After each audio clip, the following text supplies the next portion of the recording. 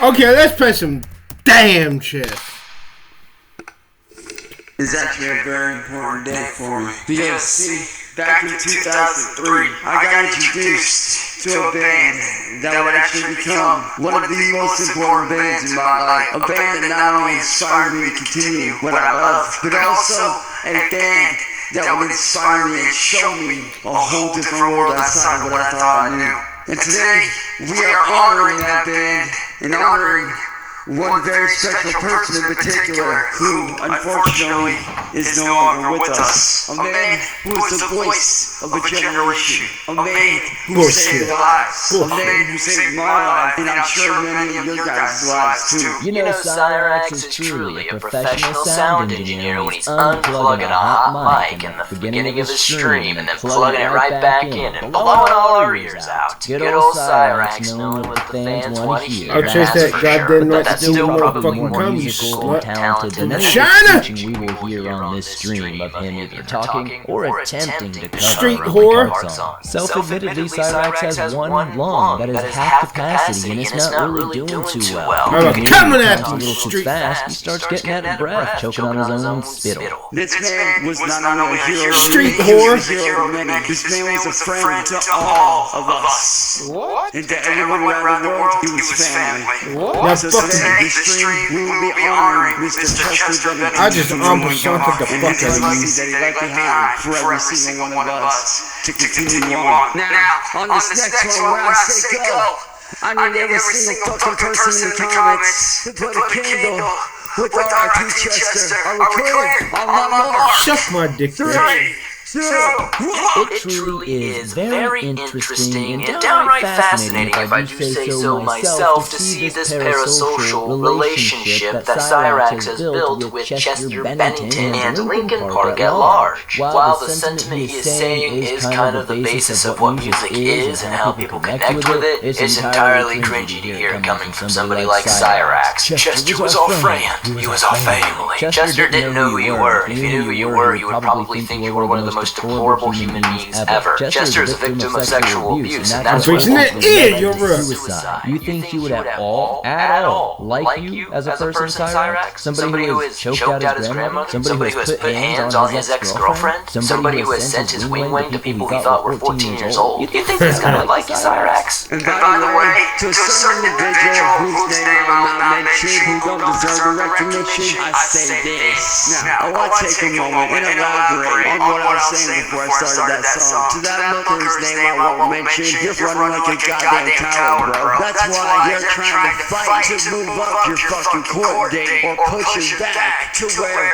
you ain't gotta face it. That's all it is. You just don't want to face the eye hole because you're a fucking pussy-ass coward. You're beneath me. I am above you. I am your god. I am your fucking god. I am the reason. Stupid!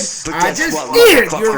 You will never Cutting up your right ear. The amount of conspiracy theories that come out of Cyrax's mouth gets very tiring. It's hard to know what the hell is even going on. He's always talking about some sort of made-up fallacy in his head. Comment by a troll somewhere. Marty might say something on a stream or whatever. And Cyrax, for whatever reason, will latch onto a very specific word or a couple words and then make that some sort of conspiracy theory that's going on here. As always, the delusions of Cyrax never end. He seems to think that Marty wants to push or postpone or just get away from this whole court date in general so he can continue to mess with Cyrax. And while that might be true in some circumstances, Cyrax's inflated self-worth is one for the books. And I'm sure most of us would love to have that type of confidence. What's up, guys? I know a lot of you guys have been wondering, what am I going to put on music, what am I going to put on God damn it. I'm here to explain that. God fucking damn it. I had a huge announcement after the whole time. The reason why I put on music is because people like Willie Boyle and Marty have been stealing my music for a very long time. I can't tell you how long it's been. All I know is it's been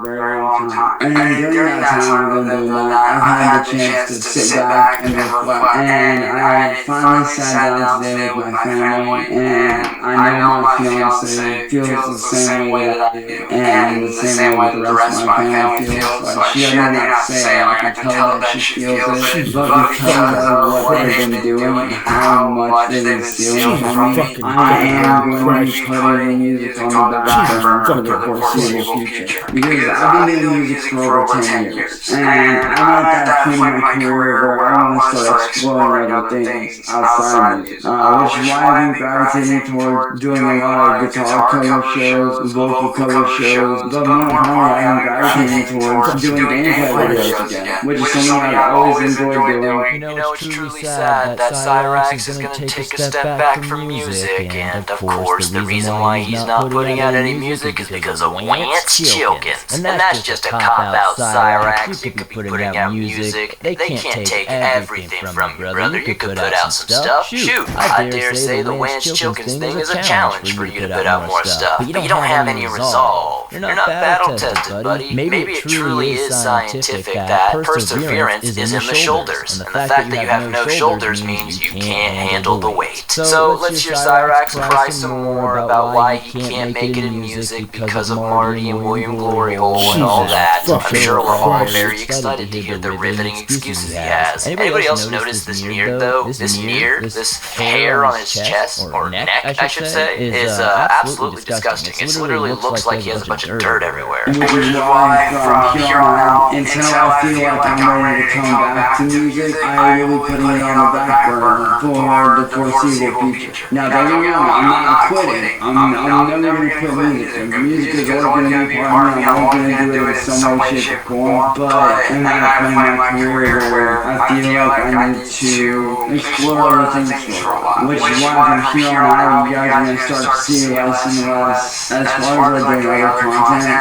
Gameplay is going to be much more common on here than it was on any of my other channels. Because right now is not a good time for me to be stepping into music. I'm not allowed to say what's going on, but what I can say is that it's nothing bad, and that it's something exciting, and that it's something that's going to change my life for the better. And it's something that I'm very, very excited for. Contradictions are everywhere. Every single time Cyrax speaks, he's like, yeah, I'm not going to be doing any musical stuff. I'm going to get away from it, do some gaming, but I'm going to do some more guitar work. I'm going to do.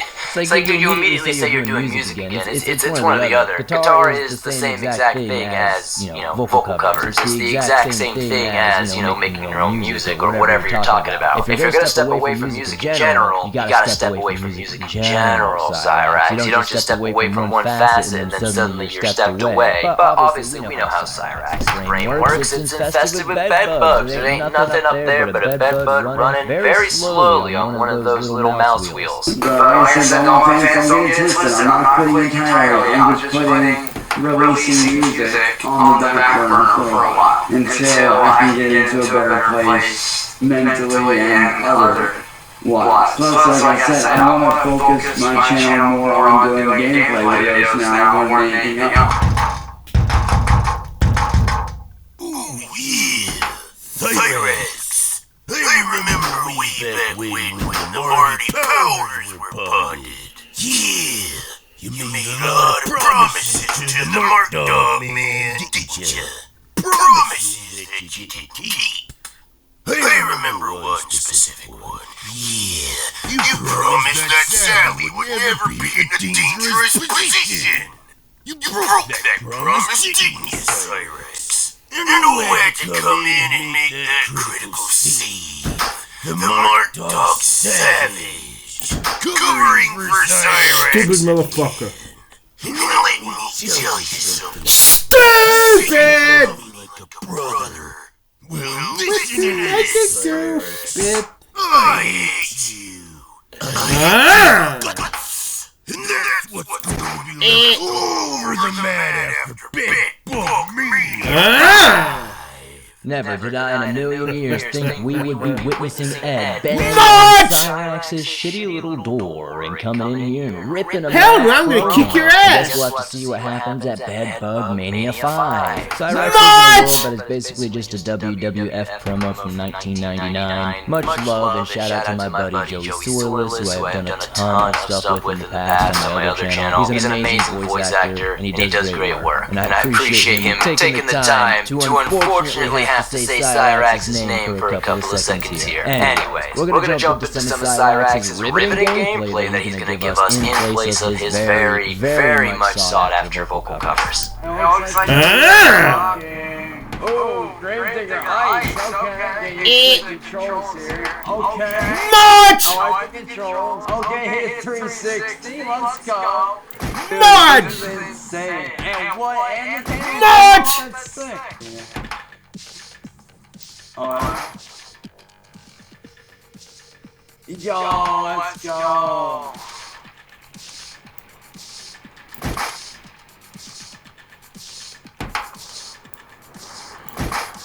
And with that, we're gonna bring another Oh! Dive episode to a close. You see It's my- great to be you see back, that my dick- friends. I you know see I've my only dick- gone for you see 5 my dick days, hanging whatever on it my- was, but it you see does my- sometimes you see that feel dick like hanging a out- lifetime you see that when dick we do hanging videos out on of a his daily mouth? basis. It's great to see You you see all that back dick here hanging with out me. of If his you mouth, enjoyed shooting this, be cum? sure to hit that like button, it helps me out a ton. You see my Be sure dick to hanging out of subscribe his to mouth, Trying to shooting go away cum? at 20,000, we're really close. Throw me down some comments, let me know your opinions on the recent ractionings. Let me know if there's Now anything I fuck missed up, while I now was fuck up gone. and move the phone And down I'll here. see you all soon.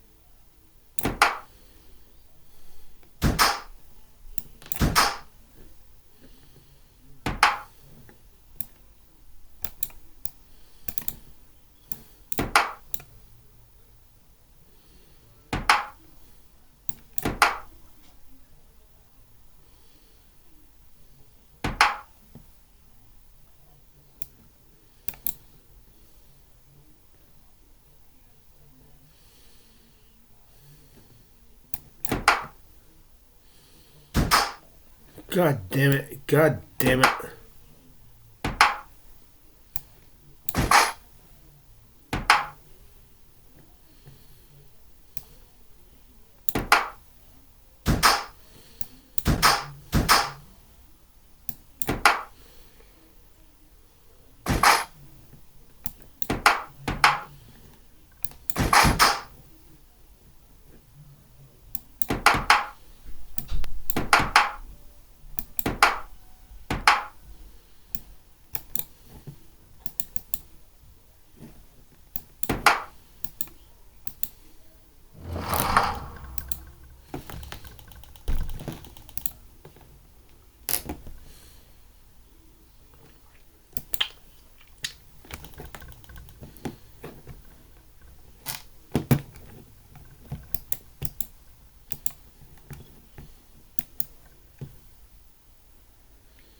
The ultimate sacrifice of Daenerys' mother. The history of Game of Thrones is marked by the sacrifice of a woman who lost everything. Someone who gave her life and legacy for the future of Westeros. A tragic figure whose name has been almost forgotten, What up, y'all? So I'm gonna say this one time only, dude. To Nicholas C. Beagler, aka Music Biz Marty, you just need to, dude. Like, seriously. Like, do you really think I think about you? Hell no. Like, what's funny to me is you actually think that I give about what you say, but I don't. That's a fucking lie, you dumb hooker.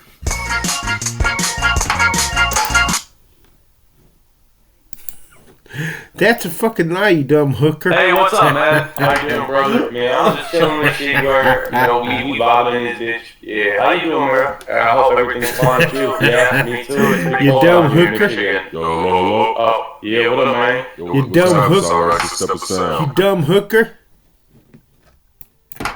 So first off, bro, I can tell y'all right now, and don't take this as, you know, me. God damn it.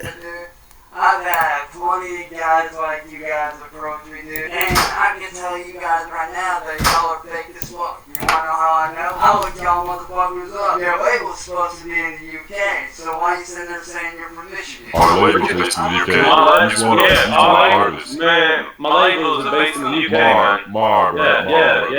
Yeah. This is my artist, basically. He from Michigan. You wanna label's based in the UK, but I just took it over. I own multiple labels. You wanna hear one of my songs, brother? Bro, I can tell you right now that you guys are fake as fuck, man. Find somebody else to fuck over, dude. No. That's a fucking lie, you dumb hooker. That's a fucking lie, you dumb hooker. Fucking lie, you dumb hooker. Somebody else to fuck over, dude. No. That's a fucking lie, you dumb hooker. Somebody else to fuck over, dude. No. That's a fucking lie, you dumb hooker. No. That's a fucking lie, you dumb hooker. That's a fucking lie, you dumb hooker. No. That's a fucking lie, you dumb hooker.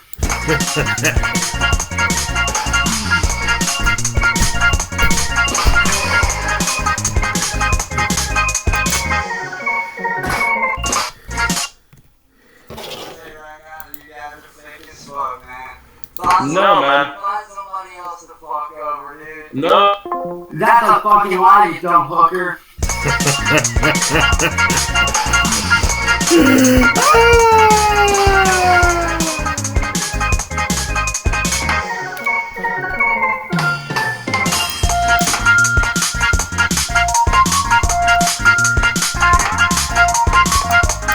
That's a fucking lie, you dumb hooker.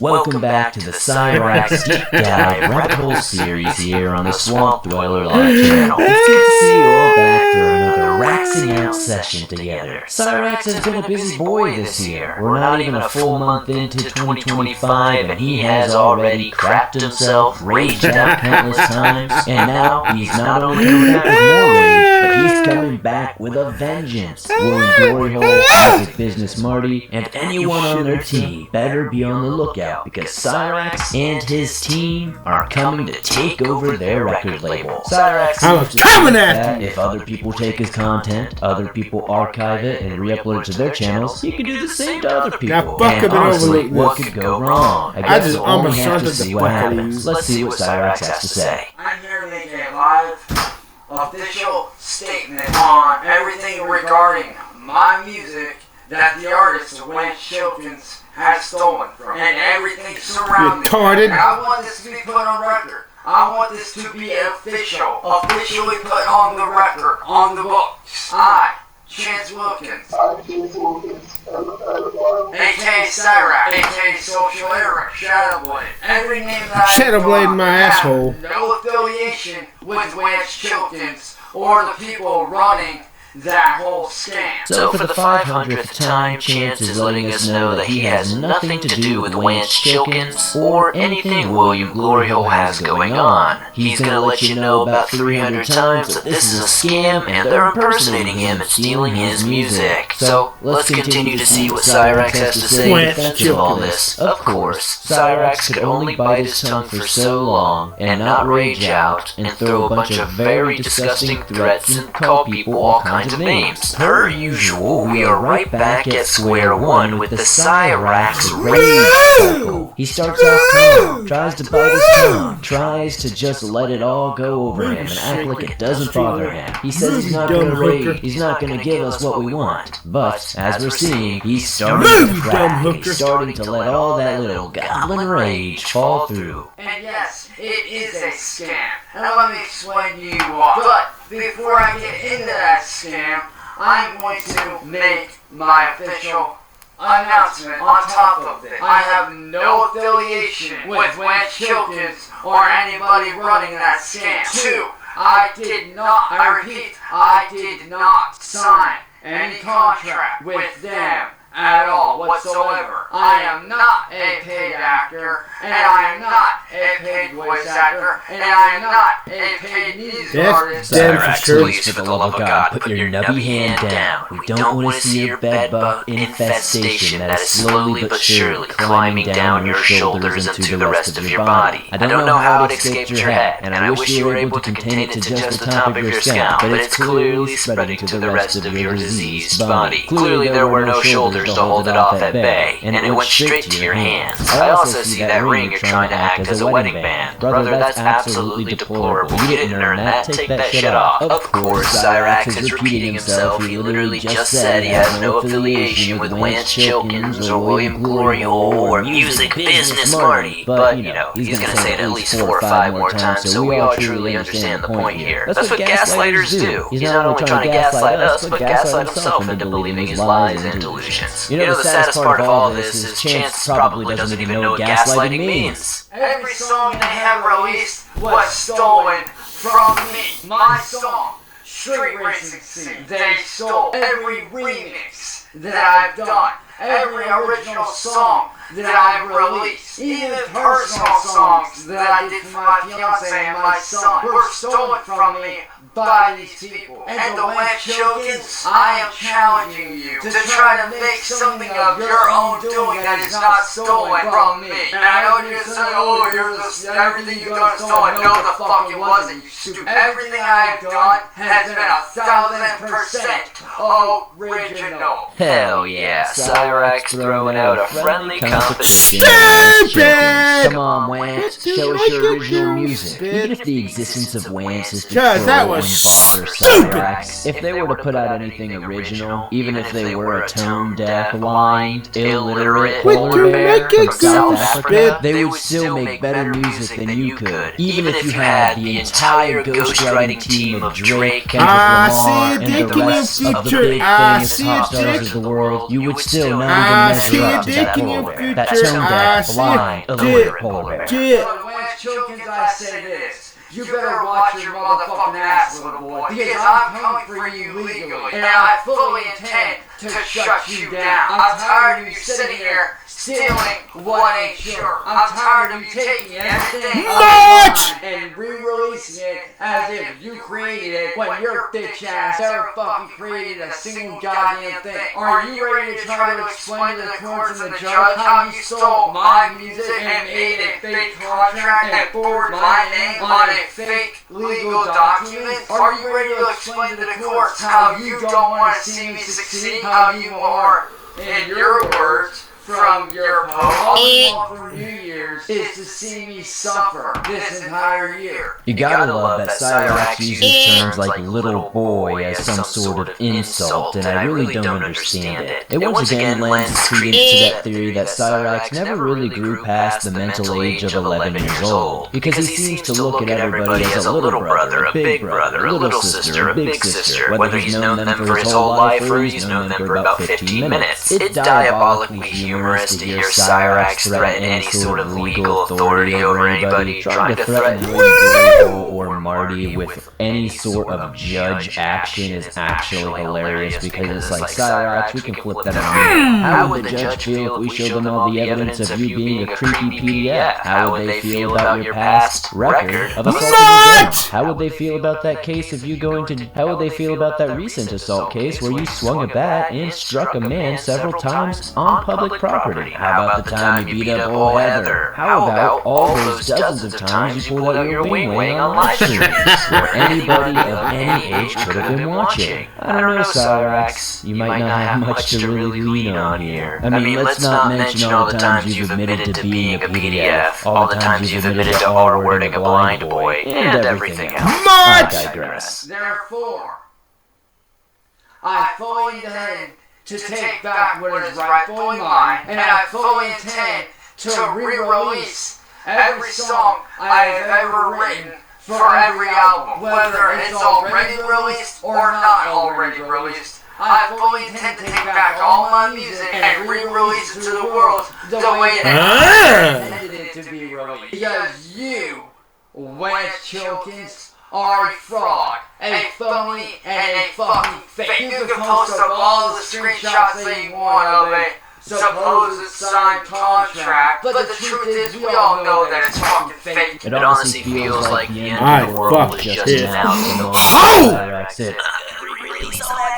Like, please, guys, Cyrax, please know, the first time was bad enough, the second time will definitely wipe us out for sure. If you didn't know, Wance Chilkins is a fraud. He's not the real Cyrax. Never was, never will be. And Chance Wilkins will not stand for this slander anymore. You see my dick hanging out of his mouth, He's tired of not getting credit. You see my dick hanging out of his mouth, shooting some book my dick in his gut. 15 more times before we end this video. What's up, everybody? So, I'm here to call out William Glory Hole and WFG Records, which, by the way, who both are fake as fuck. I got a couple questions for you, William, and I don't want a straight up motherfucking answer. I don't want none of this old text bullshit, no. I want you to get your bitch ass on fucking live camera, show your fucking ugly mug, and give me a fucking real ass response like a man. Since you want to sit here and steal my music and my shit, I want you to be man enough to get on camera and explain to me why it is that you feel like you have the right to steal my shit. So several hours later in the day, Cyrax would once again get on stream and call out William Glory Hole even further. Same clothes, of course, hair still unbrushed, scabs looking fresh as ever, spit all down his little dilapidated beard. He's calling out William Glory Hole. He's tired of these text posts. He wants to see him live in the flesh, on camera. He wants to know why William Glory Hole would do this to him. He wants to know. And he won't settle for anything less than a live stream or a video of his beautiful face. See, you say that Shadowborn belongs to Wance Chilkins, but yet I own the original motherfucker right here under my name, Shadowblade.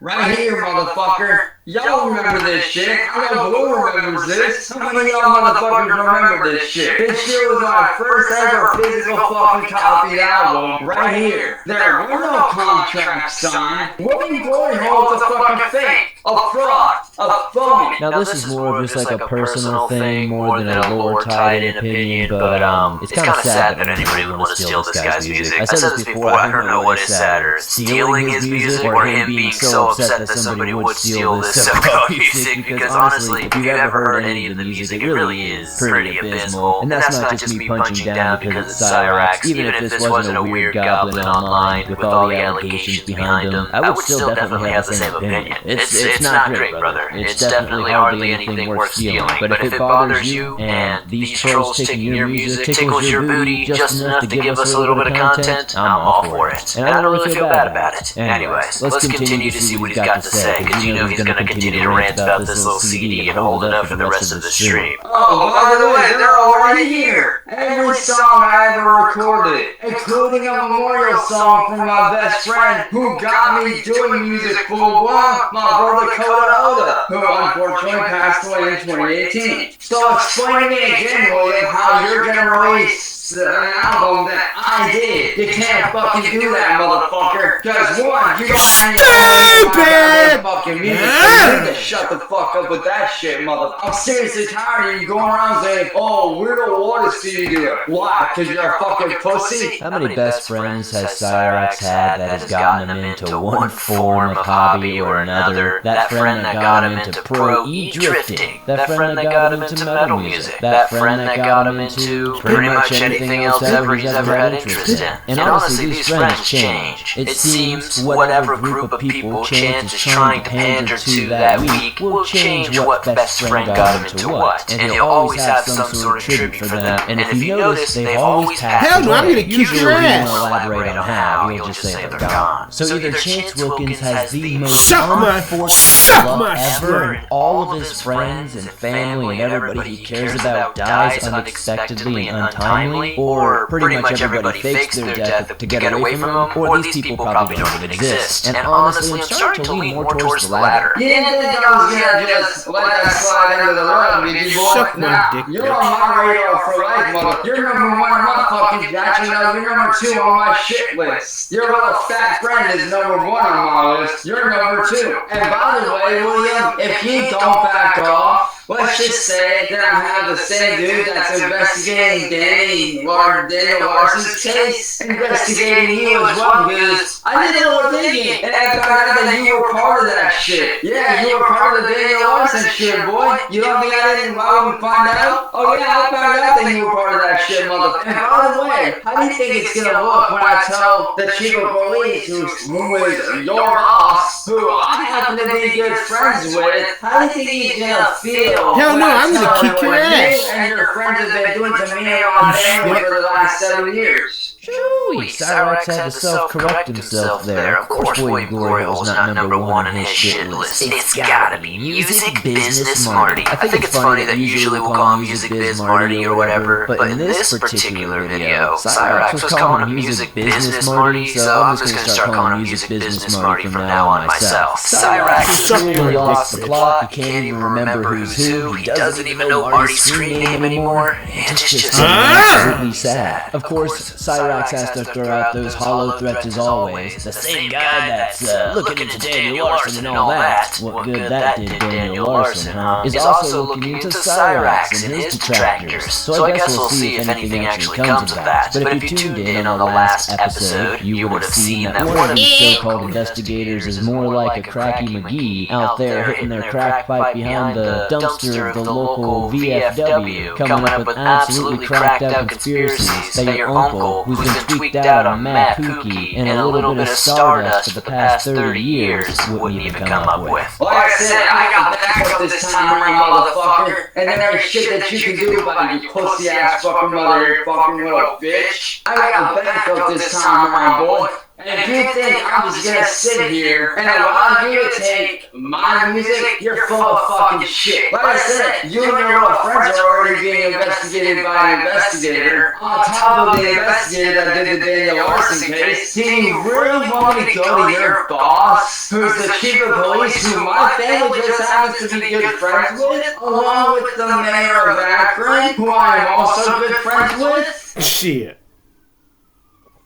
Do I really Hell need no, to I'm gonna go kick to your them and ass. explain to them what you've been doing? It was only a matter of time before Cyrax started raging out and giving us the good old threats again. No matter how hard he tries, no matter how much he says he's gonna not name people, he's gonna ignore them and keep doing his thing, he always ends up right back here, calling them out, throwing threats their way, and saying he has a whole team of people this time that'll make sure he doesn't lose. And at this point, I'm not even sure what there is to lose or win. This battle kinda just seems like it's a war of attrition, and eventually somebody's just gonna probably die. That's how this is gonna end. Man, So this not fucking only has pisses me Chance Wilkins recruited the chief of Akron Police and the mayor of Akron himself, he also has become good friends with them, and they know all about what William Glory Hole and Music Business Marty have been up to, and he's gonna get to the bottom of it this time. Again, he's got his team of investigators, Cracky McGee and that Daniel Larson loser, looking into all of this. And one way or the other, he's gonna smack them down, like The Rock on a 2003 episode of Monday Night Raw. You know, it's actually diabolical that suddenly Chance has these people on his side, because if you remember a couple of years back, he called out the chief of Akron Police and called him a B-word. Absolutely diabolical, Chance. What is up, YouTube?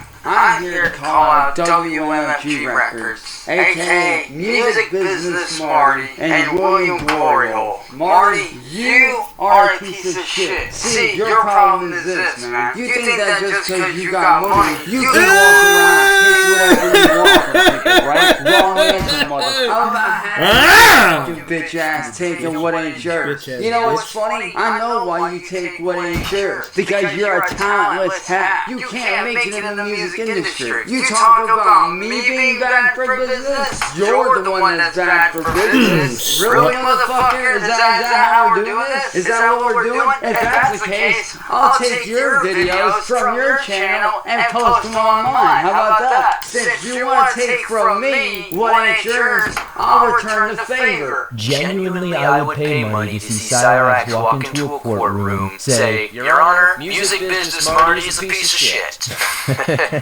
I would love to see it. It would honestly be one of the most entertaining things I think you could probably ever see on court television. So Cyrax's logic once again has circled back to, if you could take whatever I have, I could take whatever you have. Playing fire with fire, if you will. But again, it's just going to lead to the same thing. If he takes these people's content, takes whatever they might happen to have as original content, and since these people that are his ops in this particular situation have a bit more mental faculty going on and have a bit more of a understanding of how to actually strike and take down content comparatively to Cyrax anyway, it's only going to turn out for the worst on the Goblin's end. He's probably going to receive strikes and get himself smited real quick. So if Cyrax was a little bit smarter here, he wouldn't be playing with fire. Cause see, you and I both know that you're a jealous piece of shit. You've always been obsessed with me, bro, and you need to grow this up because one, I'm not getting on your shitty channel. You can forget about that right now. I'm not going on your panel. I'm not giving you what you want.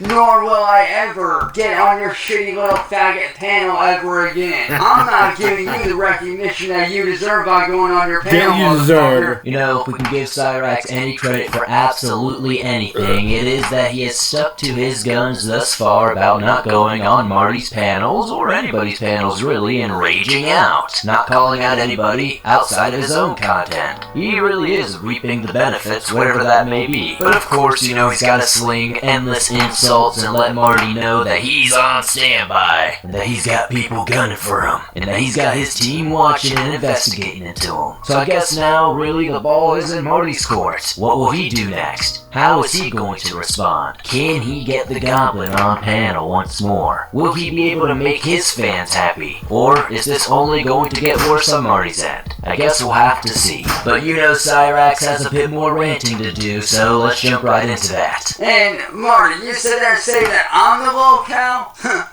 The real lolcow here is you stupid. You're the real lolcow, motherfucker. Oh, and by the way, if you think you're gonna steal from me ever again, think again, because I talked to my lawyer, I talked to the CIA and his lawyer, I talked to the investigator, and Music Business Marty, you are currently right now looking at the new owner of WMFG Records. And guess what I'm gonna do with that label? I am going to shut it down entirely. I am going to shut that label down, and I'm going to take back what is rightfully mine. Because clearly, you don't know how the music industry works. You're right, Cyrax. You're not a lolcow. You're a damned horror cow at this point, and probably the most horrific one I've ever seen. Not only physically, but goddamn, you're ugly inside and out, Cyrax. Amen. It's a damn shame. So after many discussions and many contemplations, Cyrax has talked to his totally legitimate lawyer and talked to his little brother's other totally legitimate lawyer, and as a conclusion, they have decided that they now own Music Business Marty and William Gloriole's label. Sorry guys, that's just how it works. We decided we want to own it now, so we own it. I get what Cyrax is trying to do here.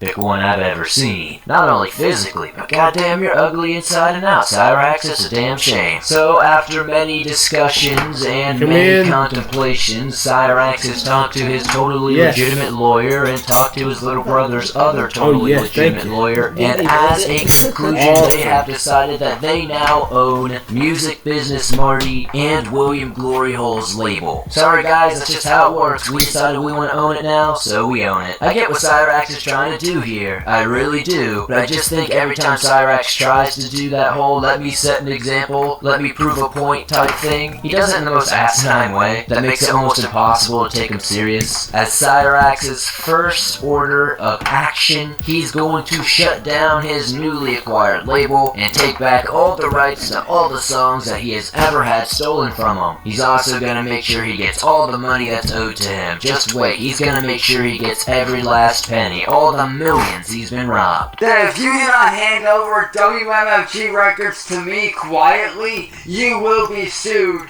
and you will be taken over by force. You will be forcibly taken over. You haven't got enough money to hire. You do not hand over everything quietly, like a good little boy. You've not only stolen from me, you've not only stolen from my little brother, you've stolen from my fiance, you've stolen from many friends of mine within the music industry, and guess what? We're all coming after you. And I'm sorry if you don't like that, but guess what? I don't give a fuck what you like or don't like, motherfucker. I'm tired of little bitches like you running around thinking you could steal what ain't yours. But reality check, stupid bitch. Cyrax trying to extort Music Business Marty and William Glory Hole to get ownership of their label is definitely not the arc I had on my bingo card for 2025 when it came to the Cyrax storyline, that's for sure. But as is life, Cyrax is often unpredictable. What I fail to understand, and it's because Cyrax does not explain himself or the accusations he makes 85% of the time, he has this view that he'll harp on and rant on video after video, but when it comes to what he stole from his fiance, what he stole from his little brother, etc., he doesn't really elaborate, he just mentions that he stole from them. And I really do think it's just to try to exaggerate his point to make it seem like Marty and William Glory Hole have done a lot more than they actually have. Now, do I believe that they've harassed and stole from these people? Yeah, I believe it, why wouldn't they? But you're not providing any evidence or telling us why, what, who, or where, which is often why the court of public opinion never sways in your direction, because you never give anybody any reason to actually take your side. It's usually just a load of steaming brown liquid that came out of your booty hind the other day all over your grandma's hallway, but it's the words that come out of your mouth. Now, what I want to know, Marty, is where's this supposed contract? Where's it at? Where's this supposed contract that I signed? If I am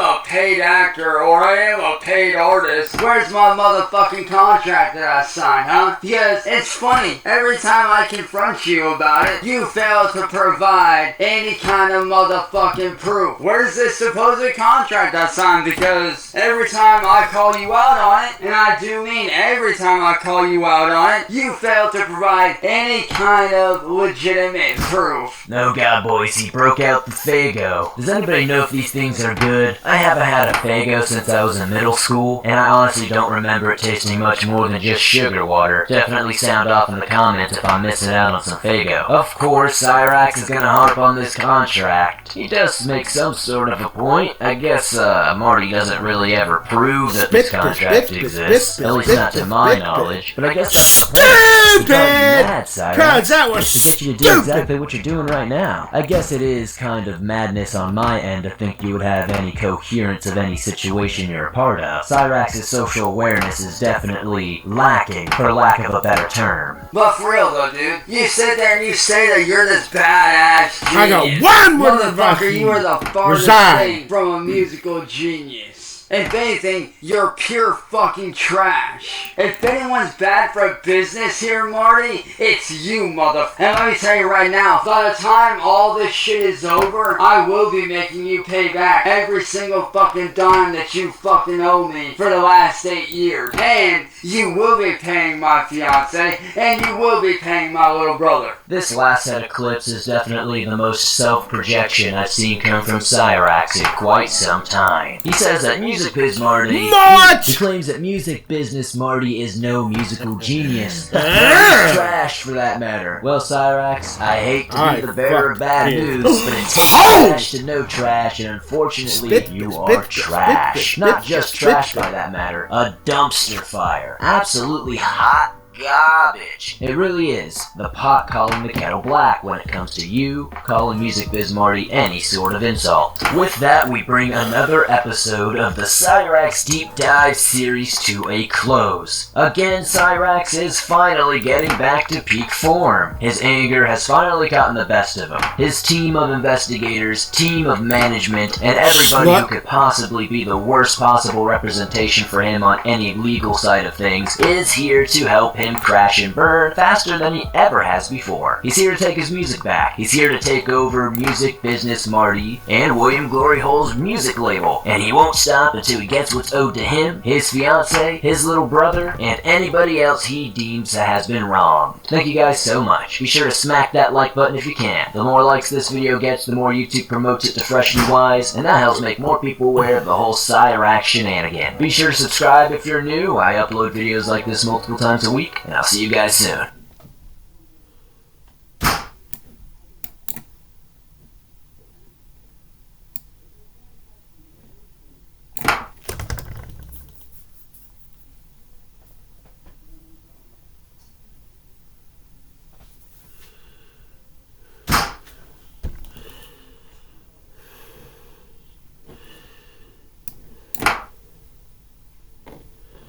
God damn it.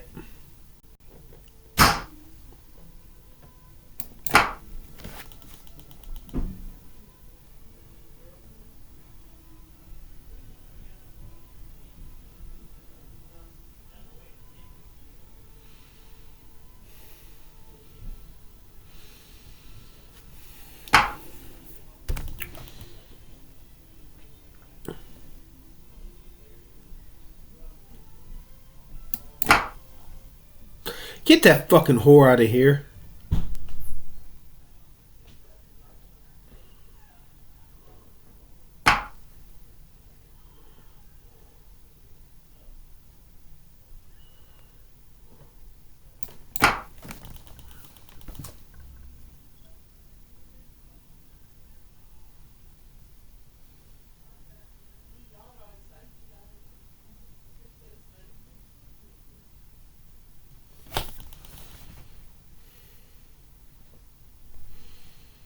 I'm looking at ear, you're up.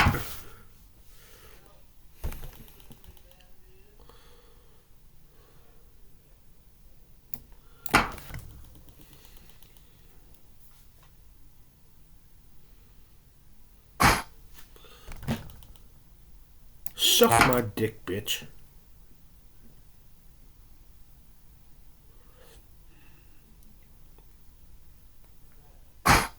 Suck my dick, bitch.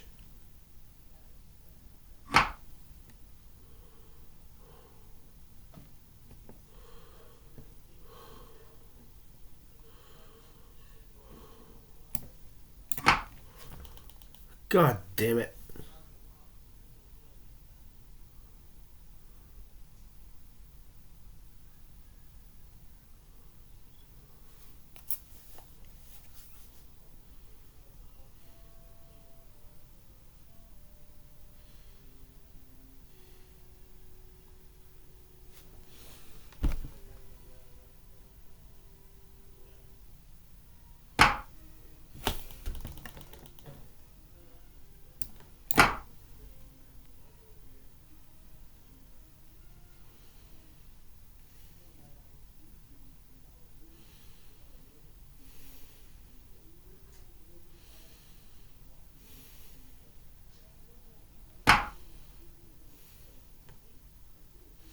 Suck my motherfucking slut.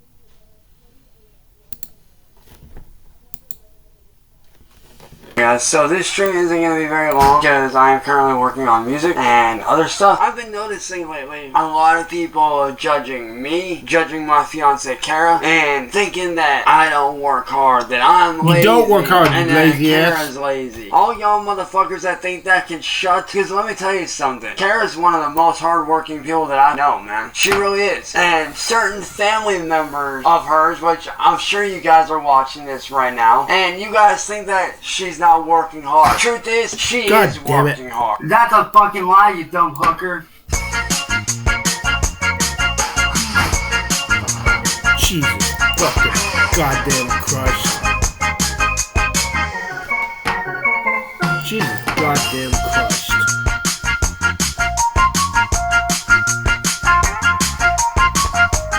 That's a fucking lie, you dumb hooker.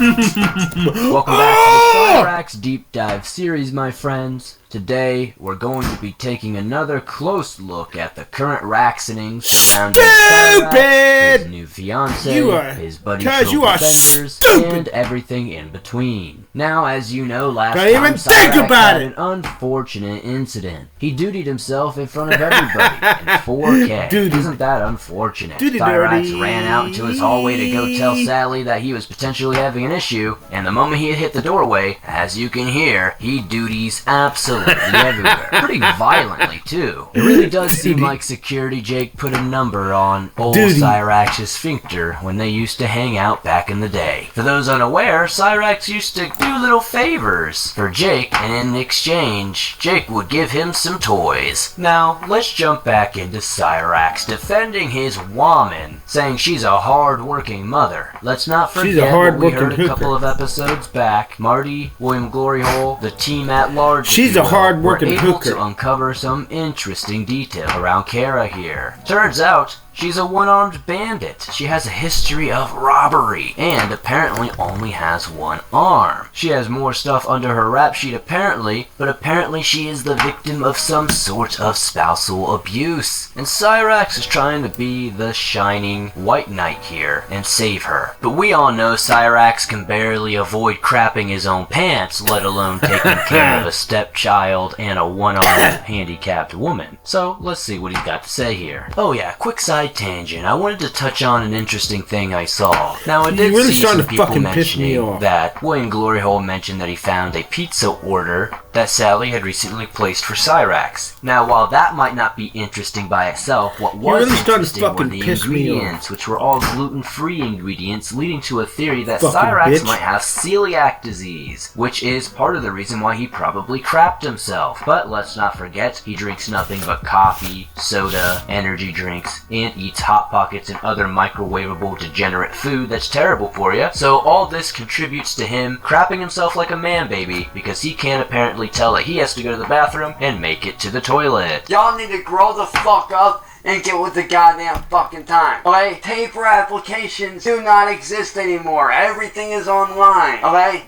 Everything is online now. Everything is digital.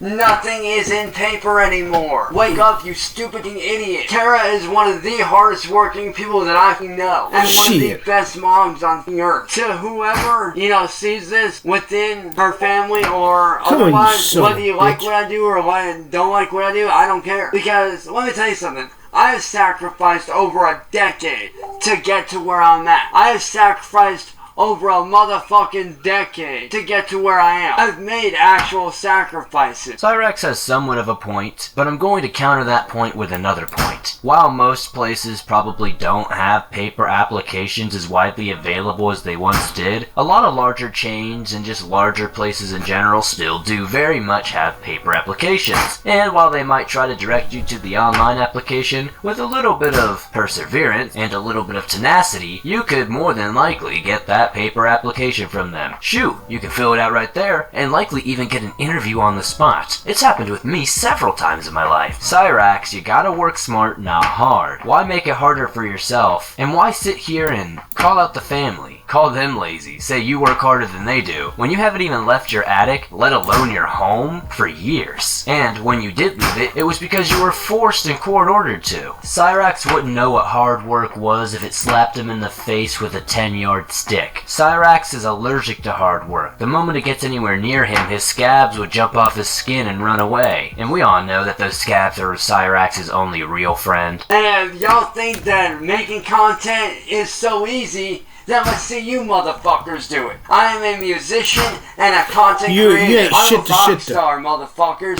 You ain't shit. What the fuck is going on? You ain't shit to shit to. What the fuck is going on? Creator. I'm a rock star, motherfuckers. What the fuck is going on? He's dutying it in his pants. Motherfuckers He just do dutied it. it in I his am a musician and a He just dutied in his pants. It's so easy, then let's see you motherfuckers do it. I am a musician and a content creator. I'm a rock star, motherfuckers. What the fuck is going on? Oh, God. And whether you love me or hate me, at the end of the day, I'm still gonna be here doing my fucking job. And if you don't like that, then oh fucking well, that sounds like a you problem.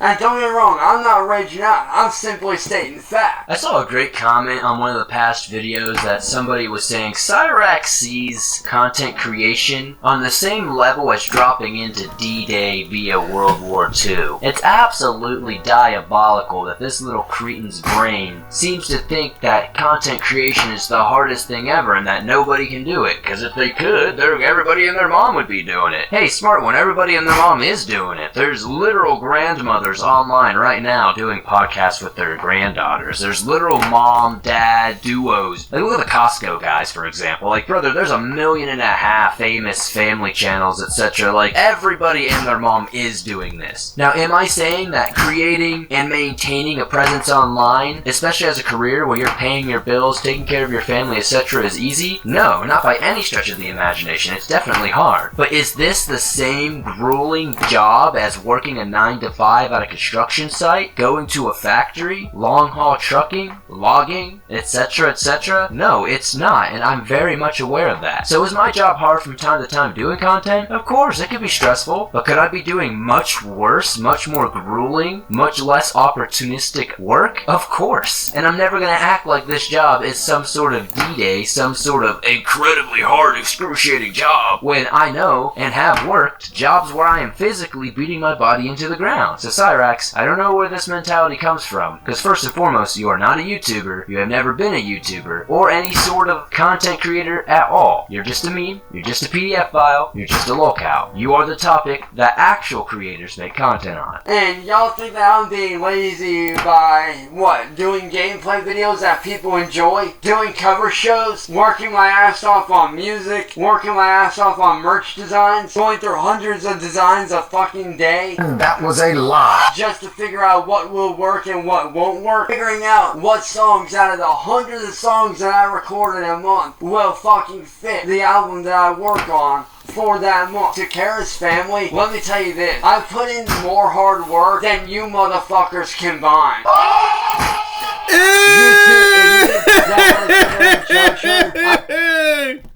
Will fucking fit the album that I work on for that month. To Kara's family, let me tell you this. I put in more hard work than you motherfuckers combined.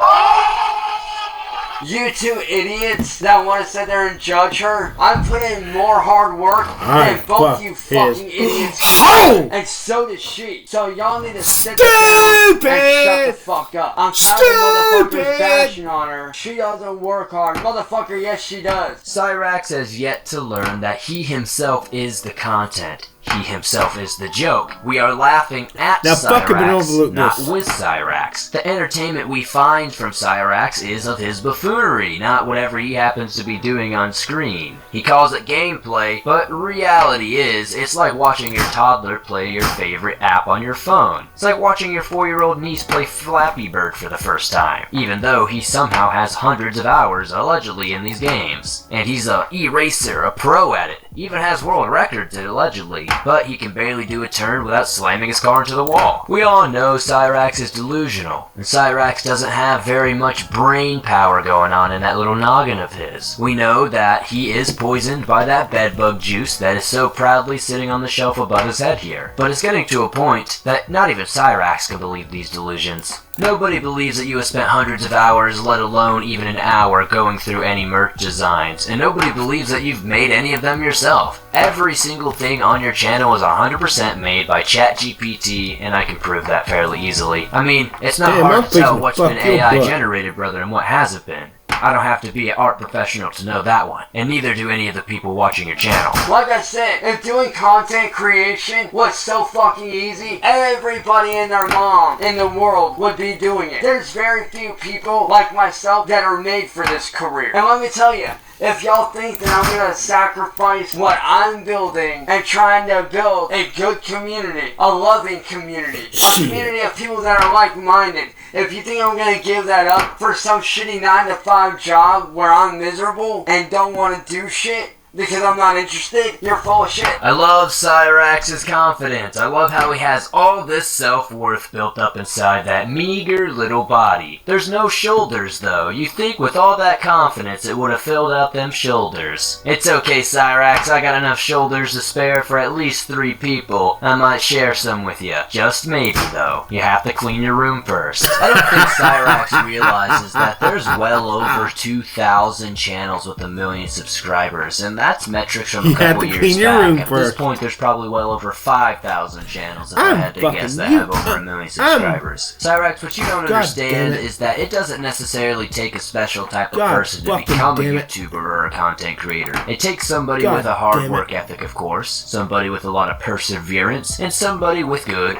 business ethics, which are all things that you do not possess, not even in the slightest. Don't worry, I'm not gonna go on some tangent about YouTube this or YouTube that. Nobody really cares or wants to hear me talk about any of that BS anyway. But I don't think any of us should even slightly be under any sort of impression that Cyrax could take any sort of YouTube advice and then take said advice and apply it to his channel anyway. There's not a lot of pistons firing up in that engine, if you will. I'm tired of mother bashing on her and on me, saying, oh, you do this, oh, you don't do that, oh, we want you to rage out. Sorry, motherfuckers, not gonna happen. Oh, and for the record, to Kiwi Tapes, sit and rotate. You think you're gonna get me on panel? You think you're gonna get me to fucking rage out? Not gonna happen. I'm not the rage out guy that you used to know, motherfucker. Oh, and to Goblin Records, I'm coming for you next. I'm coming for my fucking videos, and I'm gonna DMCA report your ass. So go ahead, keep taking my videos so I can report your ass and have you shut down. Go ahead, because you're only setting yourself up to be shut down by me. Sorry guys, I don't know if it's just me, but I always find it humorous when he tells somebody to sit and rotate. Hey Kiwi Tape, sit and rotate! It's just like, alright. It's gonna be a great soundbite for Kiwi Tapes over there on their stream for the next couple of streams. I'm telling you what, that sound effects board gonna be prime. Cyrax seems to be really upset that people are bullying his girl, calling her names. Probably sees a lot of one-armed bandit moments here. And unfortunately, Cyrax, that's just what she is. She's a one-armed bandit. She has a record for theft, and she only has one arm. No lies were told. The minute that I get out there to where she's at, guess what, motherfuckers? I'm getting my GED. You ain't gonna do shit to shit. I'm doing my classes so I can finally get my goddamn GED so I can start building up my business correctly. Again, for the umpteenth time. So I can have that business and marketing under my belt. Oh, and to Tara's brother-in-law, Sean, if you think for one fucking second I'm gonna give a fuck about what you think about me, I'm not. Because quite frankly, motherfucker, I've met a lot of motherfuckers like you over the years. And guess what? I don't care. judge me, you can attack me, you can look into my history all you want. I don't give a fuck. And before you go running your mouth to Kara, instead of running behind my back and talking shit about me to Kara, say it to my face, motherfucker. You're a man, I'm a man. Say it to my face, motherfucker. I'm a grown ass man, I can take it. Only Cyrax would confuse a GED with marketing classes that you would take at a community college or a university. Now, while it's admirable to see somebody want to pursue their education and do better in life, this is Cyrax we're talking about. This is a man who seems to think simply if you kiss a girl, you can get her pregnant. This is a man who seems to not be able to walk 15 feet down the hallway to a bathroom to take a dump in the toilet and does it all over the wall of his hallway. This is a man who also makes then said grandma clean that said mess. This is a man who has had the exact same mess in the background of his videos for about 7 years. Cyrax has the weirdest perception on life. Living life like Cyrax does is basically living life as if every day were opposite day. I hope everybody else caught it too. He didn't say to Kara's brother, to Kara's stepbrother, to Kara's half-brother. He said to Kara's brother-in-law, symbolizing that this lady still has a husband. Cyrax, how are you gonna be the cuck here? I know you're trying to make it seem like you're crashing into this relationship and saving this young woman from her dastardly evil husband, but that's not what it's given, brother. It's given like you're some sort of dastardly troll cuck here, who the husband's gonna use as a cum rag. But I'm sure that's probably what you wanted all along. I've met motherfuckers like you my entire life, and you think that I'm fazed by what you say? Jesus. Hell no. And like I said to anybody out there within you guys, within her family, that want to judge me on my past and judge me for shit that I've done wrong or shit that goes on with the troll community, because you motherfuckers ain't the first and you won't be the last. Because quite frankly, your opinion don't mean shit to me. I will be successful because 2025 is the year of the Cyrax Nation to rise up and do good shit. 2025 is my year to be successful. It truly wouldn't be an authentic arc of Cyrax lore if he wasn't beefing with his quote-unquote fiance's family, saying that just because he made mistakes in the past doesn't mean he can't move past it and be a better person. They don't define who he is, even though, as you just heard, he's gone on record more than once saying that he is a PDF. He's attempted to send his junk to underage people. Shoot, he does it to people he knows who's of age unsolicited all the time. This man has not only assaulted ex-girlfriends of his, he's assaulted his own grandmother who takes care of him every single day. He not only duties all over the house, spreads bacteria, and scabies everywhere, but he's losing more teeth every single day. Let's not forget all the times he's stolen art, tried to sell other people's art like it was his own, and when he gets called out for it, sends death threats, shows his wiener on live stream, and does all kinds of absolutely unacceptable and downright illegal things. Now imagine who could be watching these live streams, Cyrax. Imagine my 7-year-old niece walks in the room and I'm watching a live stream with you and Music Biz Marty. You get upset and you happen to show your wing all over the live stream, and now my 7-year-old niece just saw that. You think that's okay, Cyrax? Do you think that's alright? Because I don't, and I don't really take kindly to people who do that type of thing, and that's why we're 35 episodes into this series. Boom! Kong! Alright, y'all, be right back.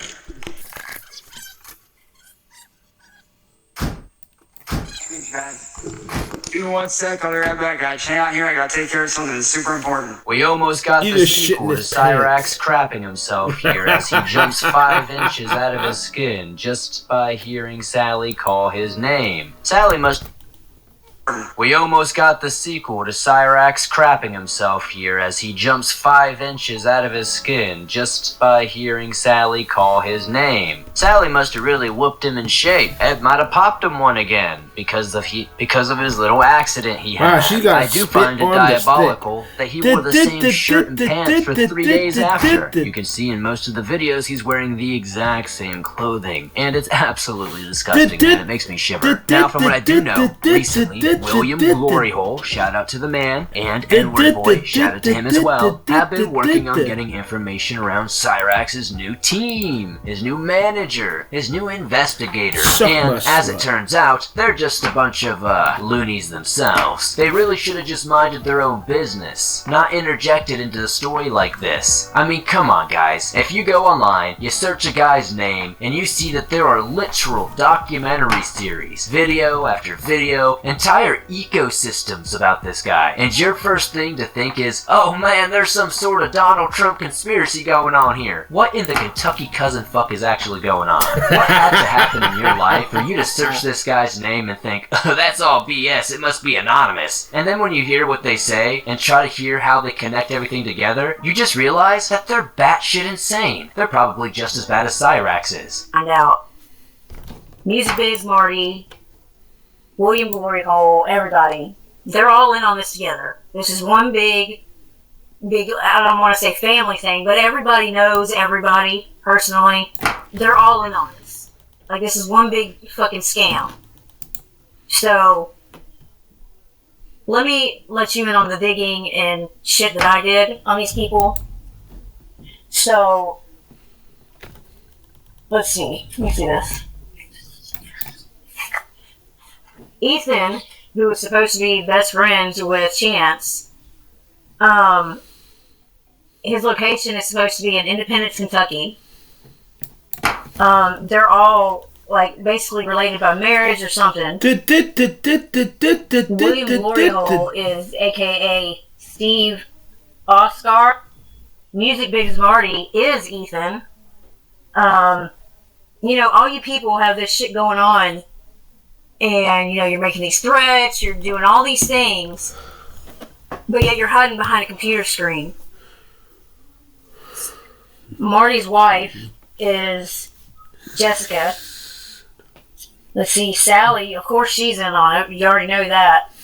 This girl is back, loony. I said this quote, investigator's probably gonna be about as scary as a chihuahua with no teeth, chained up to a tree. I think I really hit the nail on the head with that one. This woman couldn't investigate her way out of a paper bag, and it's absolutely very apparent. If after your several days deep dive into the whole Cyrax, William Gloryhole, Music Biz Marty thing lands you in a position to where you think Sally is in cahoots with them, you actually are brain dead beyond repair. You're the joke itself. The only thing more embarrassing than even remotely deciding that you're gonna side and defend Cyrax is coming out with the most asinine, embarrassing, Don't even think about taking that ludicrous theory I've ever heard in my life. How would it be possible that Ethan and Music Biz Marty are the same people when they have physically been on live streams together, lady, talking at the same time, talking over each other? There's no paid actors here, lady. Ethan's a different person. You can't be this deluded. You can't be this blind. Go back to smoking your crack pipe and get the hell out of here, lady. What's going on, all you beautiful, wonderful people? Welcome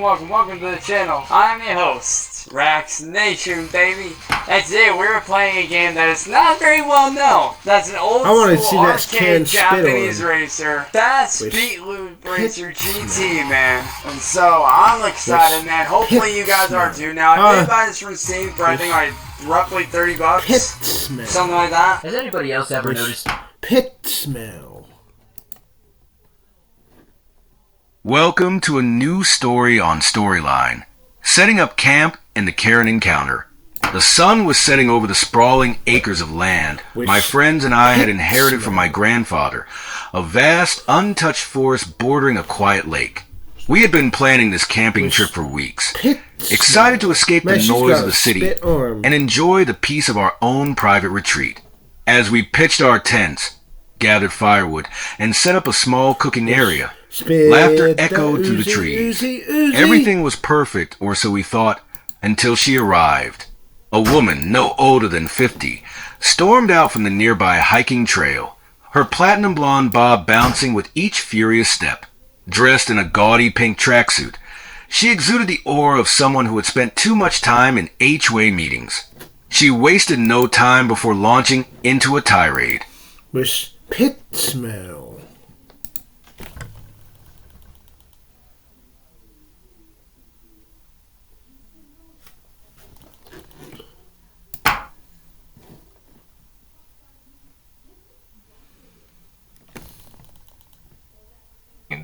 And so I want to just cross all my T's, even though the Bible tells you not to sue.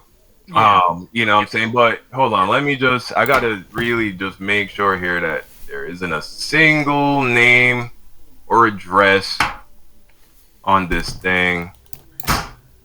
All right. No. Oh, almost got me. Almost missed one.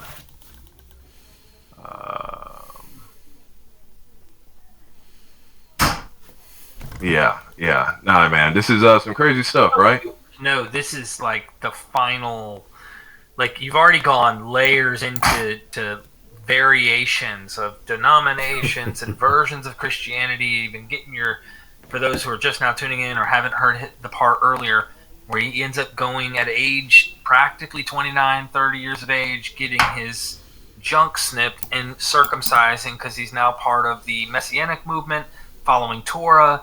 And then realizes, okay, hold on, now he's moving into a different place, which goes back into more of I'm going to accept the Bible and the idea that Paul's actually teaching a non-Torah to Gentiles and their inclusion into Abraham's seed through the pneuma, the Spirit of God and stuff. So you're like, you've gone through a lot of different things. Is this, by the way, before you bring it up, is this the last stop, you would say, or? It's the last, really traumatic stop. Okay. I didn't just give up after I managed to get out of this situation. I didn't just give up on the Lord after this. So I can't say it's the last stop, but yeah, I get it's definitely this is the peak. This is like as crazy as I think one could say that my journey got. Okay. But yeah, there are just a couple things that I can quickly say. This is the climax of the movie, though. But every movie after the climax still has a little bit before the credits roll, right? So, all right, let me just go over this one more time, bro, because I cannot afford to be accused of trying to out people. Have to show it? Huh? Do you feel like I just don't want anybody to say I'm lying because this narrative has been painted by me, of me by certain people that I am this liar. So I just wanted to make sure, so I just wanted to make sure that, and I will say, bro, I say there are things, the silver linings to things, and people ask me, do I regret this whole Christian journey? Did I get anything from it? And I tell them, well, I didn't really get anything from Christianity itself, like that I can really take with me, but I learned a lot about people.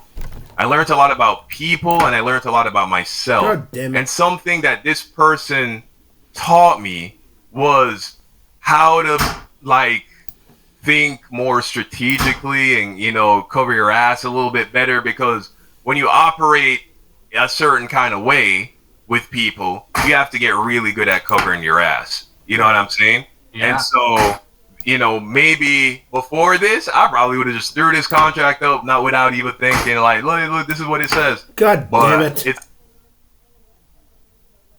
Now it's and I also have now made it a habit, if I'm ever going to say anything critical of a person, especially if it's a person that I know is the kind of person who likes going to war, I don't say anything I cannot provide evidence for.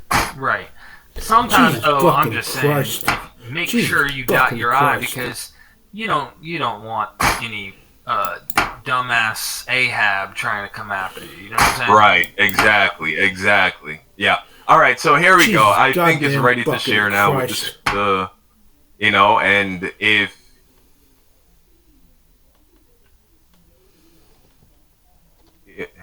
better to measure twice and cut once, they say. Yep. Jesus fucking goddamn Christ. Definite carpenter rule. Okay, we're good. All right, ready. Let me share it. So this is a contract. Share screen. Jesus Fire fucking screen. Christ. Got it here open in Photoshop. Jesus fucking Christ. All right. So this is a sales agreement Jesus between fucking myself, Christ. right? Between myself and the person.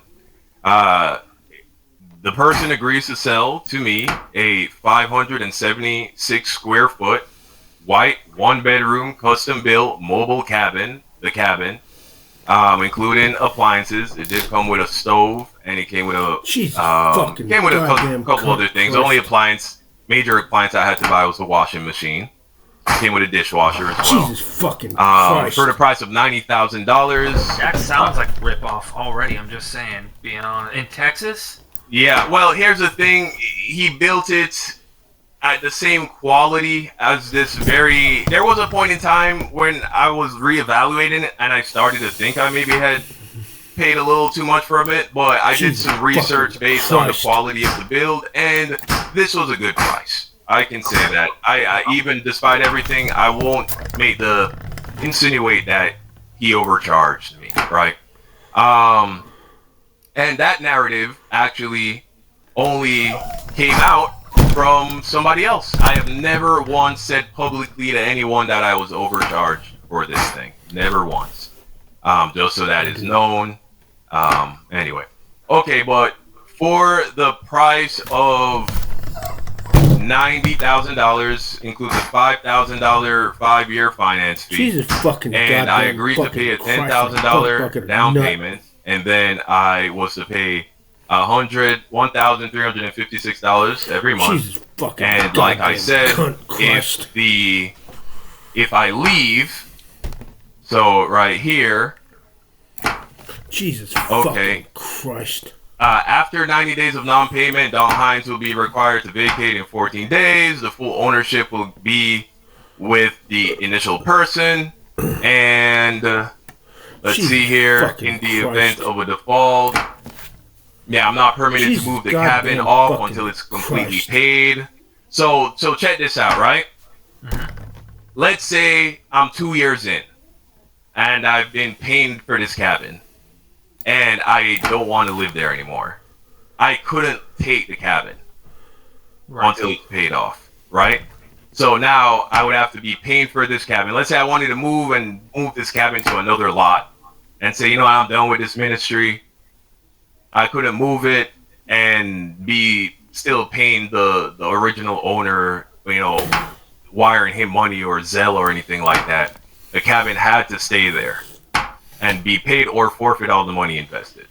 So that was the agreement. That's the contract. And of course, anyone ever tries to insinuate I'm lying, I'll just go ahead and upload the whole thing uncensored and for people to see. But I don't think anyone's going to think I'm lying at this point.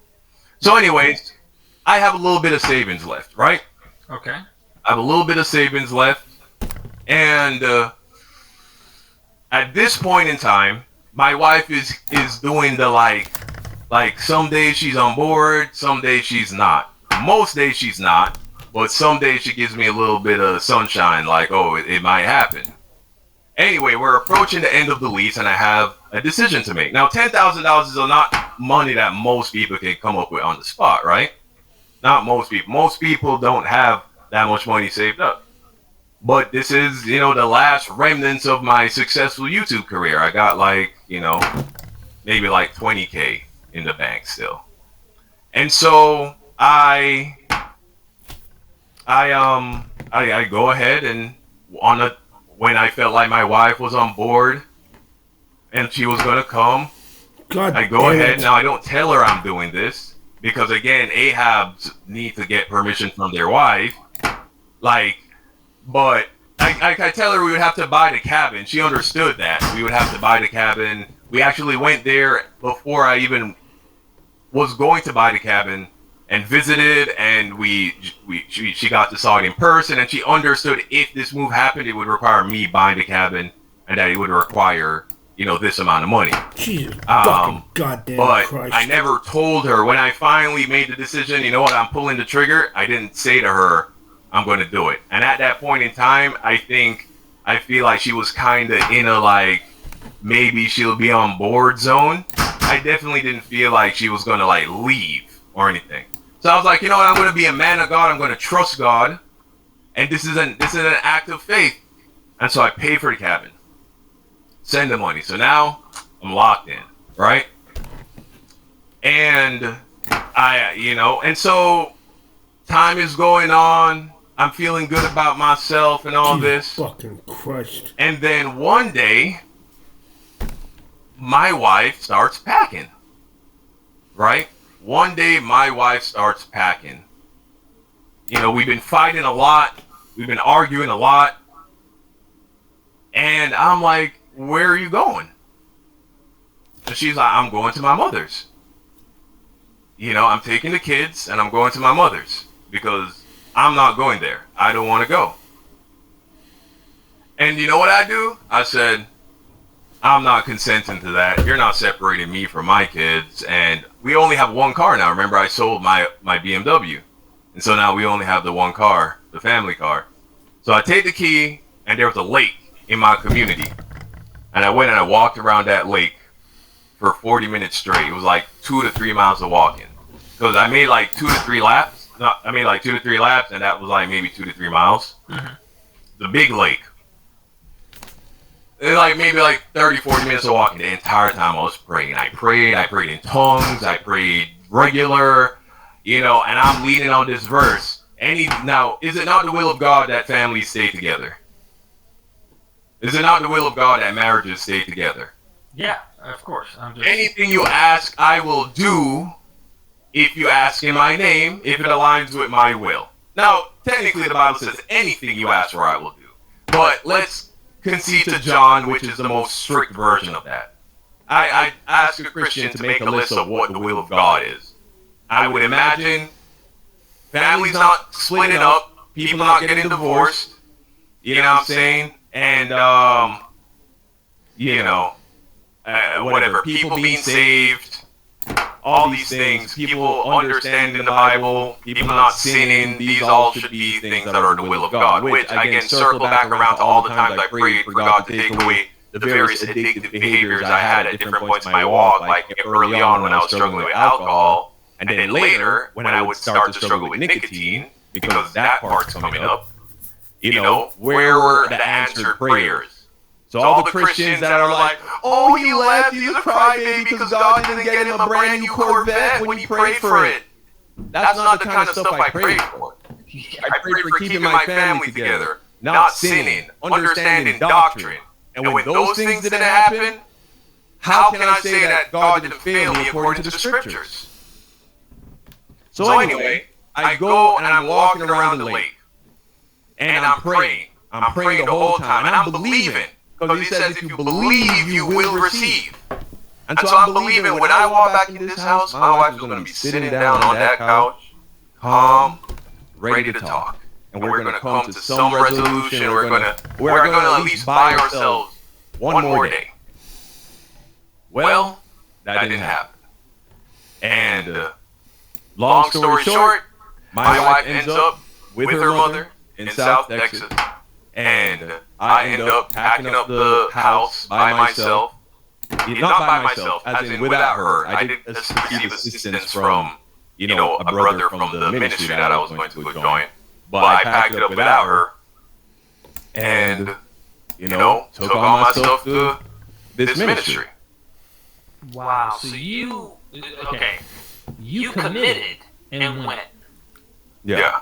All right. So I don't want to go too long into this, like when you're at the ministry. I kind of want to try and get to the exit, when you start to exit Christianity, if we can. Because I want to hear all three. But I know there's a lot of details that you could get into about this. How long do you end up, Jesus in your house that you're Christ. paying for now, right? Your little Right. mobile. By the way, it's one bedroom. Jesus So fucking it's Christ. one bedroom, one bathroom, 556 square foot. So how were your family going to fit anyway? Y'all were just going to squeeze? Pretty much. So what I ended up doing was trying to buy a high quality pull-out couch from like Lazy Boy for like $1,000+. I can't remember the exact price. And we were going to put that in the living room, and that would be the living room couch. And at night we would pull out the mattress. Again, I was making hundreds of thousands of dollars. Right. You know, like at one point in my life. My family, I gave my family a very comfortable lifestyle. And now this is where things are going. And I was all on board because I thought this is what God wanted me to do. And if this is what He wanted me to do it. Strip me, humble me, all of these things. I'll do it. And so, yeah. And I thought, I tried to make, I had rose-tinted glasses on the whole time. Man, this is the most comfortable pull-out bed mattress I ever slept on. You know what I'm saying? And so we put that in the living room. That's where my wife and I would sleep. And my two daughters, one would sleep in the crib, one would sleep on a twin-size bed in the one bedroom. And then, of course, we had the one bathroom and the little kitchenette, and that's pretty much the whole thing. The little closet. That was it. How long were you there at that ministry? I would have gotten there. I really can't remember. I know I got there in December because I think I got there in December. I know I was there for New Year's Day. I know that for a fact. And I want to say, let's just say December. Sometime in December I got there. Sometime in December. And then I left. Jesus fucking Christ. I left probably the beginning of April. So 5 months, 6 months, 5. So call it late December, just to be conservative, late December to early April. So that's January, February, March. So I would put it at least 3.5 months, at most 4 months. But I don't want to, I don't want to overstate it because, So I just should get the ballpark. I mean, isn't it like you're being very careful about all these details? But like generally speaking, you were there for 4 months. Yeah, pretty much. Why'd you leave? And then, right. Yeah, this is getting wild. Right. So I get there, and I'm there without my wife, I'm there without my family, and of course I'm being consoled, but also congratulated. Right? Consoled because they're being sympathetic to the fact that my family is now broken up. Alright, but they're congratulating me because I'm proving that I'm a real man of God. Right? And my wife and I are separated for a while. Fucking Christ. I know for a fact she was there for New Year's. Fucking goddamn Christ. And I believe she would have come. I believe she came. Man, this is boring as for her fuck. birthday. So, huh? Yeah, so she did eventually come with the kids. She did eventually come. I don't know how many weeks it was. It was several weeks. But she did eventually come with the kids. She got to her mother's without the car, so I had the car. Is this a girl? I went and picked her up. She flew in with the kids. And I went and picked her up, and then I took her back. Well, we got there, and instantly, I'm being critiqued on how I'm interacting with her behind the scenes, right? She doesn't see it, but I'm being critiqued, right? And I'm also hyper conscious because I'm not the first person to ever go to this ministry and have a somewhat, this experience. And so I was very hyper conscious to that when she got there, not to become an Ahab, and was like always trying to appease her because I knew she really hated it there and didn't want to be there. And so I wanted to, stand on business essentially. It's like, you're gonna come, but you're gonna come and you're gonna act right. You know what I mean? You're not gonna come and I'm just gonna Ahab it out. And so still having that kind of energy. Again, this is all brand new to my wife. This is not the man she married. This is not the man she met. This is not what she signed up for at all. Look, if anyone is taking this as if they're siding with the bullshit that this guy's put on the list, please get out.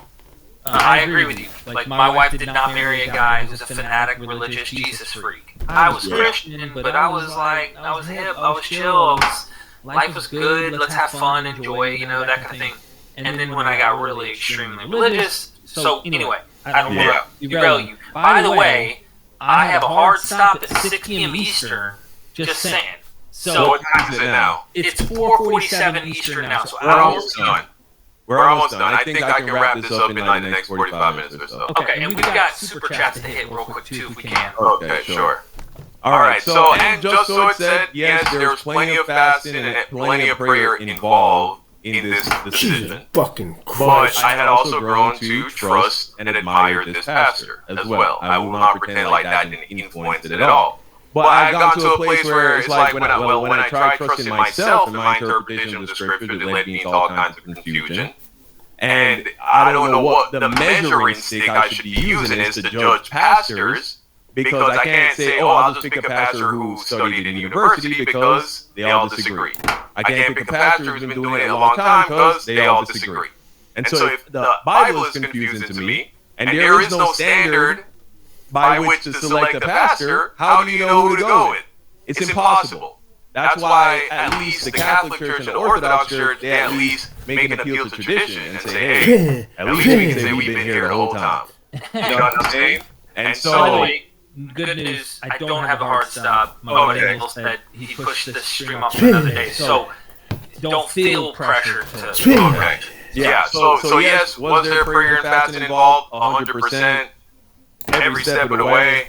But, you know, prayer and fasting didn't seem to be working out for me all this time while I was going through doctrines and all that. So, you know, I felt like I needed some authority to work with, and why not go with the one who wields supernatural power in the name of Jesus Christ?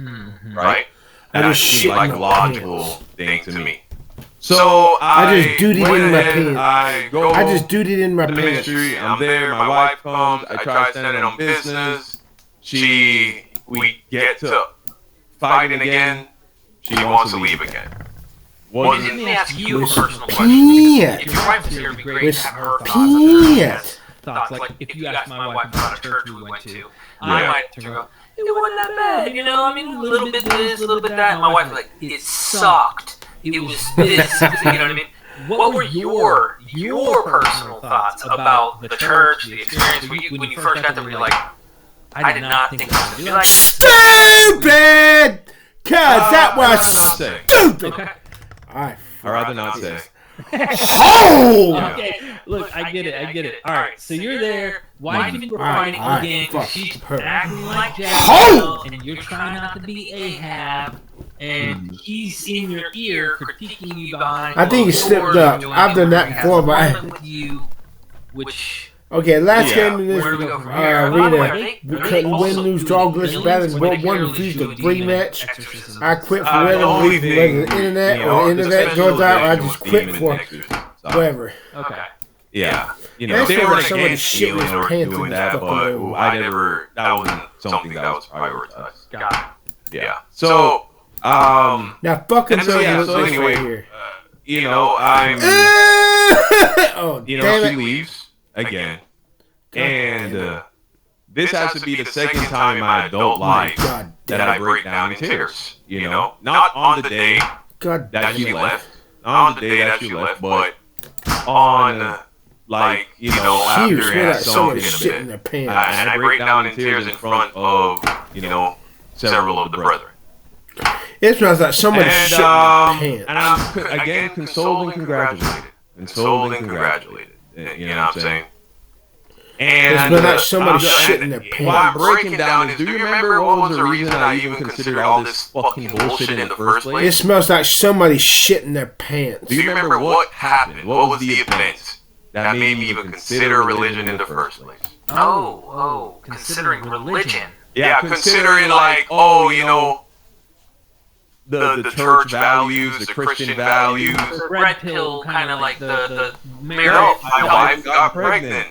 That's what I mean. It's like a comment the value of marriage and relationships. Exactly. The Jesus was serious to you. Even was that this was supposed to unite the bonding of you and your wife becoming one and all that. And she's the most important thing to you.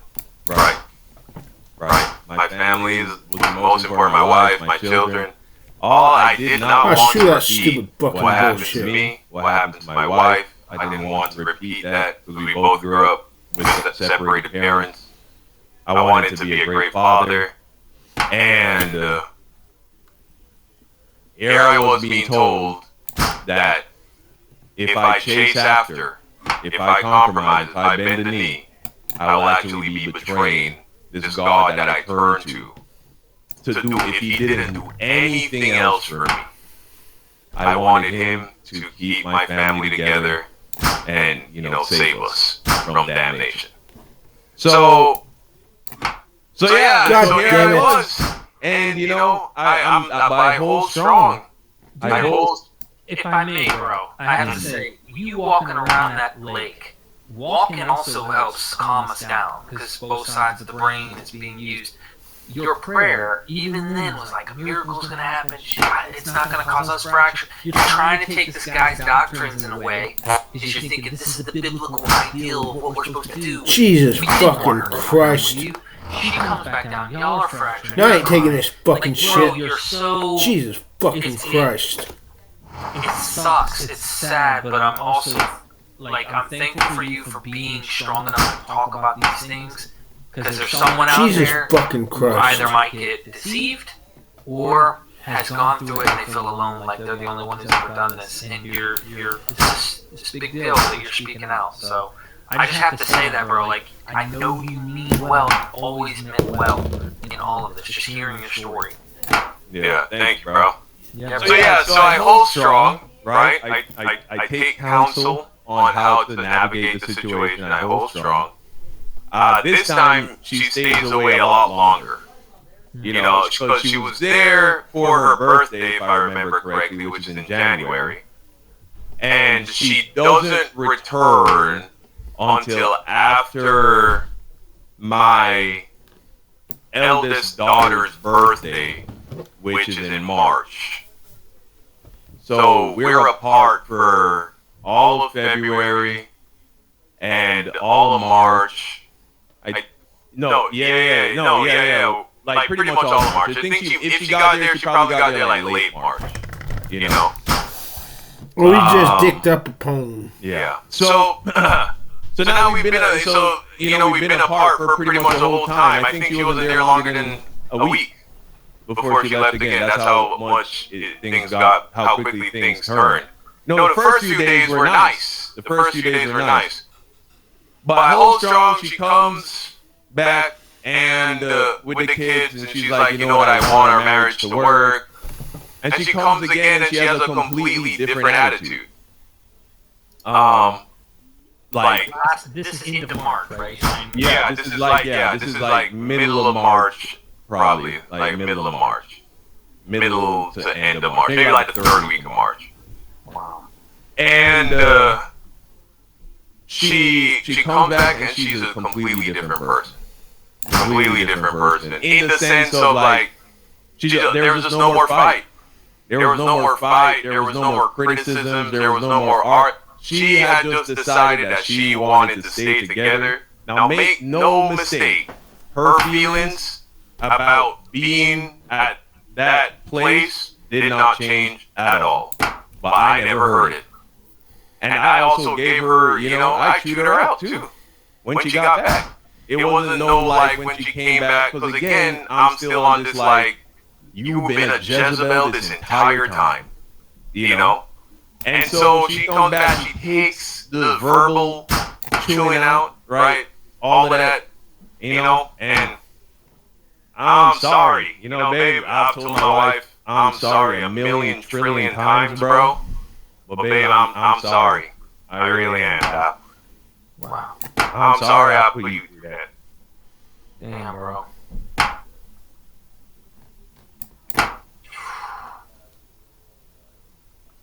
It's alright, man.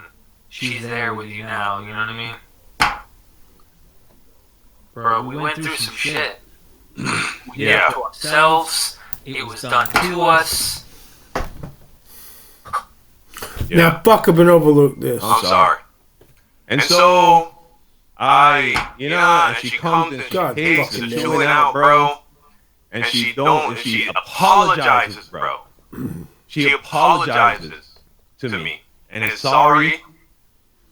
And doesn't give me no fight, bro. And so then I'm like, everything's good. Everything's good for a while, right? And then once everything was good, and the distraction of the fighting with my wife was no longer there, then I started to see things differently. And once I started to see things differently, God damn it! Because like what you were saying the entire time, I was going through it with my wife, convinced of this Ahab doctrine. These people were on my side. These people were telling me I was doing the right thing, serving God, all of these things. Jesus, but once, and my wife was made into be the enemy, right? In my mind, my wife was now the enemy. Being a servant of Satan. And so once I Jesus fucking got Christ. out, once I no longer had those feelings, like we were at peace again. And by the way, this killed my zeal, right? I was still praying, still participating, still taking prayer requests from people, casting out demons. But during this time, I started coping by smoking cigarettes. Before I became a Christian, I was addicted to nicotine, right? I was addicted to vaping and cigarettes. Actually, I started off with vaping, that turned into cigarettes. Funny enough, a lot of people started vaping to quit cigarettes. Vaping was my gateway into cigarettes. And then, because, you get a harder hit.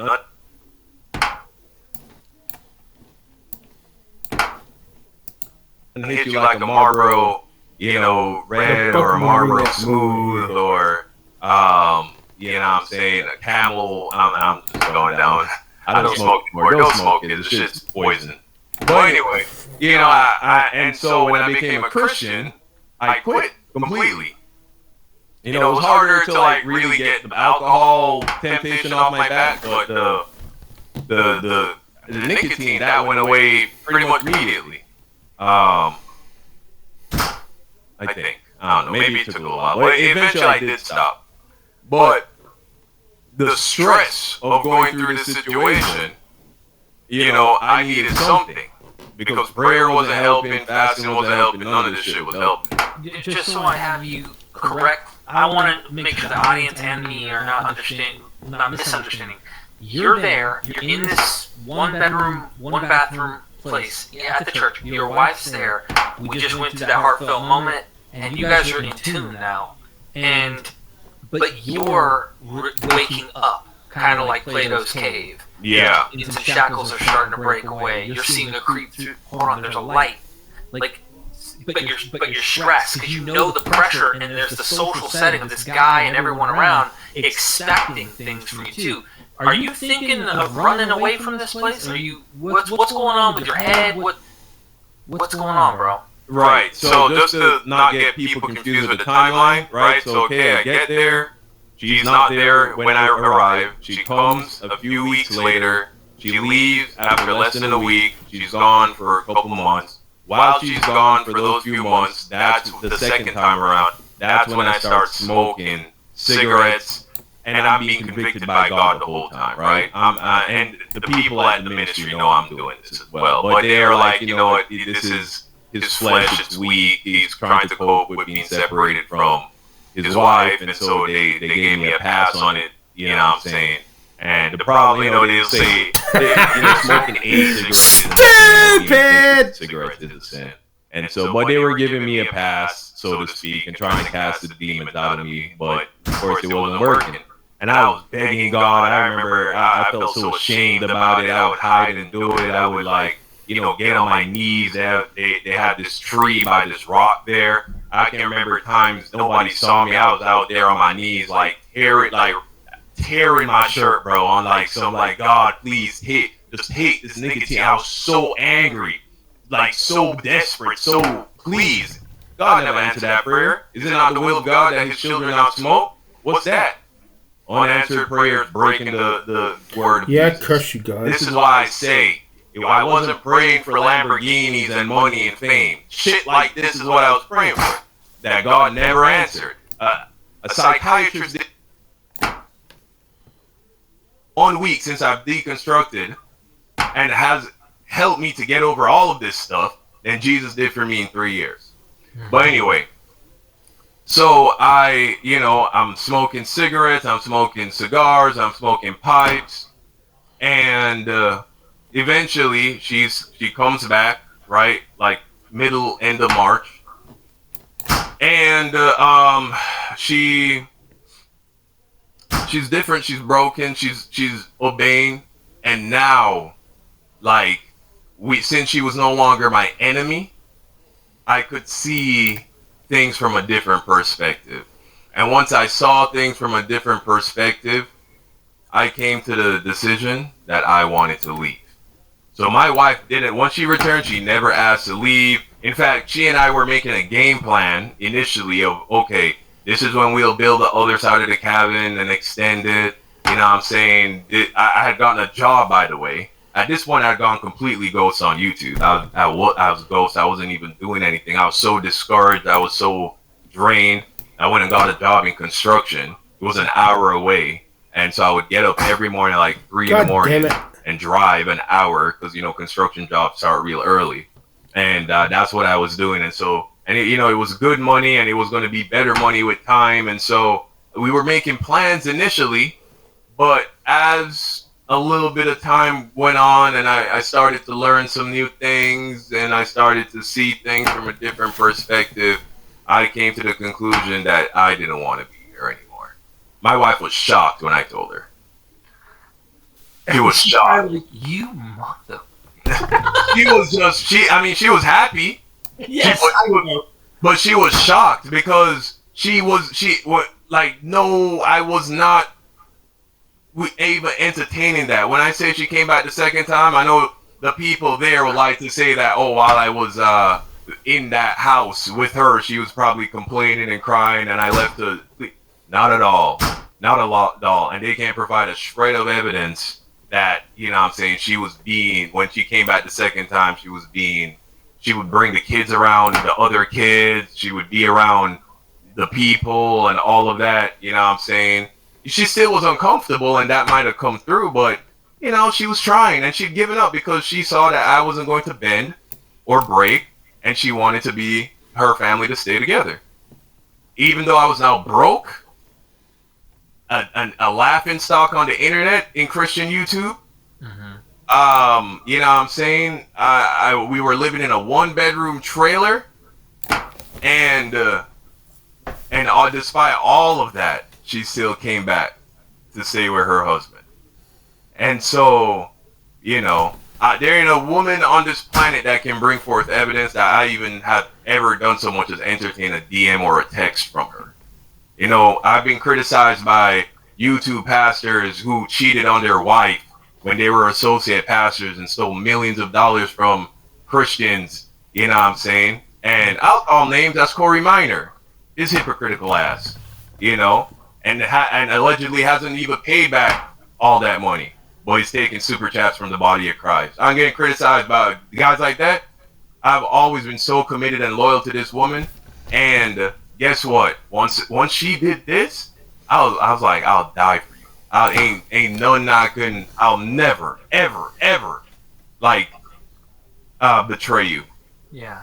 I'm not a perfect man, but the lens that you showed, you were not with me for fame. You were not with me for money.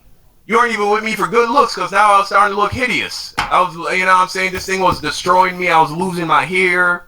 I grew out this big, fat, ugly beard. I gained weight. I wasn't even good looking no more. And she still came back and stayed and said sorry. Dude, that sounds like my wife. We've got real ones, bro. We didn't deserve it. I know that. And so, I started seeing things differently, and I left, bro. I told her, hey, I want us to leave. And so I reached out to my parents, who I should say did not want me to go. My parents did not want me to go, and shout out to guys like JP Uncut and the Truth Cartel, who also tried to persuade me not to go. But I wasn't in a place to listen. I think people can understand why, based off what I've said thus far. And so, I reached out to my parents, and without hesitation, they send us because now we're broke. I'm out of money. You know what I'm saying? We're living hand to mouth at this point. And they, you know, they send us some money and we get out of there and we leave. And then that was that. And you forfeit that. So and I left the money behind. The money I invested. The 10. Even give a shit at this Nope. point. Yeah, I couldn't care less. For you. I don't blame you. So Yeah. okay, let's jump into the final stages to your exit, so people understand. Like all of this is adding up. You can't miss out a single bit of this story and understand what's happening in your mind. You leave that cult. What kind of denomination? You can't let go of Jesus yet. You're thinking this is the real reason now that you guys are together and leaving, and that was a false version, I bet, at this point. Mm-hmm. What did you do? What's the final stops before you hang up Jesus? You know what I mean? Yeah. And so immediately after this, in this point in time, one of the big influences was turning to the authority of the early church. Because I thought to myself, you know what? Everyone's confused. Everyone's all over the place with doctrine. Nobody can agree on what it means to be a real Christian. If anybody got this stuff right, if there was ever a point in time where heresy was at an all-time low, it would have to be as close as possible to the beginning. I'll keep Sullivan the fuck out of There's you. actually so much heresy at the beginning, but go ahead. Yeah, all right, but this is the logic. I get you. This is the logic. It's like, okay, I can't rely on people talking about casting out demons and saying that's evidence of being tapped in with the Holy Spirit. Can't rely on university degrees because John MacArthur had a university degree. I can't rely on who has the most popular doctrine because that's the Roman Catholics, and all the Protestants say they're not Christians for the most part. They're idolaters. Some say they're still Christians, but a lot of them say they're idolaters, right? I can't rely on length of time in service because they're old people in all these various denominations who've been in. I can't rely on my own interpretation because when I try to interpret the stuff myself, I keep getting, led for this doctrine and that doctrine and this doctrine and so the last stop is tradition. The last stop is let's appeal to what were they doing in the beginning.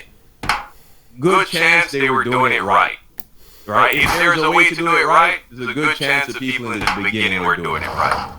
Now, on some level, it always occurred to me that if I history can't is win, written I'll by King winners. Sullivan the fuck out of you. And these early church King writings Sullivan cannot the fuck out possibly of you. reflect I'll King all of the Sullivan the fuck out of opinions you. of the church going back into that I'll time. King Sullivan the And, fuck out of you. Let's not forget that the people that I'll King categorize Sullivan the these people fuck out as of you. saints and early church fathers are the Catholics and the Orthodox, who people who subscribe to this early church doctrine will then say are heretics.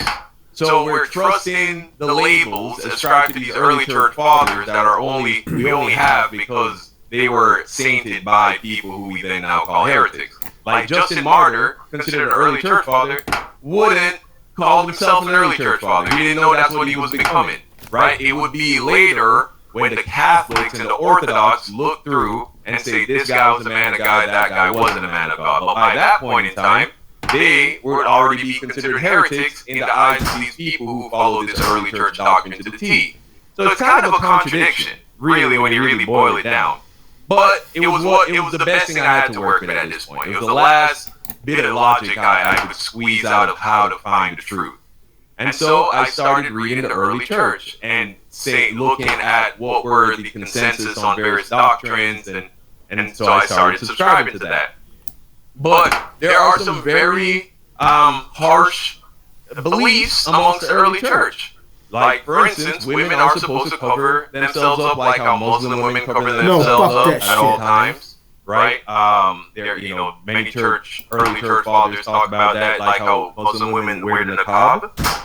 That is how, several early church fathers describe Christian women dressing at that time. No, fuck And that that goddamn it's a shame shit. for a woman to, uncover her face and all this stuff. And divorce and remarriage, it's very clear that there is no allotment for divorce and remarriage. You can get divorced in the case of adultery, but you cannot remarry whilst your spouse is living. This was problematic for me because I have people who I'm very close to who are Christian and remarried, and now I'm what's supposed to believe that they're living in adultery. The Bible says no adulterer shall inherit the kingdom of God. And there are just a bunch of other aspects of it that are very just like, clearly from 2,000 years ago. But this is what the best I got to work with, right? So I'm working with it. And then I had to come to the place. I was like, okay, one of two things is true.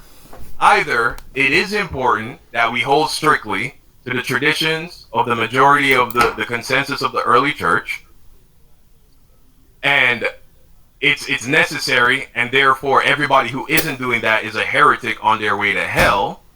So basically everybody, except the people who follow the early church to the letter. Or it's not that big a deal. Sure. And so I was like, for a few months, I was like wrestling mentally. Again, I'm still gone on YouTube at this point. Still not making videos, just studying the early church, reading the Bible, praying, going to work, trying to live a simple life. I'm also still, if you go to my job, my construction job, and tell them that Don isn't a Christian anymore, they will, I don't even, their heads would explode, bro. I was that's what I'm saying. Even after that experience, that ministry, that I was still Jesus freak all the way, bro. Everybody who would lend me an ear, I was still preaching the Lord, bro. Now, because I hadn't kicked the nicotine stuff, so I'd also, smoke a cigarette with them. Or actually, by this point, I started chewing dip. Because all these guys are chewing dip constantly. And so now, I'm gonna, like this, girl got dip in my, that's good, boy. I know, trust me, I know. I'm spitting dip, reading the early church, growing my crazy beard out, and, preaching the gospel, talking, Jesus to everybody that will listen. Crushing coffees, pot, in that dip can, packing that dip. Grizzly winter get that. Yeah, I was more of a Red Seal guy myself, personally. Okay. Yeah, I was more of a Red Seal guy. Oh, no, Red Seal and Skull. That was my thing. Skull, yeah. Grizzly's dope, too. I would say, it's cheap. Exactly. It gets the job done. But anyway, so I'm doing that, preaching the Lord, all of this stuff, right?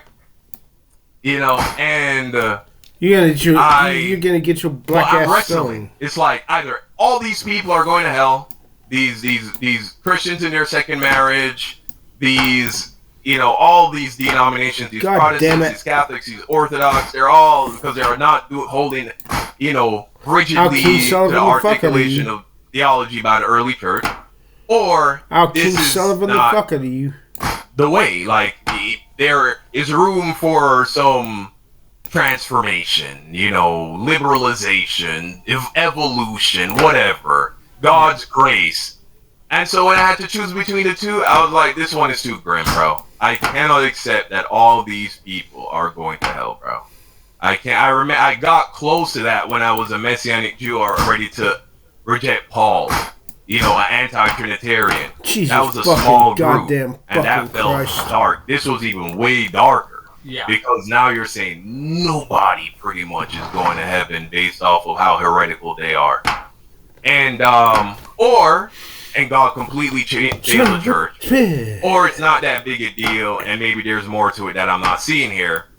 And so, bring that poem on here. Again, still Ghost on YouTube. I do eventually come back and put out an apology video for being a teacher and all these things. I hope people can understand more now why I found myself in that position. It wasn't arrogance. It wasn't a desire to be seen as this like great teacher that is so enlightened. It was like almost out of necessity.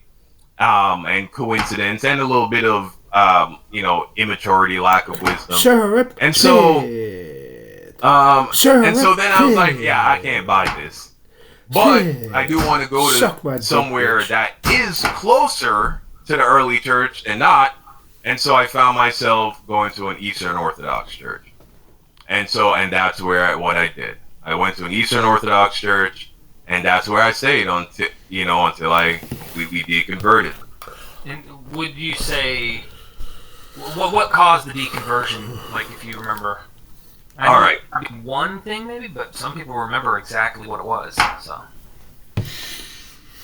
So, I come to this conclusion that I'm not buying this narrative that only people who rigidly hold to the early church are true Christians in the faith that are saved, for sure. Because there are people in that camp who will say, God may give mercy to Protestants and Orthodox and Catholics, possibly, because out of ignorance. But, we who know better, if we don't hold to it rigidly, we are in sin and we are heretics, and no heretic shall inherit the kingdom of God, as it says in the book of Galatians.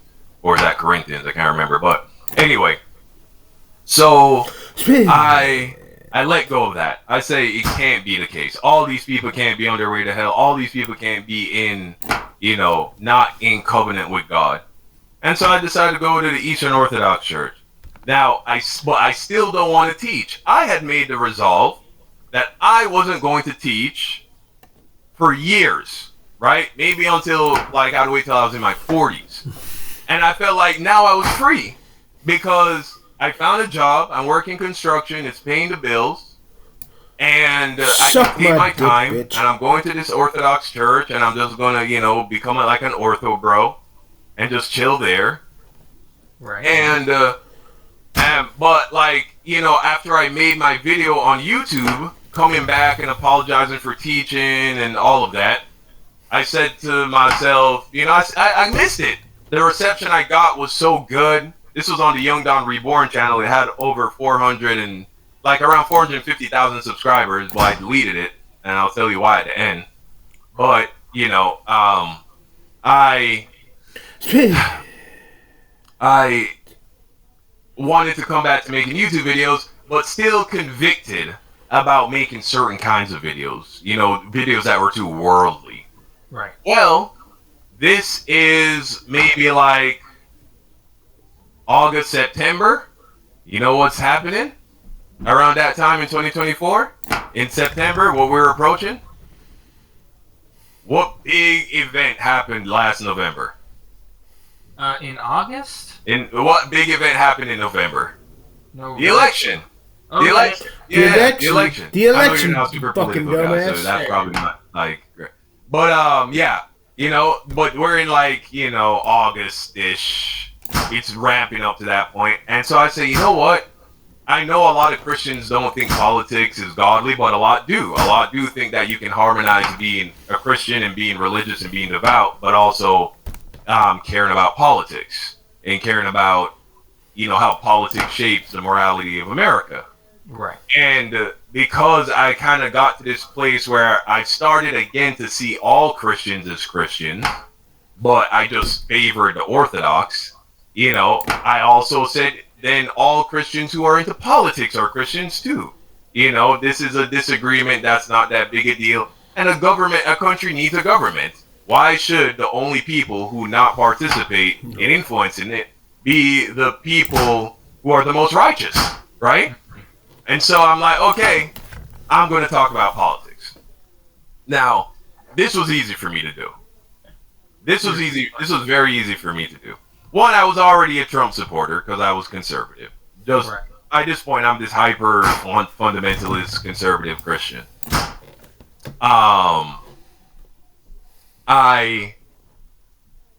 Those goddamn poems. I took political science class in college, right? I wasn't like a political science major or anything.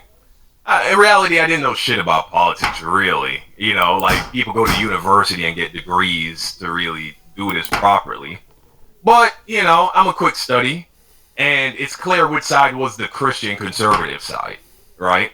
So that was easy. I already knew which side I was supposed to pick. There was never an option.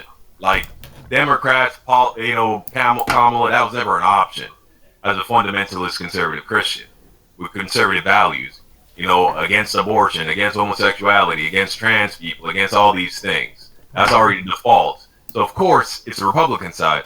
Now it just needed to sound, somewhat educated. And so I went and I bought some books on, some history books, some conservative political books, some political science books, a couple of economic books. Again, just like with the early church, just like with the John MacArthur. Bro, when I get into something, I become like a vacuum. I can just consume massive amounts of information, right? And so, I definitely wouldn't call myself an expert, and, I probably definitely wouldn't have, challenge destiny to a debate or something like that. But I felt pretty competent, and my strategy was pretty simple. I was trying to model guys like the Hodge twins and Brandon Tatum, which is don't get too deep.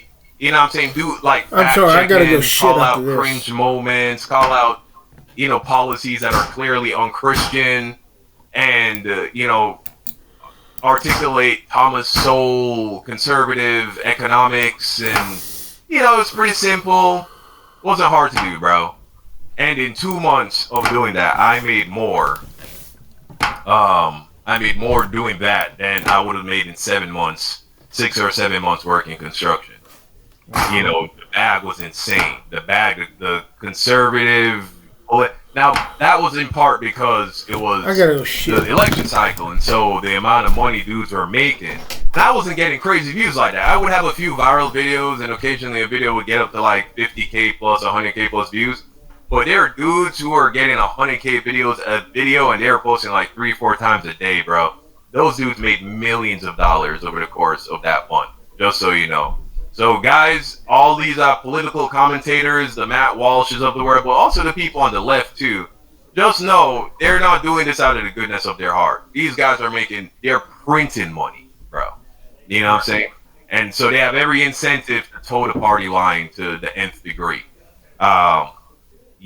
Anyway, so I'm doing it, but I wouldn't consider myself a grifter because I really believe this stuff. This stuff is aligning with my conservative and Christian values. I just wasn't an expert, but I didn't think I needed to be an expert to contribute to the space. I didn't call myself an expert either, right? And so I was making the videos, making some money, going to my Orthodox church, spending time with my family. I felt like I had it all figured out. I felt like finally I got here. This is where I'll settle. I'll just chill.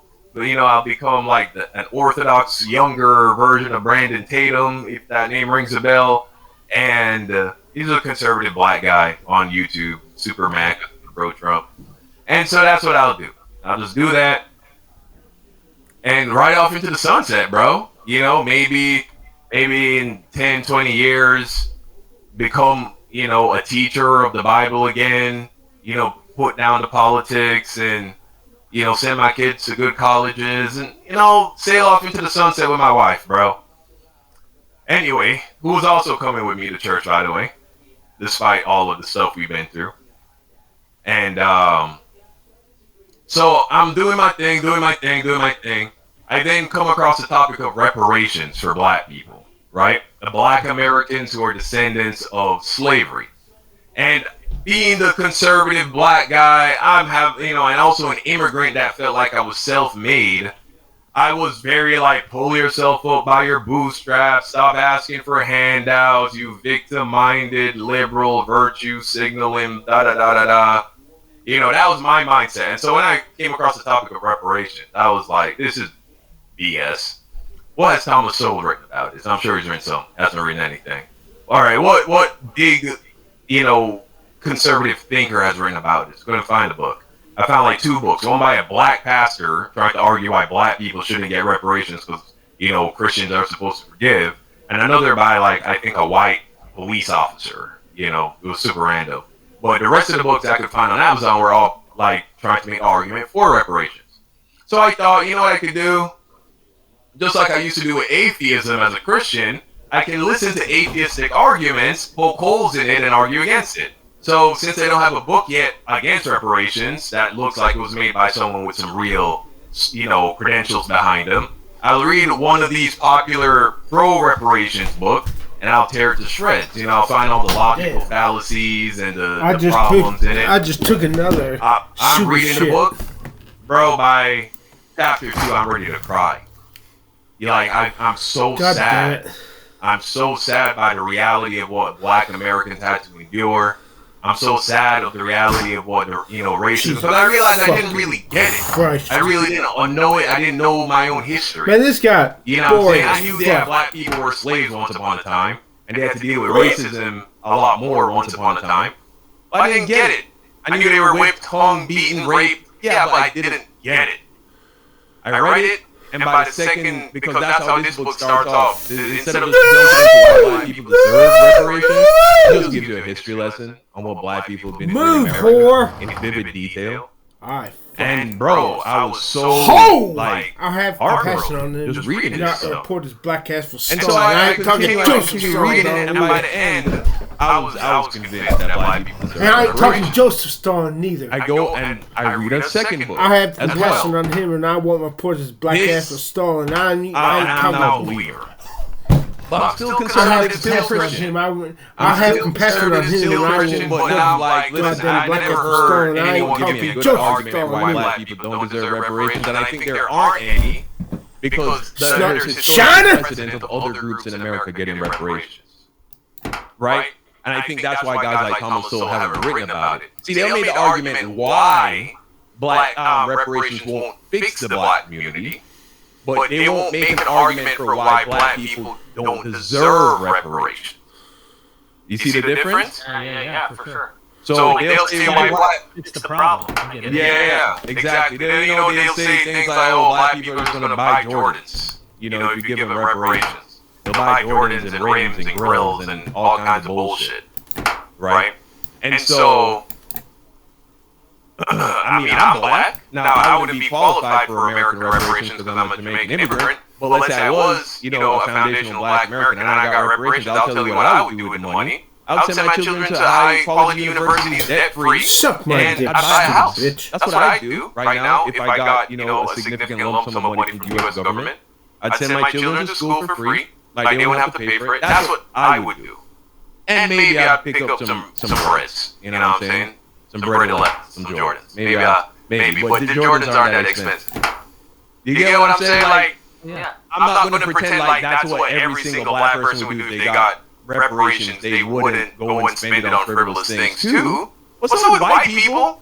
If you just gave all the white people in the country a bunch of money, some are going to buy trucks and, you know what I'm saying, jet skis and lottery tickets and go to the casino. And some people are going to turn it into generational wealth. It's no different with black people, And so, anyway, not to get sidetracked on the topic of reparations.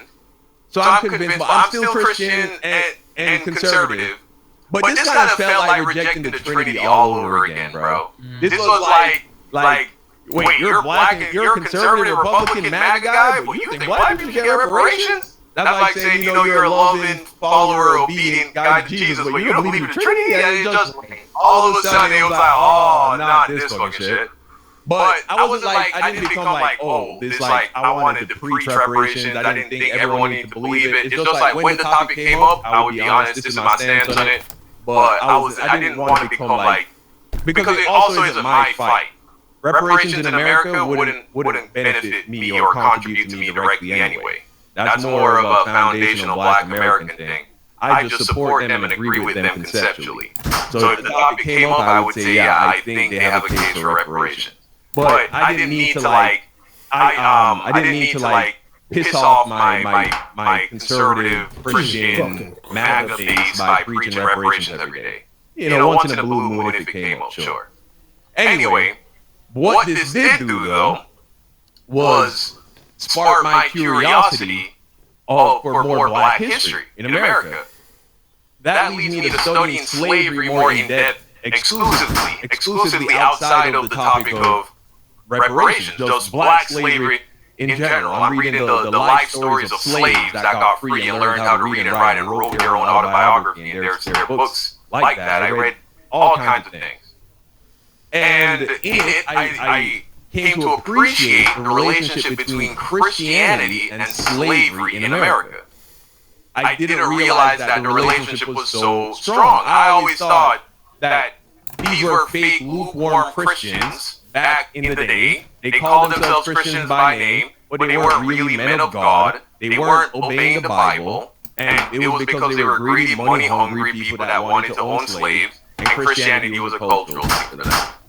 I come to realize that no, these were real Christians, and they thought that they were justified to own slaves by the Bible. Now, were there Christian abolitionists? Of course. Did Christians play a huge role in the abolition movement? Of course, no doubt about that, especially towards the end.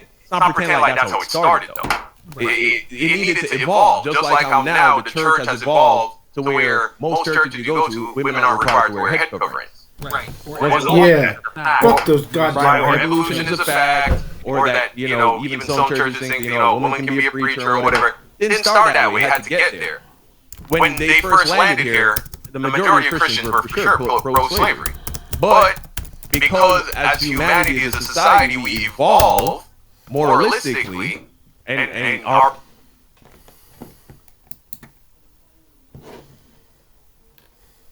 to find a conservative Christian even that says a woman should be forbidden from working. They might say it'd be better for her to not work, but they wouldn't say she should be forbidden from working. You know what I'm saying? Right. That took time to evolve. That's feminism in the church, and that took time to get there. It was the same thing with the views on slavery. Yes, eventually Christians did become major players in abolishing slavery in America, but at one point they were major players in maintaining it. It was a fringe Quaker group that kind of got the ball rolling where that was concerned, and a lot of the arguments they made weren't even moralistic. They were from the point of view that it would be more industrious, more profitable if instead of hiring people and enslaving people and forcing them to work, it would be better to hire a good white man that, is competent and will work hard for money. And, they were the first, basically, like Christian capitalists, the Quakers. I'm not going to say there weren't also ones that appeal to, kindness and love and all that, but people need to understand that it wasn't like this, Christianity and slavery are just divorced from one another. There are early church writings talking about the importance of beating your slave, right? Why did it take 1,700 years, 1,800 years for it to become a consensus amongst Christians that slavery is bad? It's not because Christianity was always anti-slavery. That doesn't make sense. This is the problem that I'm actually going to be addressing, hopefully, with Gnostic and Form and Nil. Not to derail, but Christian apologists that are arguing against Islam about the age of Aisha, which I'm an atheist, by definition, right? So I'm not here to be an apologist, but I'm going to lay out some facts about modernity and pre-modernity universally amongst child marriages and stuff. And so what I'm saying is I'm not trying to defend the ancient world in any way. Let's lay out the facts, though, and point out it wasn't just Islam and Judaism and Christianity, all in cultures beyond that, Hinduism in India, they're all doing child marriages. Oh, yeah, sure. 12, sometimes even up to 7 and 8 years of age in Europe, pre-modernity, Christian Europe. They were of ripe age, capable to marry at age 7 and 8. I've got some sources to bring to the table. All I'm trying to say is, why did it take so damn long? And why is it when it hits modernity, when we start to use rationalism and enlightenment hits the scene, and science is starting on the boom and things like that, that we're starting to get away from that? And of course, they want to take the credit for anything good that ever happens. Christianity wants to take all the credit for it. And I just think it's it's hypocritical in a way, because morality itself that they act like came directly from Jesus or from Christianity, not realizing how inspired they were from the Hellenistic philosophers that preceded them, from Plato and all of them, Aristotle, various philosophers, and the thoughts of Stoicism and Middle Platonism at the time influenced the Christian thinkers like Paul, the New Testament Gospels, early church fathers, and then they move into Neoplatonism and all sorts of stuff. And what I'm saying is they didn't come up with all these moral ideas. They inherited them, and so what? If we come from an inherited tradition of Christianity, they ruled most of the world. It's kind of inevitable. If it was Islam and we got hit modernity or any other religion, sorry to ramble, but it's kind of important what you're saying here. Yeah, no, I agree 100%. And more to your point, the minimum age for a Catholic woman to get married is 14 years old, and that was It used to be 12. Yeah, that's what I was going to say. It used to be lower, and so now it's 14. So, yeah, the evidence is there that once upon a time Christianity was consenting on to child marriage. It wasn't just Judaism. It was Christianity as well. And yeah, they were consenting on to slavery. And so, at least the majority was. It was just seen as okay. So, any idea that Jesus or the apostles were anti-slavery and they only didn't demand other believers to release their slaves out of pragmatism or, societal inconveniences is just utter bullshit. Jesus, so anyway, in realizing this, I say, I want to explore this topic even further, go even deeper. I want to buy a book that just talks about slavery and Christianity and the history of those two things. That then brings me to verses like, in 1 Timothy chapter 6, verses 1 through 2, verses that I'd read before, but it never clicked. Verses that clearly articulate that Gentiles are allowed to be kept as property and passed down from one generation to another, whereas Jewish servants who are indentured, they must be released after 6 years, as well as on the Jubilee. The Jubilee did not qualify, Gentiles did not qualify for the Jubilee release. That's just a fact. You can Google this stuff yourself. Were Gentile slaves released in the year of Jubilee? No. Were Gentile slaves in Israel allowed to be held as, for the entirety of their lives? Yes. Right? You're talking about, just so we're clear, because there's various forms of slavery, even biblically, but you're talking about chattel slaves. Correct? Chattel slaves, yes. Gentiles were kept as chattel slaves. This is just a fact. Now, were some given their freedom? Sure. I'm sure the discretion was held by the owner. You know what I mean? But you had that option as an Israelite from God to own somebody for their entirety of their lives. And so I saw this. I saw where Paul says to obey your slave master, and this was the thing that made me think, okay, if the God that I worship is the God I think he is, then this is not the word of God. This is the word of man. This is culture right here. The fuck up. And that was the first time that I questioned the biblical inerrancy in a serious way. Like, this is not the word of God, this is the word of man. And so then that opened up the floodgates, and I started reading books by critical scholars and skeptics trying to dismantle the inerrancy of the Bible. Contradictions, moral absurdities, historical inaccuracies, veiled prophecies, all these things. And as the evidence, continued to pile up, I was more and more convinced that this was a man-made book. And then furthermore, remember, at this point in time, I would say I'm like an agnostic flat earther at this point. Because when I left this that ministry that I was at, I started questioning everything I believed again. And so even flat earth came into question because that was something we initially agreed upon why I went. Where I felt like this guy is really tapped into the truth. And I started watching some flat earth debunking videos, and they were real convincing, but the thing that sealed for me was this event that recently happened in December called the Final Experiment, right? Where they went to Antarctica, documented the 24-hour sun, and that completely destroyed it. Now, remember, at the beginning of the stream, we acknowledged that we have biblical scholars like Dr. Michael Heiser that clearly admit that the Old Testament, the cosmology of the Old Testament is a flat earth. And I was a biblical literalist and a fundamentalist Christian that said the Bible is the inerrant truth of God, the Word of God.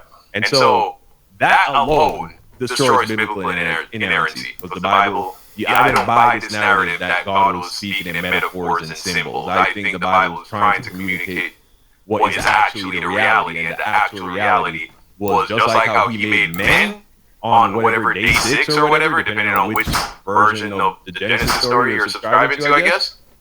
He on one of the days he made the firmaments, right?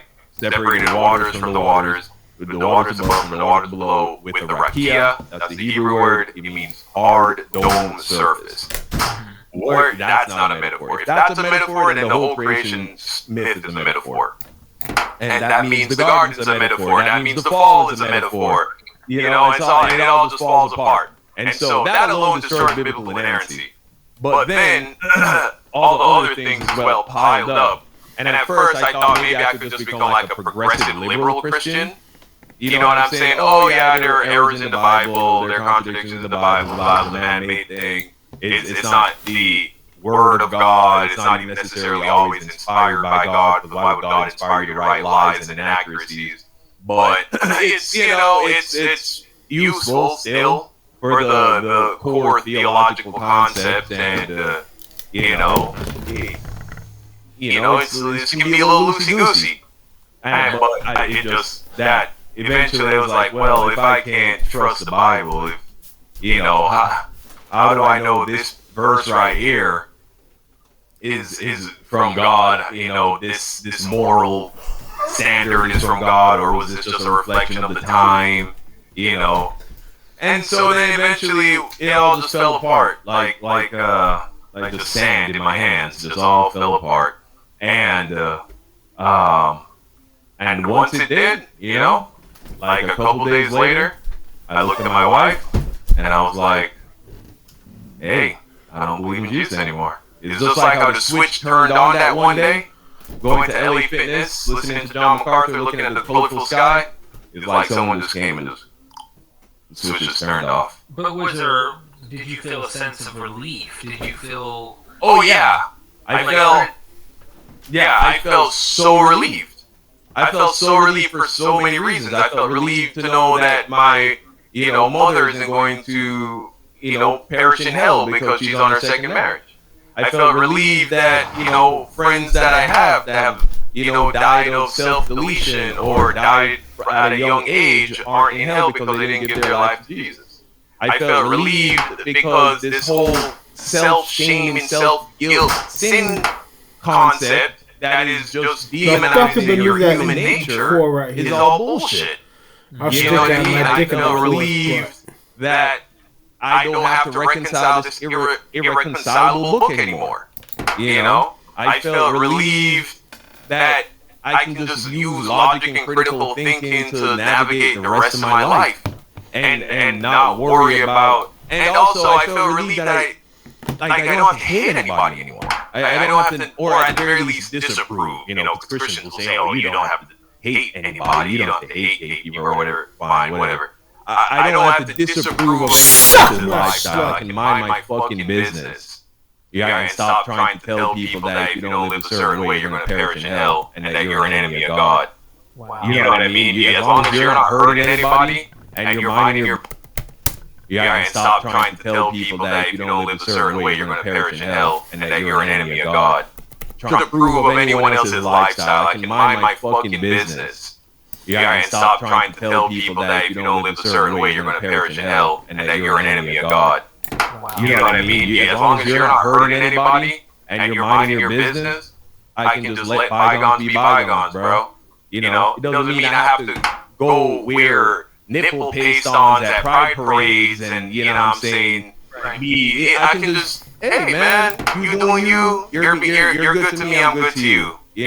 What you do with your life is your business. And that's not my place to judge. Just, be a decent person.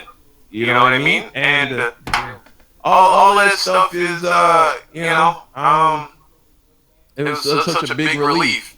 But then, and that's pretty much the deconstruction story in its completion, but at that point, I didn't want to deconvert anybody. You know what I'm saying? I didn't want to, so what did I do? Well, now I'm embarrassed. I'm completely ashamed of all of the Christian bullshit I was spewing over the years, the conservative MAGA bullshit, all of it. I was embarrassed, I was ashamed of it. And so, and so I made a new channel. And I said, you know what? I'm going to leave this channel up. I'm going to take down some videos that I don't agree with anymore, that I feel like was spewing hate or bad information. And I even left up an animation I made telling the story of Jesus based on the book of Mark, because that is that's literature. You don't have to believe it to be able to enjoy the story. So I left up, some videos, took down some others, and made YDR, and started reacting, but released the bondage. Yeah, released the bondage of trying to be Christian or whatever. God damn it. And so I went ahead and started doing my reactions and just not worrying about it. But the thing was, and I tried telling Christians, hey, I'm doing this other channel over here, but don't come over here if you're looking for politics or real stuck-up Christian ethics, because that's not what I'm on anymore. I'm cussing, I'm cracking jokes, you know what I'm saying? I'm having fun. I'm being a regular human being. Tonight, I mean, sorry to cut you off, but it was some crazy stuff about the prisons in Argentina or wherever that was.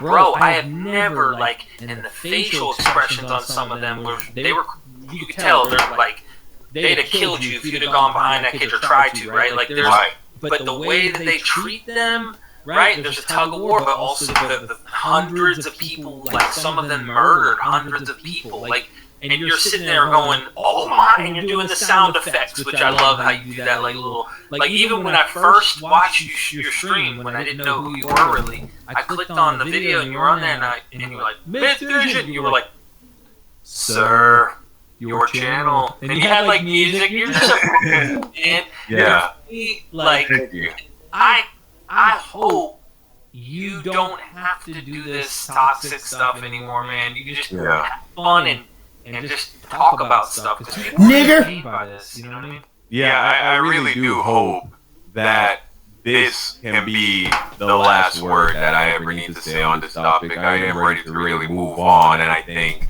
after this is said, then what else is there really to say? There's nothing else really left to say. So so I made this other channel, right? But people can tell something's changed. I used to be this hyper-legalist, hyper-conservative Christian,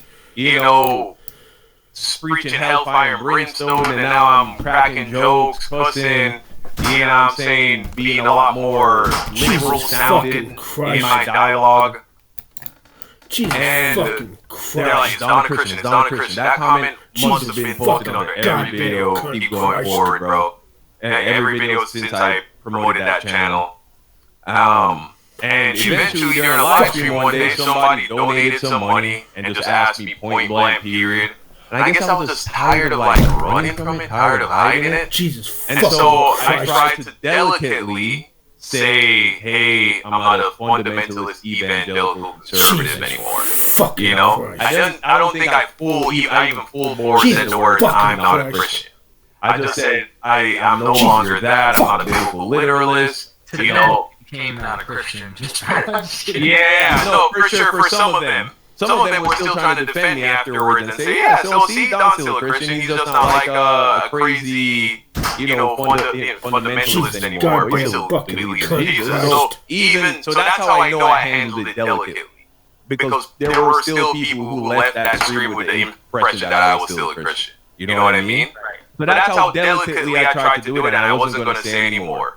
But then, that, you know what I'm saying, Corey Minor, who has been a hater of me, has never attempted to, like, reach out to me and, like, actually have discourse and anything like that, who hates on black people all the time, black Christians, always making hit pieces on other black Christians, like Marcus Rogers and guys like that. You know what I'm saying? He couldn't wait to, once he caught wind of this, jump down my back and put it on blast and misrepresent me and lie about me and lie about why I left and all these things, and made it into this big firestorm. And I was pissed. I was fucking pissed because I haven't talked about anything religious like since February of 2024. Let's see if I can trap that fucking left night. the faith fully November. We are now in February, right? If I wanted to put it on blast, I would have done that. But I didn't want to upset people. I didn't want to offend people. I figured, look, the people who have, like, real good discernment, they'll already know without me saying that I'm probably not a Christian anymore. And the people who aren't, I don't want to influence them. You know? And you can kiss that I just want to goddamn live my mouth. life, bro, and do what I'm doing.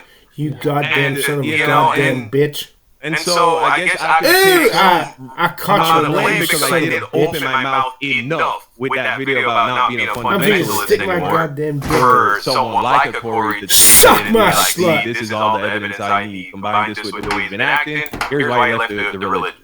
Right. And so I was pissed off. And so I made a video pissed. Like, I saw the video he made, and I was pissed, and I sat down in front of the camera. And then that's how I made that video, why the real reason I left Christianity. And I knew I didn't want to do the whole heap of debating or back and forth, and so I just picked two, like, the first things I could think of that I consider to be, problematic, like the failure of prayer, like taking away the cigarettes, taking away the alcohol, keeping my family together, leading me into true doctrine. God failed me in those ways where prayer was concerned. And you were like, I need to emphasize to people, you're asking God all these 3 years to lead you, to get you on the right track, to, help you when you're in these struggles and stuff. And I get it. And what you see happen, when it doesn't happen, well, it wasn't part of God's plan, or they always have a rationalization out of just, there's no one there listening. You see what I'm saying? Or it's not true. Maybe that's not the right God. I mean, like, there's just so many alternatives. They don't grant any of that because they're in that bubble. So yeah.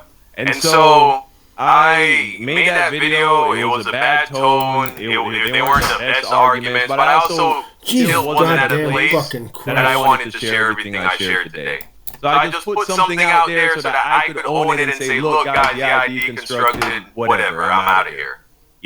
But that left a lot of people confused and hurt and angry.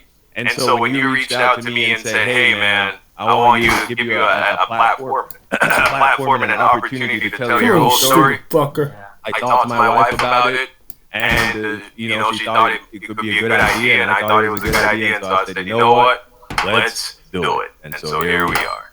I'll tell you this before we go to super chats. 2 things. Audience members watching, have Don's back. Fucked his soul. Let the ugly people, do anything to try to this guy. You can see why he's got such a low rating. He's swallowing the feet out of the dog's victim.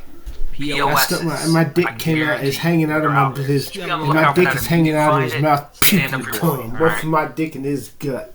If they were coming after me and you could do it for him. That's what I'm saying. Because there should be viewers who hate you who are watching right now or can't stand you and don't care. In fact, it's unfortunate, but you would imagine with the philosophy of Jesus being like Christ that, you would hope that they would not allow that. But a lot of them almost look at you and want to see you cook, or harm in order to learn your lesson or something. And that's the scary place these kind of ideologies can take you. And that's just not to cut you off. More reason why I'll never come back. That's more evidence that, see, these people who consider themselves the most zealous and the most sanctified and the most into it with the Lord, who act in these nasty ways, it's like, if these are supposed to be the most religious among you, then that's even more confirmation that you have no supposed Holy Spirit of love and truth and anything like that.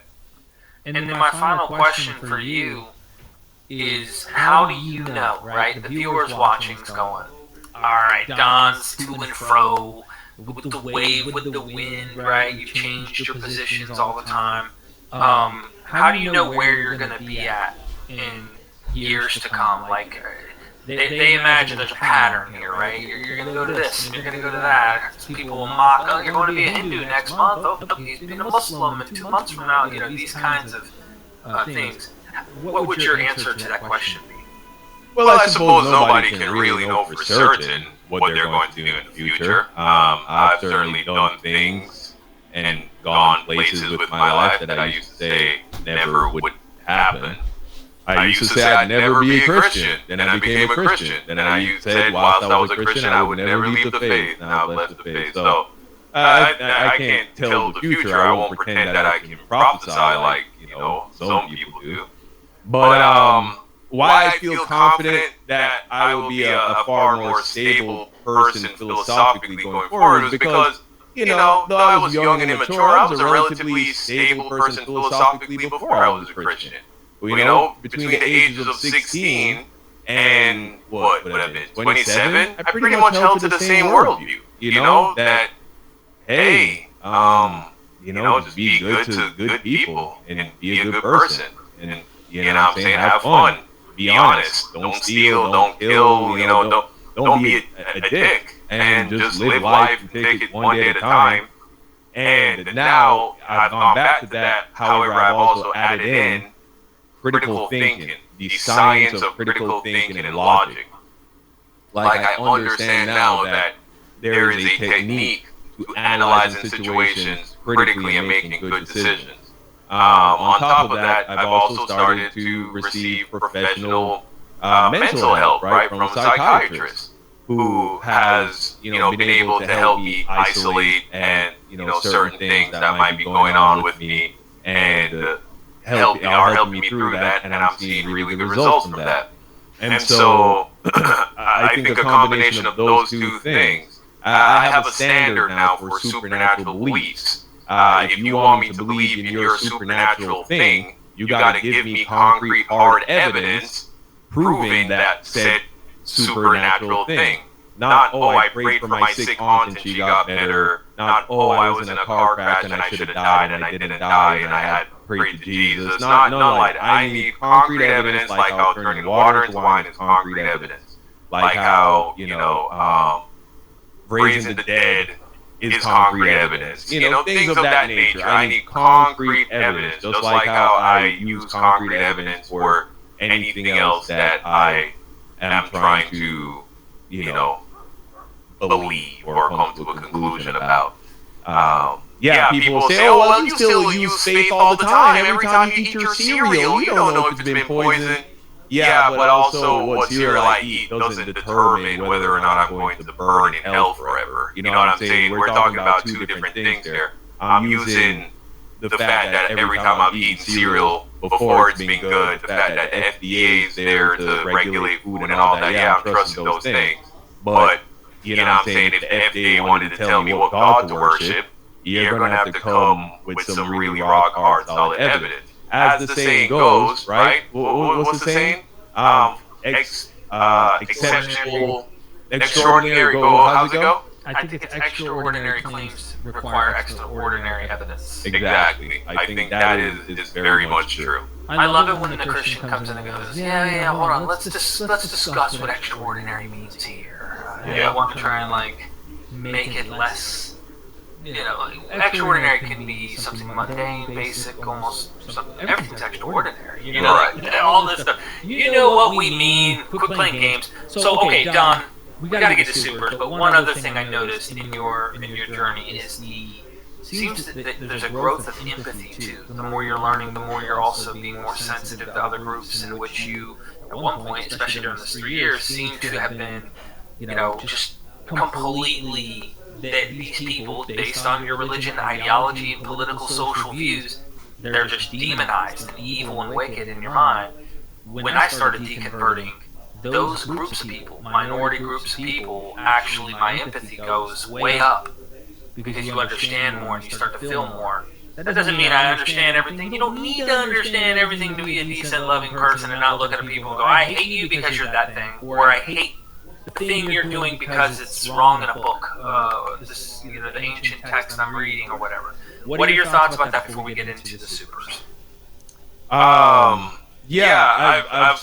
was a bigot, bro. Christianity turned me into a bigot. It turned me into a conspiracy theorist, someone who was anti-science, and somebody, who I hate, bro. Like, I look at that guy now, and that guy, I can't stand that guy. You feel me? And knowledge has made me more empathetic to people as I've come to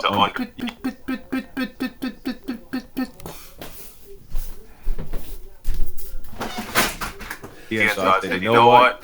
Let's do it. And so here we are. I'll tell you this, before we go to super chats, two things. Audience members watching, have Don's back. Alright? Don't let the ugly people, do anything to try and hurt this guy because he just came out and raw laid out his life here. There's going to be some toxic POSs, I can guarantee you, that are out there. So just be on the lookout for that. If you do find it, stand up for your boy, alright?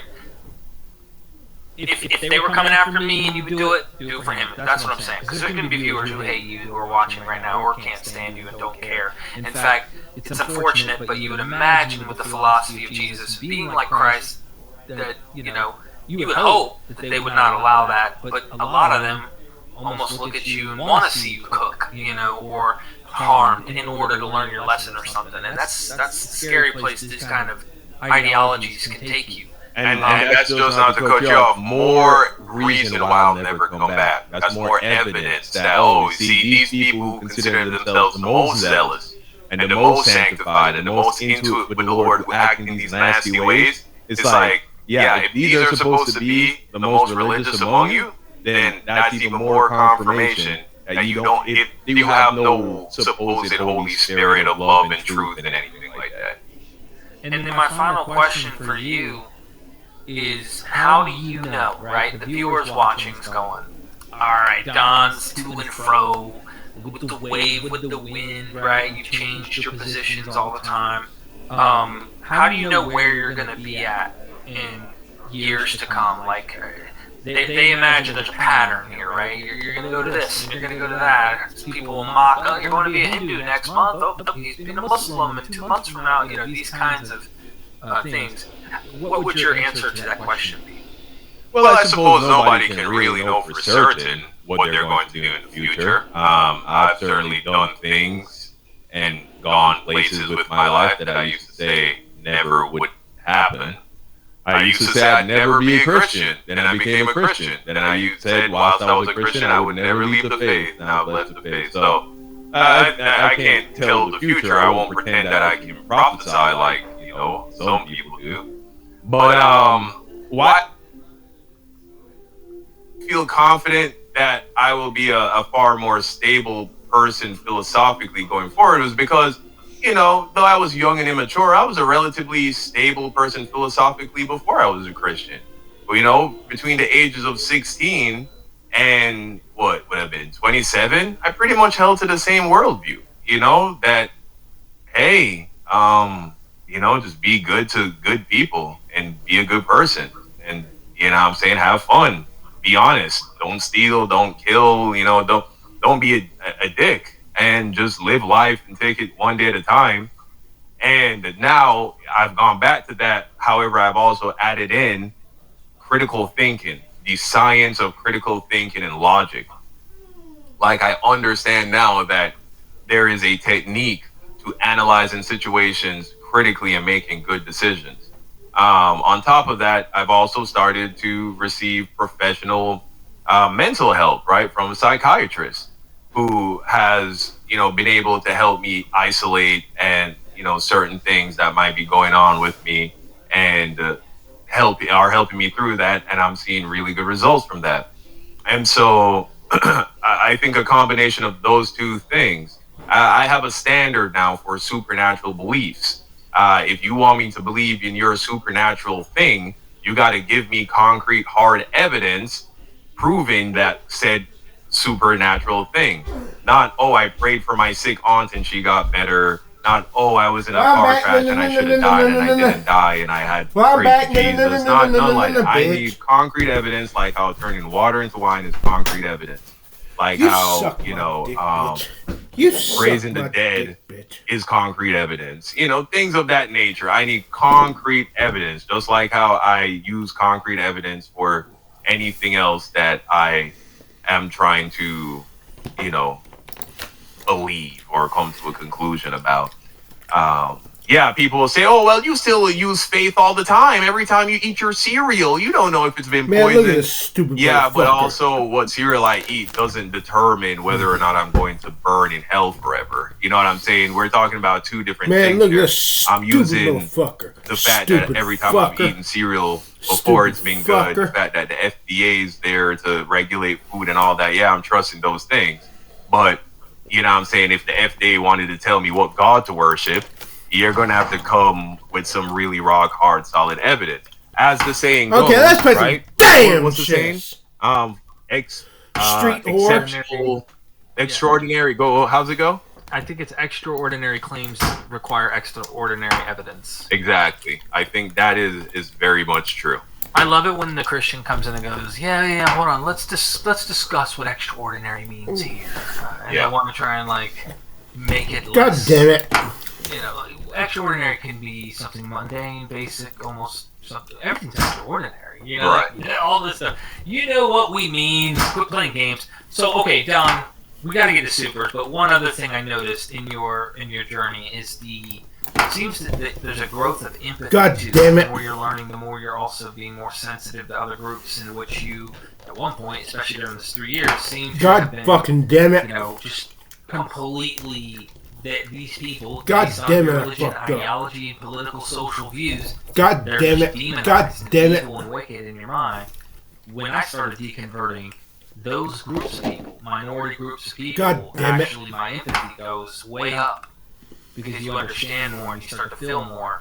That doesn't mean I understand everything. You don't need to understand everything to be a Suck my slut! People go, I hate you because you're that thing, or I hate the thing you're doing. Stupid! What are your thoughts about that? Stupid!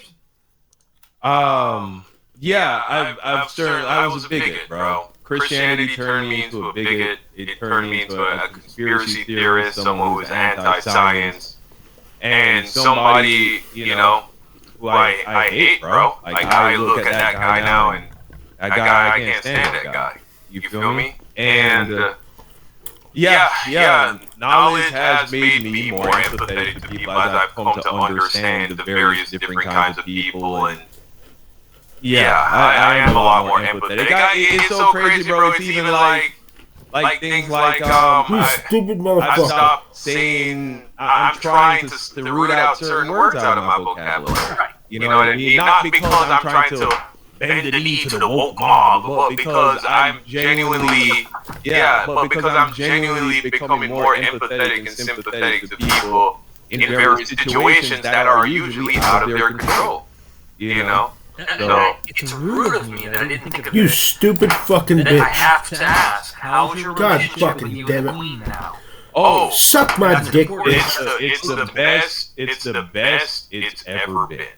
You know what I'm Suck saying? my It's the dick, best bitch. it's ever been. And actually, turns out there is a way to disarm an angry woman by just using good communication skills.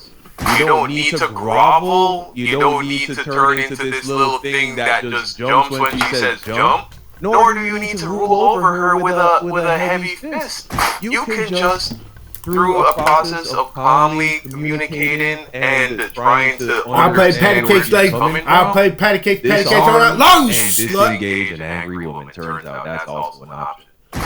Who would have thought? Who the funk? Yeah.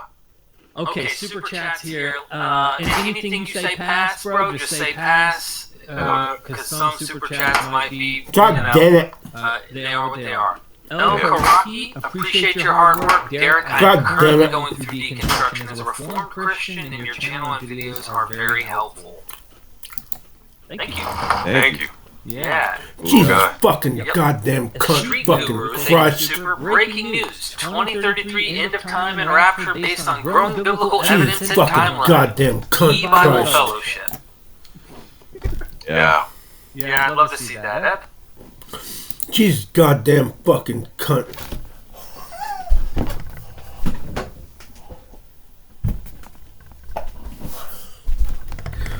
Jesus goddamn fucking cunt! Christ! What an idiot. But I do have a friend of mine that's going to be up here very soon to talk to you that would actually like to have a word. Sure, as long as you're here. Don't worry about that. So, I'm wondering, how does it feel being a loser? Knowing that, how does it feel knowing that you ruin people's lives every day? Okay, how does it feel being able to live in a luxury apartment and just travel for a few weeks at a time, go wherever, do whatever you want to, just by clicking buttons? It feels good. No, that's good, Sarks. How does it feel being able to go nowhere and do nothing? That's a fucking lie, you dumb fucker.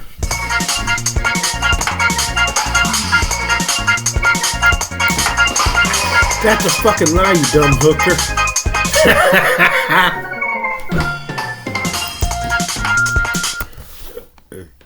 Fucking lie, you dumb hooker.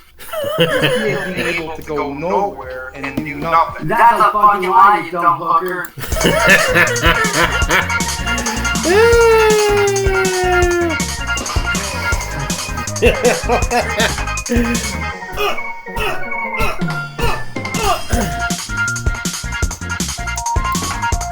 That's a fucking lie, you dumb hooker!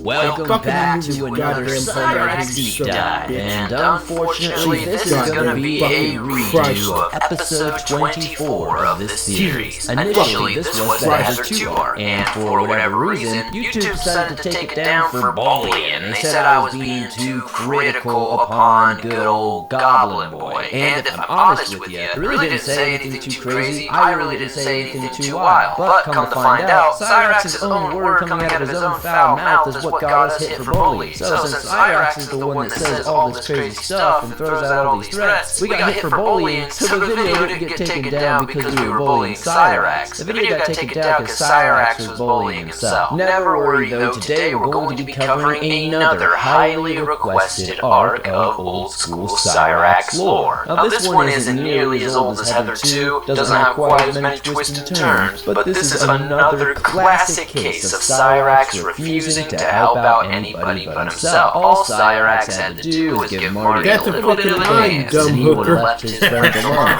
But not only did he not do that, he decided to try to argue against it and make sure his friend stayed on his side. He not only loses his friends, he not only makes himself look like a complete idiot, he starts stripping down in the process, and I guess we get to see that goblin anatomy firsthand. What? That won't be changing very soon by my own hand. That's all I got to say on that, Marty. I mean, That's a fucking lie, you dumb hooker. That's a fucking lie, you dumb hooker. What's going to be taking place? Hey, Marty, don't you worry your bald ass shit off about that because, I have my ways. What are your ways to make money, dumb hooker? You've never made any money. Nothing significant. You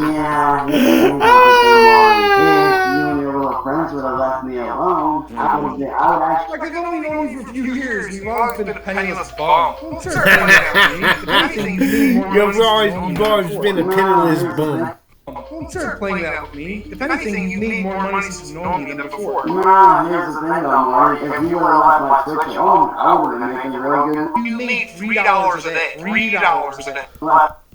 Marty, if you and your little friends would have left me alone, I would actually... I've only known you for a few years. You've always been a penniless bum. Don't start playing that with me. If anything, you need more money since you've known me than before. Nah, here's the thing though, Marty. If you would have left my Twitch alone, I would have been making real good. You made $3 a day. $3 a day. Actually, no. You made $110 in a little over a month.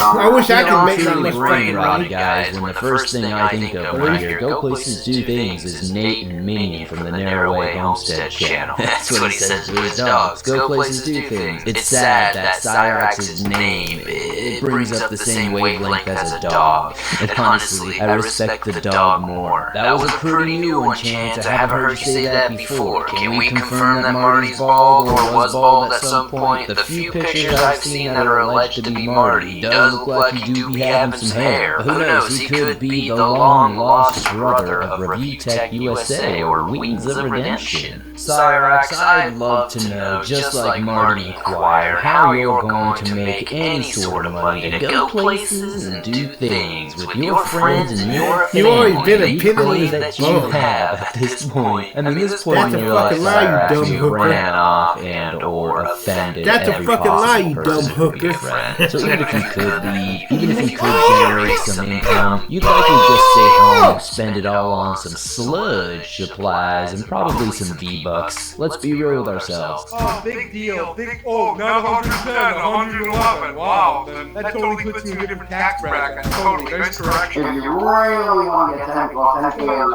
116. 116. Hey, that's better than nothing, though. That's better than you not jack shit nothing, you hooker. Your issue is this. You think that money rules everything in the world, but it actually doesn't. Cyrax, I think, and I hope Iris is listening here, but what you made in a month, I made in an hour. I don't know, man. A month and an hour. While we're up here being honest, why don't we talk about how You are actually monetized on YouTube. And how you Jesus fucking Christ. Oh, but you are. Well, okay, man. Alright. You made how much more fucking videos you want to see here, Marty? What I don't get, though, what I still don't understand, that guy when I turn you down, why can't you just let shit go? Why can't you just let me go about my business? I am going, one way or the other, whether you like it or not, I am going to be inside of you. What?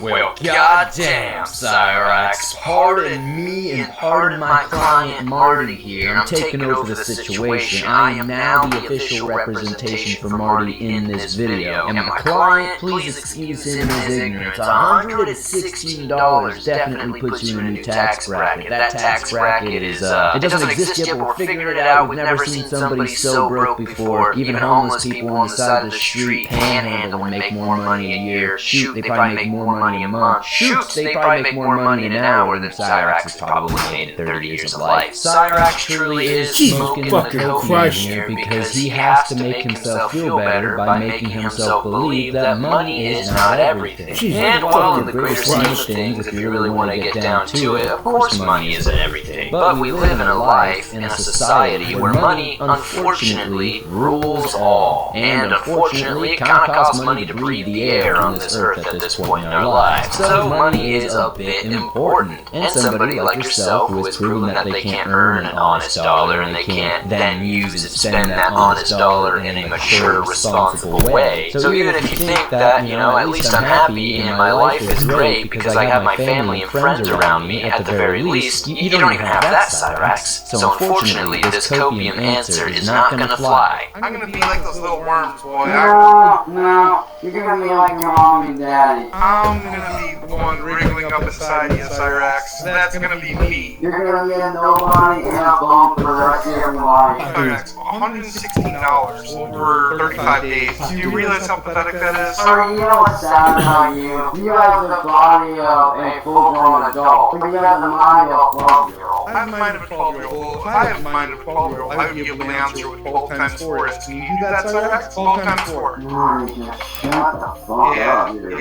You got your Marty, seriously, let's be honest here, Marty. How about 7 plus 7? Can you do that? 14. You just don't get it, 7 plus 7. You can use your fingers, you can use your toes. Come up with the right answer here, Cyrax. you just don't get it, Marty. 7 plus 2. How about that? Nothing you do is significant, Marty. Nothing. Nothing you do is means anything to anyone in the real world. I mean, let's be honest here, Marty. While I'm actually out here working my ass off. Kiss that bitch, God, but somebody you slut. Shine! Moments here early on in this where Marty is just so overly aggressive and kind of just cutting Cyrax off. I feel like he's doing this to obviously rile him up and get him ready for the main event here for when, you know, they actually go into the actual content here to get this little monkey dance. But geez, Marty, lighten up a little bit. Give the man a second to think. We already know Cyrax is only working with about 2.5 brain cells. It might even be less at this point. We gotta give this man some time to think of some sort of response. But Cyrax, I do want to know where at though? Where at? Oh, look, you assaulting me. Oh, look, there you go, running out the porch at me. You raise your hand, so you're not supposed Yeah, because you ran out the porch at me, douchebag, mother, you pussy whip little. Pussy whip a little bit. Okay. That's me, motherfucker. Alright, when was the last time you got laid? Question. What's a simple question? When was the last time you got laid? I have to honest, man, your girlfriend's a fucking he shoot. She's a he shoot. Jesus Okay. fucking Honestly, Christ. bro, I feel bad for her kids, man. I do because I feel bad for her because anybody who has any kind of common sense wouldn't be staying with your ass. By the way, Marty, someone's backstage. Okay. If you looked up Cyrax's name in the dictionary, a lot of things would come up. His picture would actually be by multiple words, but one of the most famous ones would definitely be revisionist, because Cyrax is the king of revisionist history. You know how they always tell you the winner gets to write the history books? Well, Cyrax kind of took that and flipped the mold, if you will. Cyrax is a unique guy. You know, he likes to break the rules. we'll shake it up a little bit. Cyrax said the loser gets to write how this actually went down. So Cyrax wants us to believe that he just came up to Marty with no intentions of fighting. He wasn't angry, he wasn't upset, he didn't want to cause any bodily harm, he didn't raise his hands or anything. He just simply wanted to come over there and have a nice talk with Marty over a cup of tea and hash this out like good gents. Unfortunately, Marty, that dastardly Marty, got aggressive. He got crazy. He ran at Cyrax and just started beating him down. We all saw it. The footage is right there. Hi there. Hey there, how's it going? Just fine, thanks. Wonderful. Well, you can call me Marty. Vito? Yes, my name is Vita. Hey, what's going on, dude? How you doing? Nice to meet you. Yeah, Marty. I do. Vita here is actually a very old friend of mine and has seen Alright, so if you know Cyrax, you know we're just gonna talk, and there's not gonna be any sort of exchange, right? How do you know Cyrax? It's like he said, he's an old friend. Like, he's that type of person, like, who I've seen around many times. I'll just say that. Well, I know him personally, but, like, that's, you know.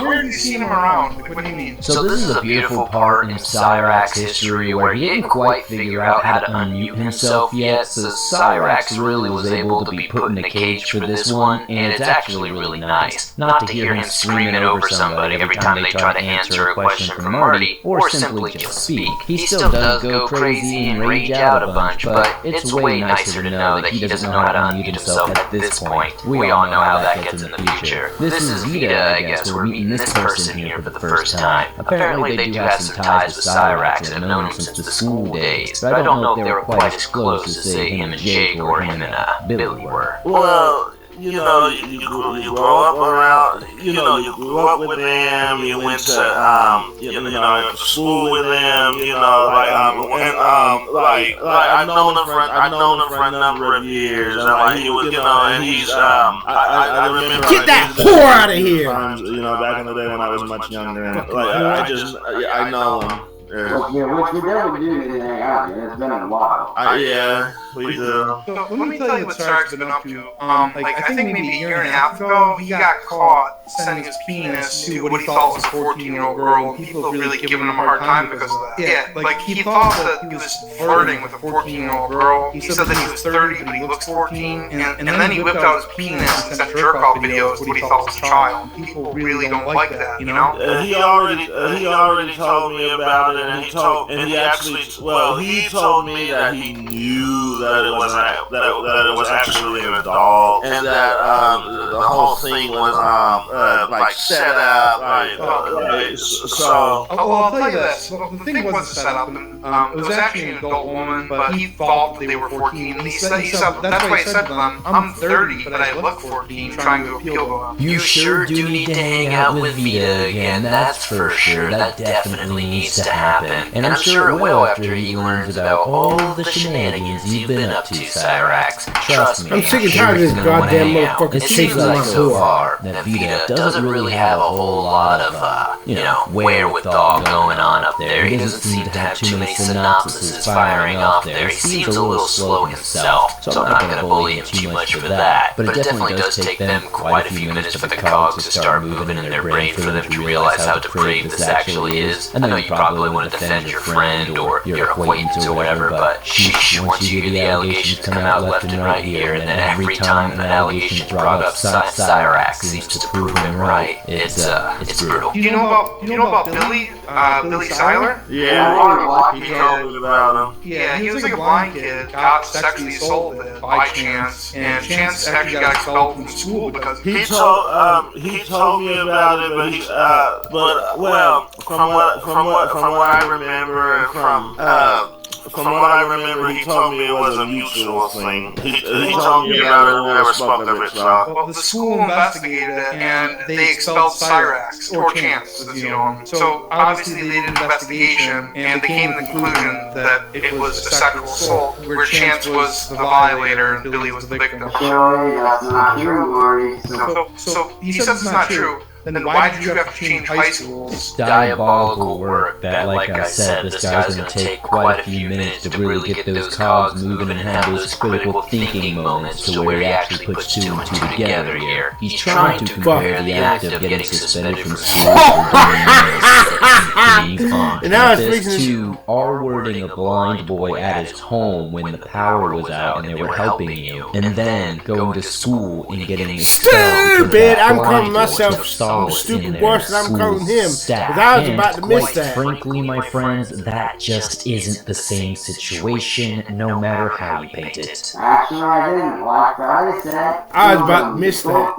And the school didn't want to go on, so they made sure Stupid! So, Vito, you seem like a smart guy. If it was a mutual thing, first off, they wouldn't expel somebody from school for having gay sex. That's not how it works. Like, Well, the school, I mean, that wasn't the first time because, like, a lot of kids, there were a lot of kids in our school who had straight sex, and they all got suspended. And I was there when it happened, so it was actually a common thing. they got suspended for having sex with each other? Yeah, I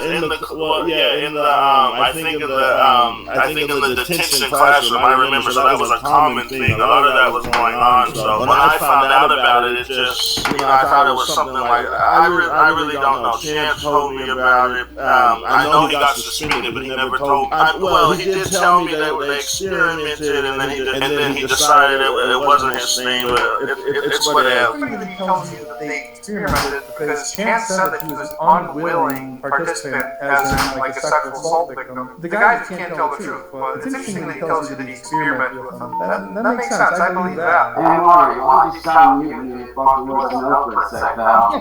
Sorry, I'm just trying to... You're doing it on purpose. We've all been there where we said something and then we, in the middle of that sentence, kind of self-realize what we're saying is kind of stupid or we're contradicting ourselves. And you can tell that he definitely had that moment in that statement, but had to keep presenting it because, he's already defending Cyrax. It's too late now. It's not like it can get any worse than this. Oh, but it can. And Cyrax will show us that it will. Honestly, if I was Vita, and if somebody hit me up about somebody I vaguely knew, went to school with for a short time back in the day, and this is what I was being told about, or these are the things that I was hearing about, the last thing I'd probably want to do is go on the defensive for him, even if they are quote-unquote special needs or anything like that. I'm so over that. We're in 2025 just about, and people can still hide behind special needs as to why they shouldn't and can't take accountability for their actions. And of course, there's always going to be exceptions to the rule. There are going to be some people who are genuinely so impaired that they cannot control themselves. Other times, those people are in care of others and they're not running around like Cyrax here. Cyrax is not out of control in that sense. Sure, he might rage and get mad, but this is all calculated. He says it himself so many times, well, I did this because of this, I did that because of that. That shows somebody with cognition and somebody with malice. It doesn't really show somebody who's doing something overtly because they can't control it. Hey, why you tell Friday over here? I'm sorry, that's well, nickname Friday. Real name. But let's be honest here, Marty. Suck my slut! Here about how you people to attack me and how you turn all friends against me. Better yet, well, it's all about how you literally assaulted me after I came over there to talk to you as a human being. Alright, Vito, I was gonna play a video for you, and it starts threatening to beat me with objects, and kill me, and decapitate me, and all these things. I'm gonna play a video for you. Cyrax says that, let me pull it up here. He says that he's coming over to talk to me, but here I am, I'm just hanging out on Airbnb, and you'll see this little madman come up to me in a menacing manner, and you can tell me what you think about me. You're a neutral party. Pull up, buddy boy. You can see him looking at me from across the street. I thought I told you you ain't supposed to be here. He's coming at me. He's about to raise his hands in violence. Did you see him raise his hands? I have never seen anything of the sub-polarity. Okay, so So he raises his hands. It is a little blurry. Comes at me with Mike Tyson on PCP. I really truly wish we had another angle of this fight. I truly, that was shitty. wish we had a street view or that Cyrax had a POV cam or something, because the content moments we are missing out on because we can't fully see what's actually going on here really blows. Because honestly, anybody can say anything at this point. I mean, we can use our context clues to tell that Cyrax was running up arms of Baron, talking a load of trash, and from what we understand, Marty was a little bit injured, had a recent surgery or something along those lines, hobbled down those stairs, and fell on top of good boy Chansey here. And as we know, Chance is only about 4'9", 75 pounds, soaking wet, so when big boy Marty, who's at least 6'3", 6'4", maybe even 6'5", which is like the Green Giant compared to good old Cyrax, weighing at least 200, 300 pounds even, that must have been like fighting for his absolute life. That's like meeting a sumo. That's like meeting the world's biggest man. And honestly, I'm very shocked that Chance made it out alive. Marty, let's be honest. You charged Jimmy off the fucking porch and you know it. You know you charged Jimmy off the porch, motherfucker, so what'd you expect? Plus, you threatened my family. You threatened my friends many times. So what'd you expect, dude? Yeah, like, let me ask you this, Marty. When someone tells you to leave them alone, and they're not interested in you, why don't you fuck up and leave them alone? I actually have a question. When he tells me that you tried to, I guess he turned you down because you advanced on him or some junk, what's that about? Okay, honestly, and I don't know if you've observed this or you've detected this, but Chance is kind of like, he isn't really in touch with reality always. Would you agree? I'd rather not go there. Yeah, okay, so I'll take that as a no comment, but pretty much yes. Like, he thinks he's this drift king, he thinks he's a famous rapper, so I'm not going to ask you to comment on that, but Eli and everyone else knows that he's kind of delusional, and I do like to mess around with him sometimes, and I said that like to play around with him. I'm not saying that's right, but it certainly isn't. I agree, it's not right. Do you think that the way he conducts himself opens himself up to people messing around with him at all? Okay, I'll be honest, Chance, and I've told you this, I do think it would I do think it would do him some good if he just got off the internet. I'll be honest here though, Marty. To be honest here, bro. The reason why I act like that is what I've been trying to get through you this entire fucking time, dude. You and everybody that's been fucking with me, dude. Maybe if you guys left me alone and let me do my thing and stop harassing me,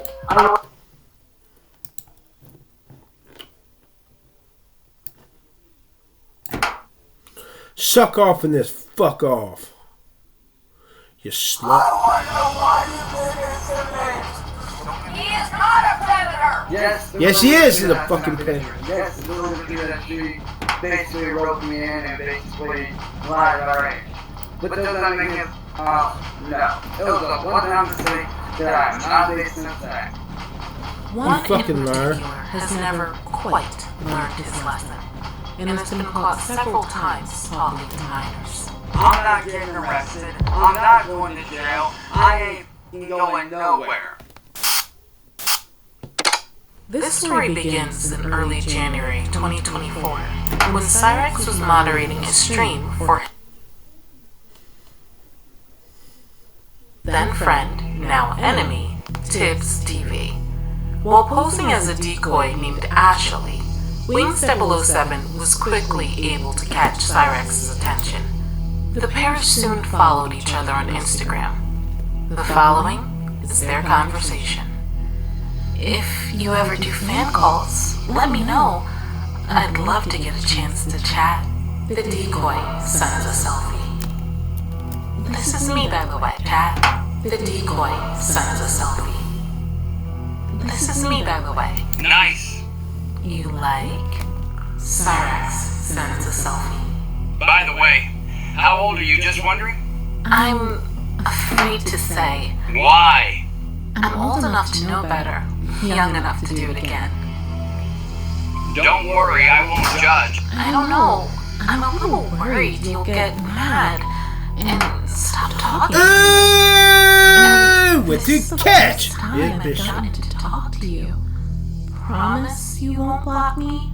I promise. Okay. But you catch 15, this bishop. but I turned 16 at the end of the month. Suck my slut! Now, tell me how old you are. 33. The decoy sends a selfie. Rate me 1 to 10. 10. Don't lie to me. You can be honest. Seriously. LOL. I am being honest. Smiley face. Yeah, right. No boys ever think I'm pretty. Well, they're stupid as fuck then. If they can't see the kind-hearted person you are. I mean, yeah, people know I'm nice and stuff, sure. But I just want to feel pretty. Beautiful, like the other girls, you know? Yay, and you are in your own way. Smiley face. Oh, thanks. It's true. Smiley face. That means a lot coming from you, cutie. Oh, not scared. Just don't want you or me to get in trouble, you know. No, I get it. What if I make it irresistible? How would you do that? I don't know. Do you want a surprise? Or can you give me ideas? Surprise me. Okay. The decoy sends a selfie. Is this good enough? Or do I need to tease more? Okay. The decoy sends a selfie. Is this good enough? Or do I need to tease more? How much more would you tease me with? Lol? Just wondering? I took a picture just for you, but I don't want to be the only one. I'll just say that I dressed up for you. Don't worry, I got you. I'm waiting. What did Suck my tease me slut. more? I fuck his. Ho! I dressed up. Stupid You'll fucker. see. I took it last night, but didn't know if you were single. That's okay, now you do know. Smiley face. Exactly. LOL. Now you don't have to follow her rules. I'm still waiting, by the way. Cyrax sends a picture of the stomach. More. You. Cyrax sends a picture of the stomach. More. You first. You sent first, then me. I'm the girl. I'm supposed to be the prize. What pick are you really wanting of me? Winky face. I like this, LOL. Send them until you get it right. You want my aren't you? Just wondering, pick-wise. Duh. Cyrax sends a picture of his genitalia. You mean that question mark? Question mark? Wow. I wasn't expecting all that. You stupid reason why I said what I said earlier about waiting. It's because that's what they... Now fuck up and move this knight out of here.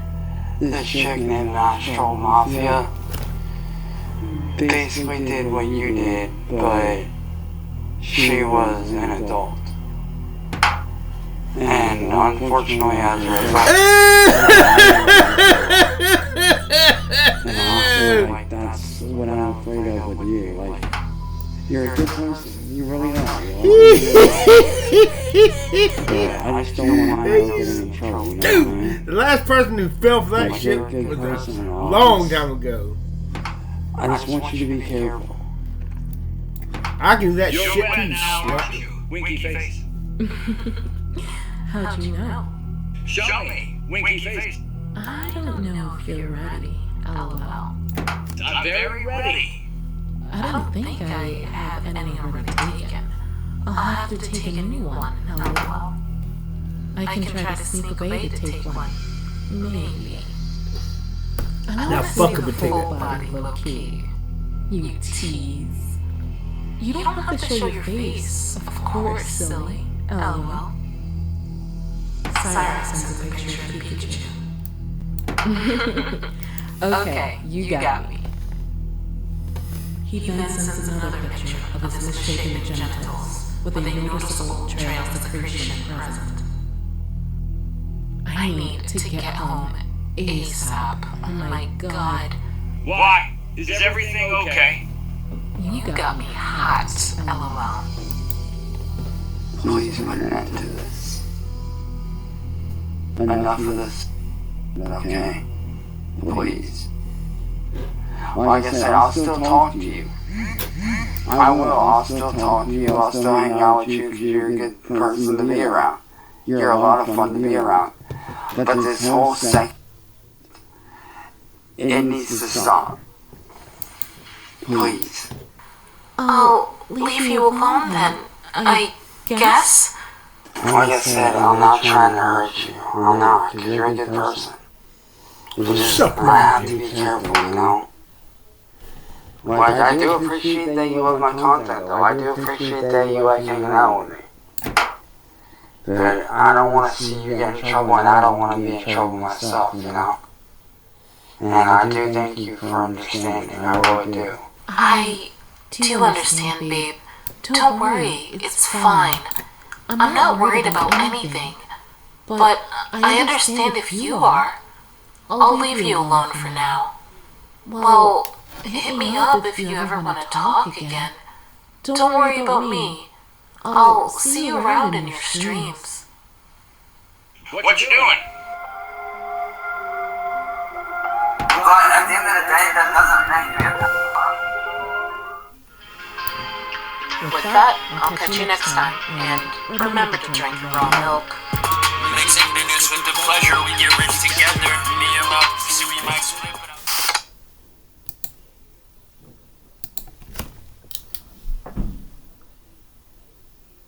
A person that you own for life. A person that you don't pay for their labor. A person that you purchase with your own money is called a slave.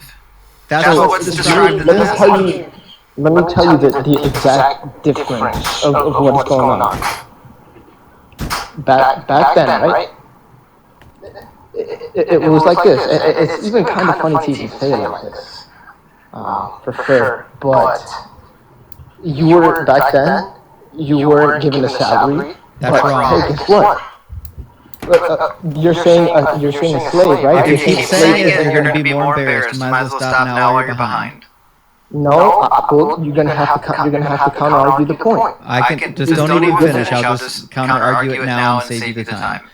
There are not only jobs that you can work. God Himself tells you that you won't turn your own fellow Hebrew brethren into these slaves. Says if there are any who are dependent on you and they become so impoverished that they sell themselves to you, you shall not make them serve as slaves. They shall remain with you as hired or bound laborers. That's why I told you before. A person who's getting paid in Hebrew is a shakir, not an eved or an almah. Says they shall remain with you as hired or bound laborers. They shall serve with you until the year of Jubilee. Then they and their children with them shall go out from your authority, and they shall go back to their own family and return to their ancestral property. For they are my servants who I brought out of the land of Egypt. They shall not be sold as slaves or sold. You shall not rule over them with harshness, but you shall fear your God. As for the male and female slaves who you may have, it's from the nations around you that you can acquire male and female slaves. So God is saying, of your own fellow Hebrew brethren, don't make them serve as slaves. Pay them like a hired worker.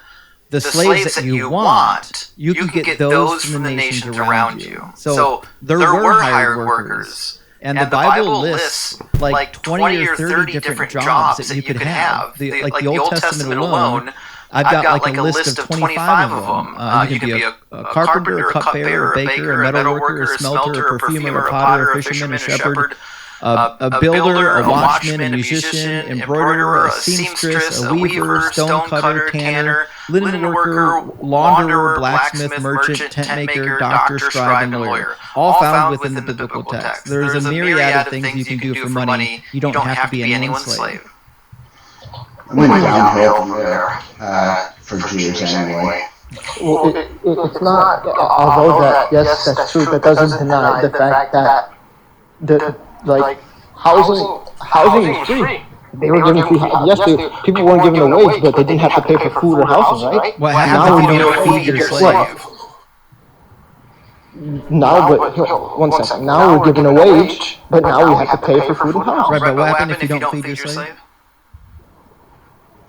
Okay, they'll die, right? They die because you got to feed your slave. Cool. And do they feed and shelter their cattle? That's not something I'm familiar with. Yeah, they feed and shelter their animals typically. Not all of them were sheltered, but certainly a number of them would have been sheltered. But they are all fed. They got rest. And they got rest too. That's right. They even rested on the Sabbath. That's Exodus 23, right? Suck my dick, bitch. Yeah, so sure. And they had the fast also in Jonah. But I guess that's Nineveh. Never mind. Right, yeah. So they were treated like animals because they're slaves. Now, can I ask you this? Can I ask you? So you believe the same person, or sorry, the same God, of course. You know that I guess in your words promotes slavery is the same one who gave a commandment that said if you don't love your brother, you can't claim to have loved God because you have seen your brother and you can't even love him. So how can you love me when you have not seen John? Yeah, it's not like, of course, the exact, it's like I guess I'm trying to just reference it, paraphrase it, but that's what he was saying. He was saying you can't claim Jesus. No, that's in 1 John. That's in the epistle of 1 John. This poem down here. Yeah, but and he was quoting Jesus. He wasn't quoting Jesus. Pull it up. It was. I can probably pull it for you. And to be quite sure, neither I or Rabbi Bert believe that Jesus is the God of the Old Testament. So you're barking up the wrong tree. You believe Jesus is the God of the Old Testament, which is why this is so problematic for you. It's because the Old Testament text that we're reading seems to be incongruent with the idea of Jesus that you've dreamed up in your head. Incongruent is generous. Well, just to be clear, are you agnostic? Are you atheist? What is your position and what do you believe in? So I know at least where you're coming from. Well, I'm an agnostic atheist. I don't think all God concepts are inherently improbable. There are a couple God concepts that I think are logically coherent, but I don't believe, like I've never seen evidence for that concept to be true, so I lack a belief in a God. But when it comes to the concept of like Jesus being God, I'm 100% certain that he's not only not God, he's not even the Messiah. He didn't fulfill a single messianic prophecy. He lied about his own second coming. The guy's just a false prophet. He was a rabble rouser. He got executed for blasphemy, sedition, and being a false prophet. That's the beautiful thing that at least I got you to acknowledge blasphemy. You acknowledge that he's claiming to be God. Somebody existed named Jesus Christ, whether it was disagreed upon or if he actually did claim to be God. I think he claimed to be equal with God. But I don't care if he claimed it or not. He's still a liar. But, so, I just want to at least understand this. So, you're, at least what you believe in is that you believe everything is just a big mistake, pretty much. You believe there's no purpose right now for me and you. You believe that like everything just kind of happened necessarily. Yeah, without a creator, there's no purpose. I think we can both agree on that. No, we don't both agree on that. No, I have no God-given purpose. I have a purpose that I have for myself. I create my own purpose. That doesn't mean that just because your God doesn't exist doesn't mean that I don't have a purpose. I just want to acknowledge that the need for a neck brace for the pivot. Well, no, I'm just kind of stating the fact that because I call it out. My neck hurts. Hope everybody doesn't get whiplash. Okay. All right. Sorry. Do you believe motherfucker that? Shit. Like, how would you explain the love that you have for your mother? Is that just chemicals in your body? Yeah, actually. It's through chemicals that you have in your body, which is why, like a lot of kids, even if they have terrible parents, they still love their parents. I can't tell you how many times unfortunately had to witness somebody with horrible parents, and their kids still just wants to love their parent because there's a chemical bond between your parent. And you learn about that when you have kids. When I had my son, the doctors and nurses talk to you about the important stages in the first 6 months of having actual physical bonding time with your child, because it develops, the neuroreceptors in your brain and the chemical makeup of the body, so that your child actually forms a bond with you. Excuse me, 1 second. Dr. Joe, thank you for the Venmo. Dr. Joe says it's amazing to me how believers don't see how their God is the antithesis of their own definition of love. And I think that's kind of the point that I was trying to make earlier. Is like, yes, the God that you're reading about that you don't like disagrees with your current set of moral norms, and that's why it's uncomfortable for you. He said a mouth. I think he got a phone call. I had to. Come on, you goddamn motherfucker. Excuse me, 1 second.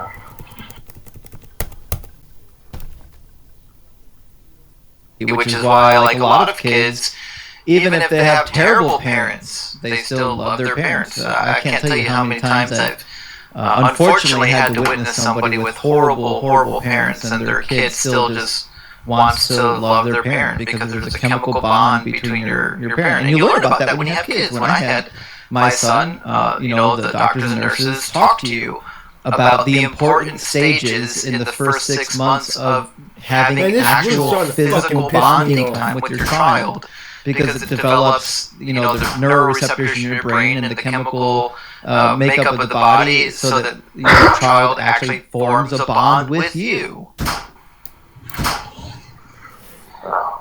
Excuse me, 1 second. Dr. Joe, thank you for the Venmo. Dr. Joe says it's amazing to me how believers don't see how their God is the antithesis of their own definition of love. And I think that's kind of the point that I was trying to make earlier. The God that you're reading about that you don't like disagrees with your current set of moral norms, and that's why it's uncomfortable for you. I think we got a phone call right. Would you say that we lost you? that you give your own purpose, right? So, for example, somebody like, let's say, now, I'm not going to say his name, but the leader of Germany, let's say that, right? I'm going to reference him as that. In World War II.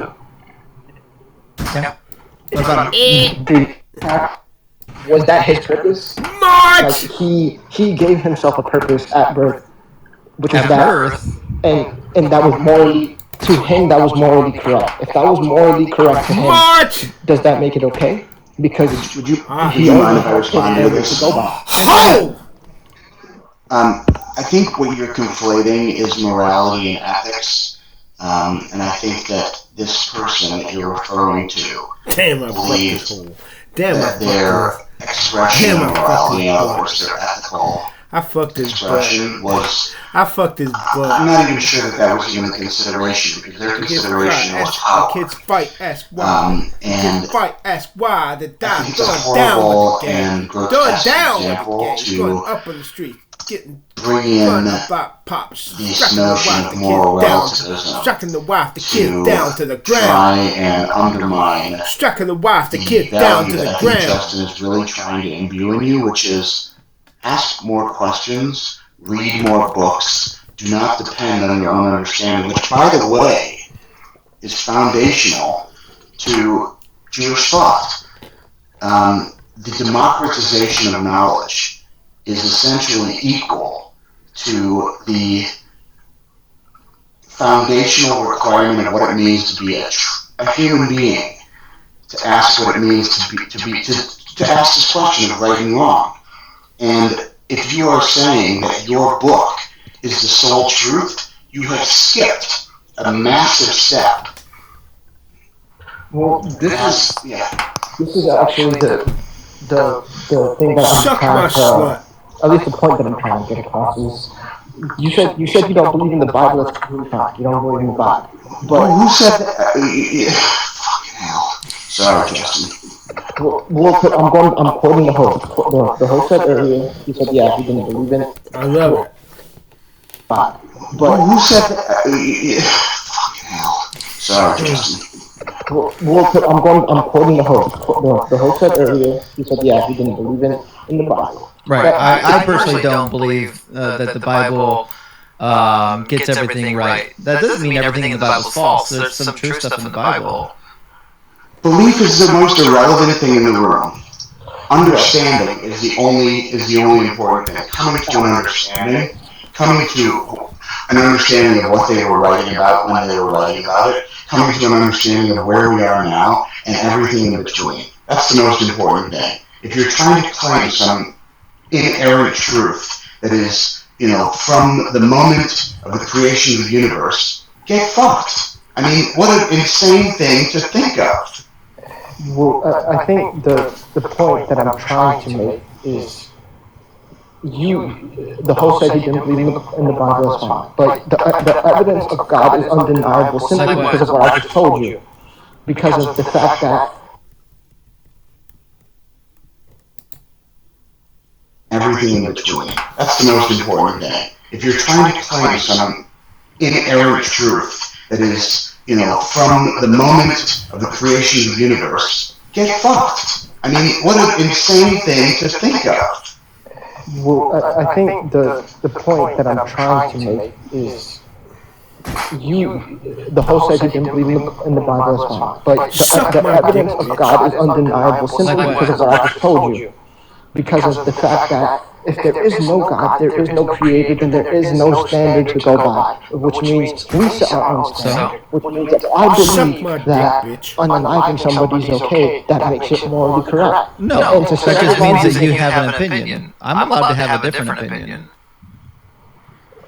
We should all So neither of us are wrong then, right, though? Is what you're saying? I'm not wrong for choosing to unalive somebody, and you're not wrong to go against it. Well, no, you got that wrong. So in my worldview, I don't believe there are objective morals. I know there are some atheists that believe in them. I don't believe in them. What I'm saying is that all morals are subjective, and we kind of come to an agreement as a community about what we are going to allow and disallow within our community. There's no such thing as like wrong objectively. It's always subjective. So like if you do something that I think is wrong, and I say, hey, that's wrong, don't do that, that's me saying this is my opinion on what you're doing. I can't appeal to an objective standard. And you actually can't either. You only think you can appeal to an objective standard. But if I keep reading you more laws from this objective standard, I can guarantee that you'll run away from it real fast. So, for example, do you think that, for example, women should have full autonomy over their bodies if their husband passes away?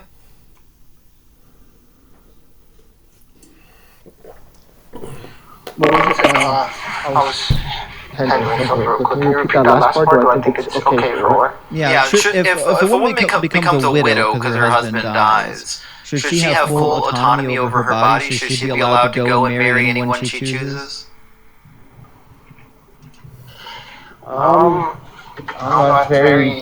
It's very subjective. I wouldn't say I have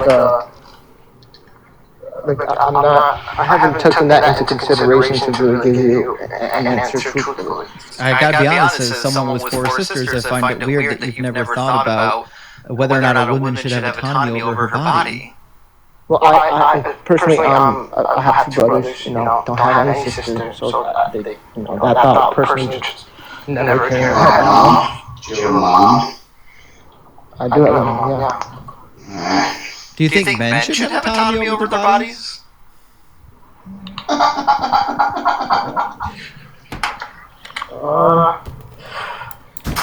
don't know. It's like a touchy thing because if you already if I guess through the eyes of God, which is the standard to go by, it shouldn't. If you are already married with somebody in the court and not just in the court but through the church, right? And there was no divorce that ever happened, so you are still married to that person. They're dead, you know that, right? Yeah, but okay. That's what it means to be a widow? Right. Okay. Correct. So if your spouse dies, you're no longer married to them. So should you be allowed to go and marry someone you like after that? Thank you, Mark. I mean, people think you could, but that doesn't mean it's okay. I wouldn't promote it, no. Well, the Bible says you can get married twice. That's not the issue. The issue is not can you get married again. The issue is can you choose who you get married to again. I don't know. I think because it's more of you can't. I would say you shouldn't know because if you're still married to somebody, I would say you shouldn't marry after. Right, but the Bible says you can. The Bible says you can marry when your husband or your wife passes away. So that's not even something that we're. I don't even know why that's on the table right now. I think you're trying to get ahead of my discussion, and you don't actually know what my discussion is yet. So according to the Bible, it's okay to get married once you've become a widow. So the question is, should you be able to choose who you get married to, or does it have to be decided for you? I don't know. Like I said, I don't think I have the moral authority to be like, okay, yeah, no, nor do I. I would say I'm on either side of the fence yet. I'm not trying to avoid any argument. Let me just read you the passage. It says, "When brothers reside together and one of them dies and has no son, the wife of the deceased shall not be married outside of the family to a stranger. Her husband's brother shall go into her, taking her in marriage and performing the duty of a husband's brother to her. And the firstborn whom she bears shall succeed to the name of the deceased brother, so that his name may not be blotted out of Israel." Do you think that that's a good law that women should be like forced to marry their dead husband's brother? Hell no.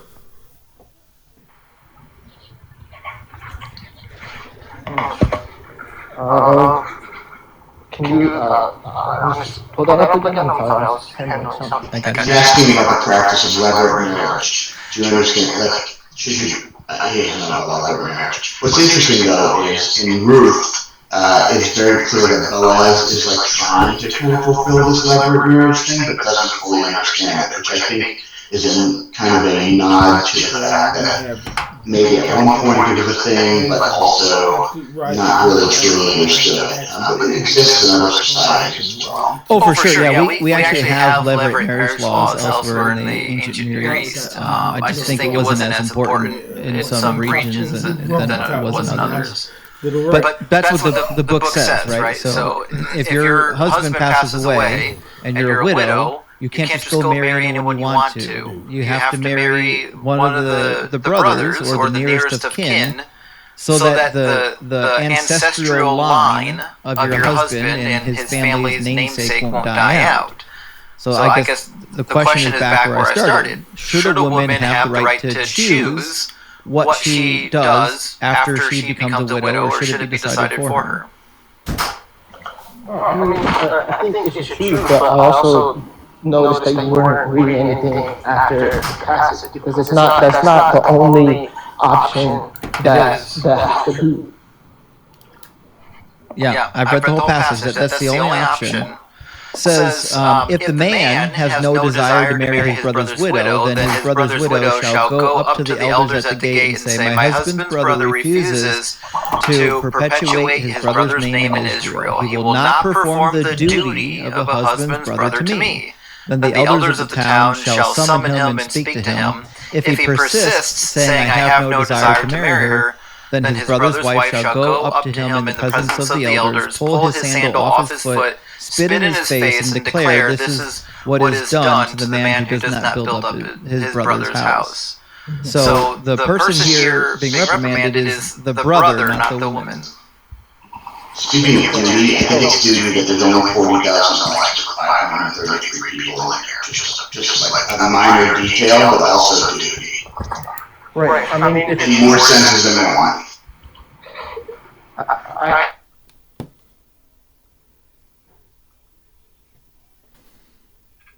We lost you, Truth. You cut out for a second. I was saying I guess it's a good thing that, the Old Testament, like, I don't live by the Old Testament, nor does it apply to me. I go by the New Testament. So if you want to try and give an example of anything that Jesus preached, that is not morally correct, I'll be more than happy. Well, Jesus told you to follow the law of Moses. Have you read that part? He claimed he said that he was above that and that he has authority over that, actually. So listen to what he says. It says, whoever breaks one of the least of these commandments and teaches others to do the same will be called least in the kingdom of heaven. Whoever does them and teaches them will be called great in the kingdom of heaven. So according to Jesus, doing the law of Moses makes you great in the kingdom of heaven. Right, but also look, you see right there where it says, for truly I tell you, that right there, in specific, that is him quite literally saying his word is above the law. He thinks he's God according to you, so it doesn't matter if he's above the law. Technically, he gave the law. But the question is whether or not it's good to follow the law. And Jesus says, yes, whoever follows the law and teaches others to follow the law will be called great in the kingdom of God. So following the law is good, not bad. Why are you running away from it?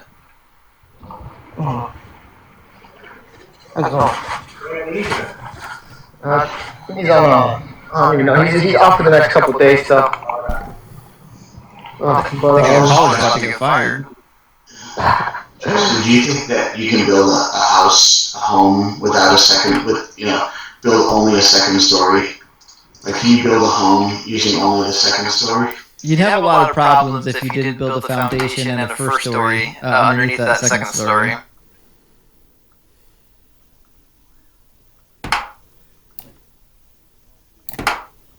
I think the guest had to go work. He's teacupped.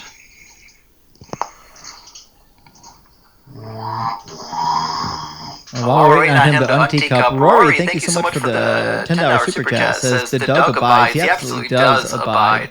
Phoenician Canaanite Semitic religion is based on Amonita. Oh, he just cut. Well, he did have to work. We'll give him the benefit of the doubt there. He must have was on the edge of getting fired for a second. Says Amonita, Mystaria, celestial bodies, and human coitus reproduction worship. All matter origin is stardust. Keep calm and carry it out. You said a mouthful, Rory. There's a lot there. But that's the mushroom. That's the mushroom pieces. Oh, I didn't know that. Big W for the super chat. God damn it. I'll have to check into the mushroom hypothesis. Space Worship, thank you for the $10 super chat. Says, why Christians are expected for Jesus to come back. It's not like he was nailed to a boomerang. Praise be Doug. Absolutely, praise be Doug. And he is not coming back, guys. Jesus was hung, and not in a good way. Renaissance, welcome to the Kraken Crew Elite, Big W. And also, thank you for gifting a Deconstruction Zone membership. I really appreciate that. Big W for gifting memberships. And Wilma Dickliff, good to see you tonight. Thank you for the $5 super chat. Says, I got one for you. What's your take on Matthew 10, 5-8, and 15-24? Sorry if I'm off topic, Doug. Doug, forgive me. Now, well, Matthew 10 is when he's sending the disciples out to the villages. So now I'm trying to remember what was in 15, because I don't recall the contents of 15. But we'll find out real quick. Oops. God damn it. There we go. Of course, I gotta put a comma in there. There we go. I got some passages. See what it says. The mission of the 12. These 12 Jesus sent out with the following instructions. Do not take a road leading to Gentiles, and do not enter a Samaritan town, but go rather to the lost sheep of the house of Israel. As you go, proclaim the good news. The kingdom of heaven has come near. Cure the sick and raise the dead. Cleanse those with a skin disease and cast out demons. You received without payment, give without payment. And then he follows up in 15. Says, he answered, I was only sent to the lost sheep of the house of Israel. Oh, you're asking whether or not Jesus actually came for the Gentiles. Well, that's actually a more complicated answer than you might think. If you read the parables of Jesus, Jesus is actually pretty clear that he came originally for the lost sheep of Israel, but now since they haven't accepted him, he's opening the kingdom to all people. So like the parable of the tenant farmers, and the parable of the wedding banquet, and the parable of the great feast. These are all parables explaining why the Jewish people were originally chosen, but they're going to be essentially cast aside for not accepting them, and all the Gentiles and everyone else is going to be welcome in, which is why he says, likening Israel to the olive tree, he says, even now, God wants God wants the tree that produces good fruit, and this tree produces bad fruit. So even now, the axe is ready at the root of the tree. So go ahead, Rabbi. Are you saying Jesus is a populist? Yeah, right. What about that? God damn it. He really was. But good question, Woman Dick Lift. And Baz, thank you for the super chat. Says, scholar's position is I don't know stuff, so nobody knows stuff. I think that's a fair point on the Egyptian pyramid building. But guys, honestly, inside of academia, every Egyptologist knows how the pyramids were built. And they weren't all built the same way. There's actually multiple methods. Eric, thank you for the super chat. Says, when a Christian asks, how do you define true? I simply use the Marty McFly standard. Given a flying time machine and a camera, could you film it? That's actually a really good suggestion. Like when somebody said, is something true? You could just rephrase it as, did it actually happen in real life? And is it possible that somebody could have had evidence of it if they were in fact there?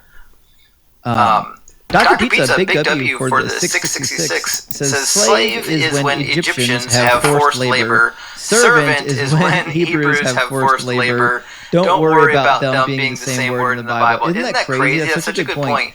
They love it when they talk about the slaves in Egypt being the Israelites, but then when it talks about the Israelites owning slaves, all of a sudden they want to change the meaning of the word. So at least be a little bit consistent. Can I ask you a question? How do you send a super chat? Like, there's been multiple times when I wanted to do that, and I have no idea how to do that. You got to be on the YouTube stream, and from the YouTube stream in the bottom right corner, there's a little icon with a money sign, rather than a message sign. And click the money sign, it'll pop up, and you can fill in your super chat text and select like a dollar amount. It's pretty easy, but you can't do it on TikTok yet. It seems like a good way to support the live, and then also to get a direct line to you. Certainly is, absolutely. Yeah, I try to read every super chat while I'm live, guys, and sometimes we get backed up when we have long guests like we are now, but I try to read all of them. Patty, thank you so much for the super thanks. I appreciate that. Jesus. And Rainbow Wolf, thank you for the super chat. Says, I need some mental gymnastics. I need to lose 2 pounds. Well, you're going to get mental gymnastics tonight, Rainbow. And Judas, thank you for the super chat. Says, the caller didn't know enough about feeding and watering animals, but he can authoritatively correct a PhD. That's exactly right. And in fact, if you ask like a Bible professor at a typical seminary or university, one of the things that enrages them the most, the ones that actually do engage in translation, is when somebody like opens up the Strong's Concordance and is like, well, I know more than the translator because I've got a Strong's Concordance. No, you don't. I actually learned Greek and Hebrew, and I know nothing compared to the people who translated the text. So don't think just because you opened up a Strong's Concordance that you're going to go correcting a guy with a PhD. My first Hebrew professor had a PhD in Old Testament studies, and my second Hebrew professor had a PhD in just Semitic languages. He went to school for 12 years just to get a PhD in Semitic languages. That's all he did. And then I had another professor that did his PhD in the Hebrew language at a Jewish school. He went to Brandeis. So like the people doing these translations are not clowns like me. Brandeis. Also, no, it's okay. And also, like, who do you think they were, like, who do you think Strong was using? Like, don't you think he learned something since whatever. God, I'm sorry. No, you nailed it. Strong Concordance is old, it's out of date, and it's just a reference for the King James Bible. It's not even a real lexicon of the languages. But Judas, thank you for the super chat. Says this YouTube autocorrect is almost as bad as God. Yeah, listen, the autocorrect will get you. You gotta be careful, but I think it's on your phone, by the way. iReactor, thank you for the 666. Says free housing is a kind as free transatlantic boat ride. Oh shit! You're right. That's basically what he's saying. Dark. That's dark. That's a deep joke. Jeez. But it's not wrong, is it? Not wrong. I shuddered. That was Yeah, Dave, thank you for the super chat. Says, excuse me, I too gave myself purpose at birth. Yeah, I was hoping he would correct himself on that. I think he just misspoke. But yeah, nobody at birth is sentient enough to give themselves their own meaning. And Dave again says, but morals are not objective, duh. I agree. Dave, you've been here long enough to you've already heard my speech on morals. But Canvas, thank you for the $13.99 super thanks. I really appreciate that. And Rory, again, big W Rory, says there are rights and wrongs. Right is an action that doesn't take away from another. A wrong is an action that takes a right from another. That's a very good point. Like a wrong action theoretically infringes on somebody else's rights. So I think is what you're saying. And I don't necessarily disagree with that. Rory again says, sorry, I just read that. All right, guys, we had 3 more super chats, and we'll get our next guest in here. Tariq, thank you for the $6.99. Says, inspiring philosophy defense of number 31. The girls were adopted. They killed off the girl's mom, dad, brother, sister, uncle, auntie, grands, but they're doing a little girl a favor. Yeah, exactly. And then they distribute them among the warriors. Yeah, I'm sure. I actually have a couple of videos going back and forth with inspiring philosophy on this exact topic on YouTube and on TikTok. You're welcome to watch his ridiculous, dumb responses to my video and then watch me eviscerate him by actually reading the text. And Pyro, thank you for the $5 super chat. Says, was avunculate? I'm going to hopefully pronounce it right. Was avunculate marriages common? I think you mean elaborate. I want to show my face. Can we call it avunculate for now on? Can we just say that as new? Face to face. For all generations. For all generations, sorry. Was avunculate marriages common in ancient Hebrew culture? If so, have ever outlawed relatives from creating offspring? Well, I don't know if we have data on how common it is. My personal opinion is that this particular law was an idealistic law, but whether or not it actually got practiced, I actually would be reluctant to say that in real life they practice this on the regular.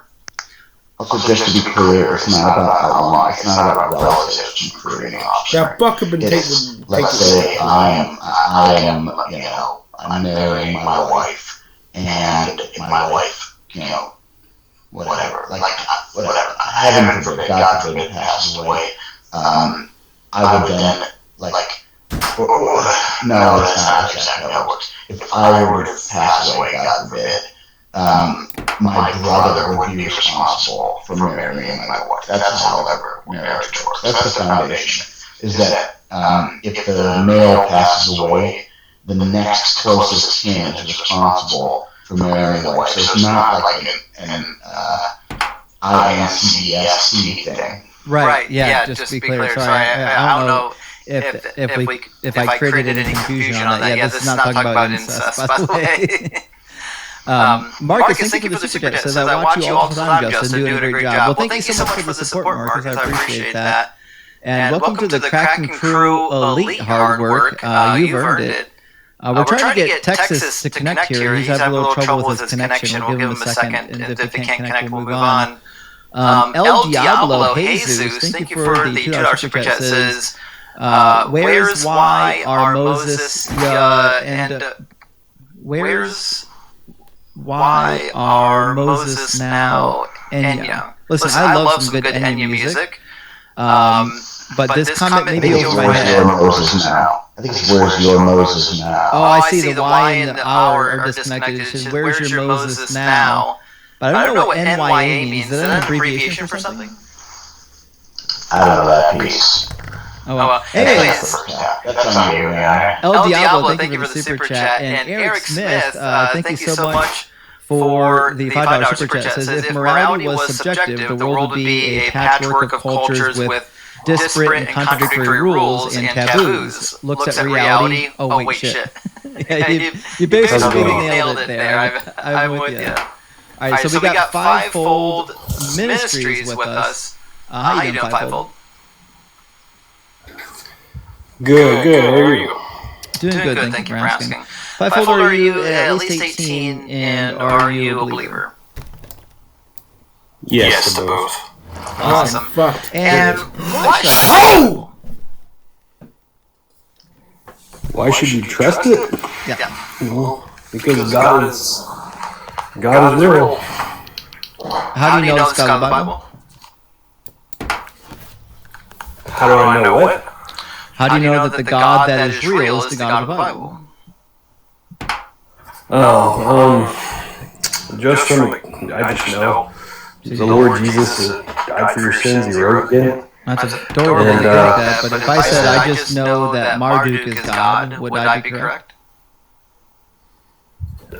Well, the reason why I know is because He's revealed it to me.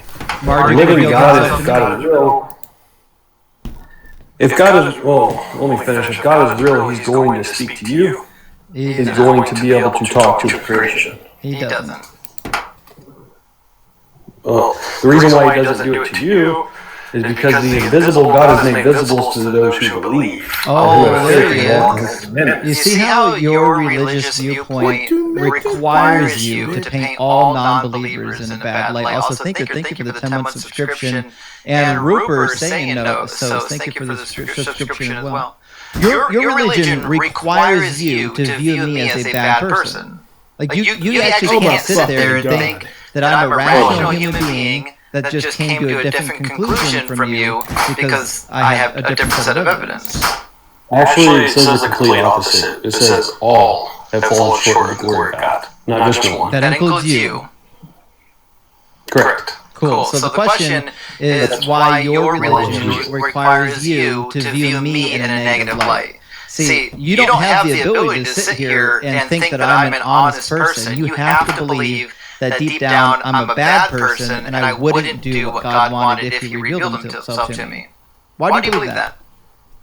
A bad person?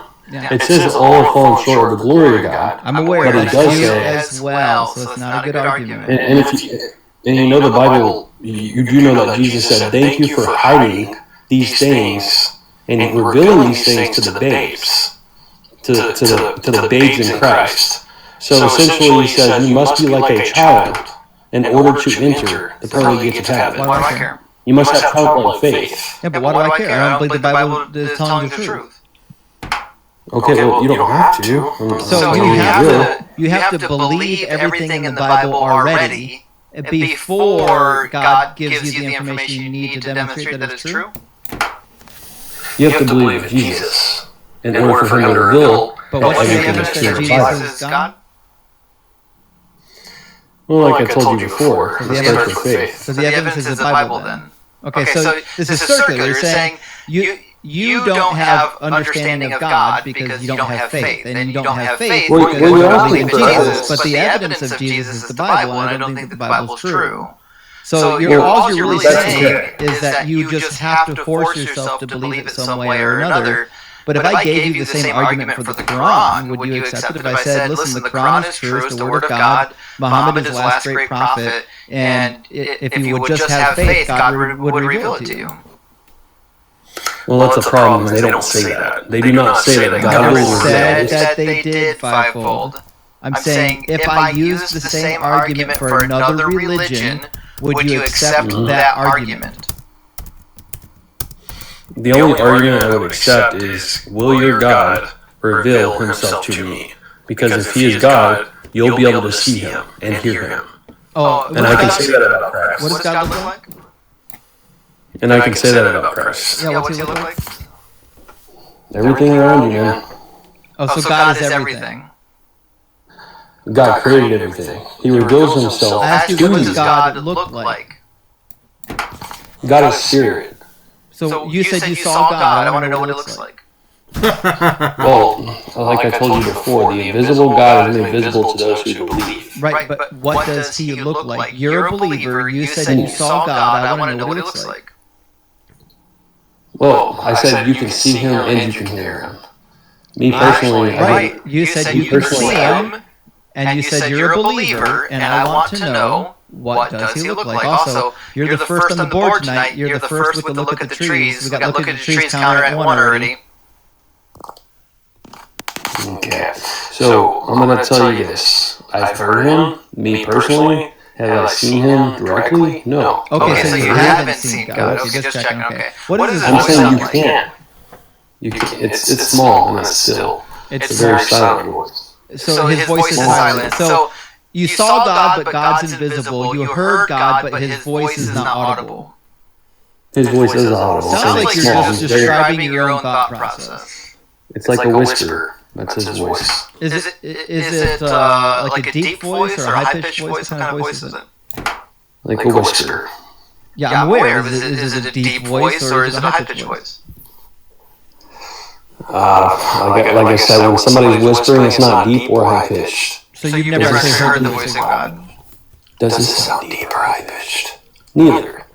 It sounds like a whisper. You can have a whisper that is in different pitches. Are you aware of this? So I'm going to tell you, it's like a whisper, so soft and still that you know it's God. Sadly, I feel sorry for you. I feel sorry for you because you need medicated. Okay, well, you're hearing voices in your head. That means you're hallucinating. You need medicated. So just to backtrack on the whole conversation so far, I asked you why I should believe the Bible is true, and your evidence for why I should trust the Bible is because God whispers in your ear. So like if I told you that the Quran is true because God whispered it in my ear, would you accept that?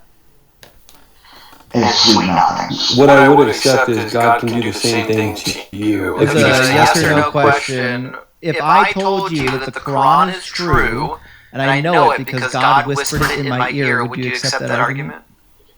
The only reason I hopped on is a yes or no.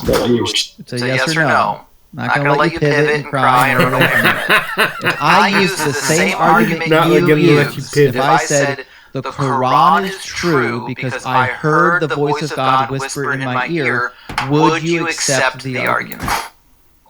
No, because I've heard the voice of God, so I know it's not true. Okay, so you're delusional. That's the answer. Cool. If I have heard the voice of God and you told me that, I would call you a liar. I'm calling you a liar to your face. I think you're delusional. Okay, you might believe I'm a liar, but by the time you take your last breath, you're going to see Jesus Christ of Nazareth. Wrong. Okay. You don't know that, sir. You don't know that. Sorry, you're the one making definitive claims about what I'm going to witness before I die. Because those verses, you're sitting there running races around that guy. Go to the second verse you showed him. I showed him like a dozen verses. Which one do you want me to cook you on? No. It's not about cooking. It's about revealing the truth. You're definitely going to get go to the verse. Which one do you want to read? The second one you showed him. I don't know what the second one was. It was in the New Testament. Well, have God whispered in your ear if you know what it is. It was in the New Testament. I'm sure it is. The verse you showed him in the New Testament. God do you know even one word? Can you think of one word in the verse? The one after being married to my brother after his husband dies. That's Deuteronomy 25, and that's the Old Testament. So now I definitely don't know that God is whispering in your ear. If you think that levirate marriage is in the New Testament, it's in the Old Testament, and it's right here in Deuteronomy 25:5. About following the commandments. Okay, that's different. The one after this. You said about the marriage. Get him in the place. No, I said the one after. So now you're changing your mind because you got called out that you don't know the Bible. Cool. Okay, sir, I said the one after. Matthew 5 says, "Do not think that I have come to abolish the law or the prophets. I have not come to abolish, but to fulfill. For truly I tell you, until heaven and earth pass away, not one stroke of a letter will pass away from the law until all is accomplished. Has heaven and earth passed away?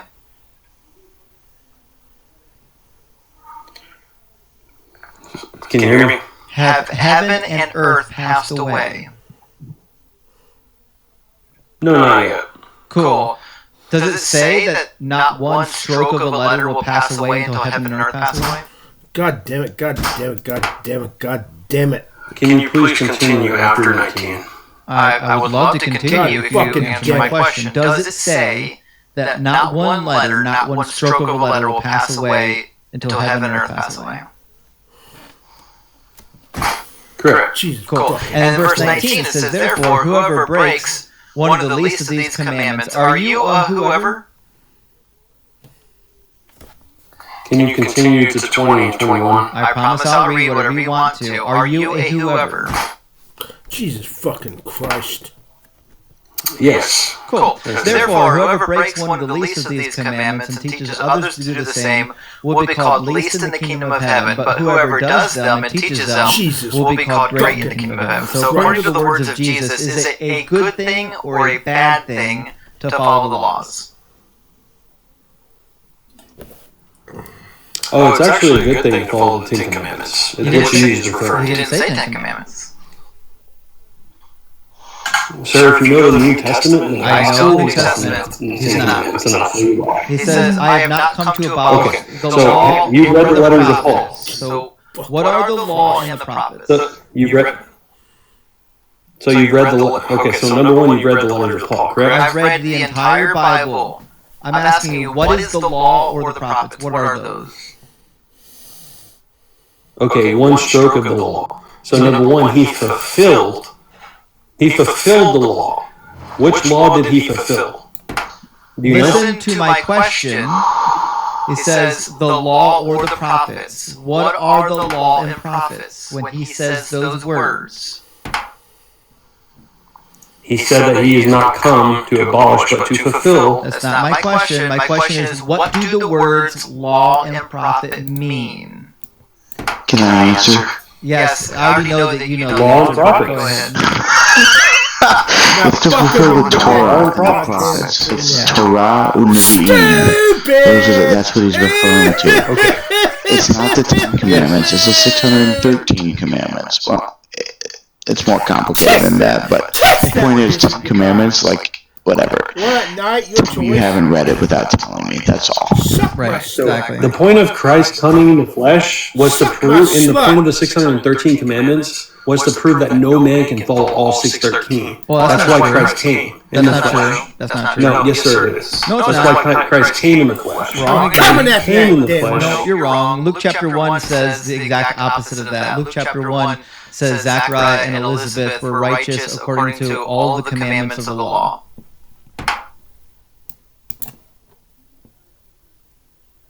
I'll find it for you. Okay, go to it. This is Luke chapter 1. Man, this is. Alright, well, I'm gonna look real quick online while you read it. There you go. Luke chapter 1. Both of them were righteous before God, living blamelessly according to all the commandments and regulations of the Lord. Suck my slut. God damn it.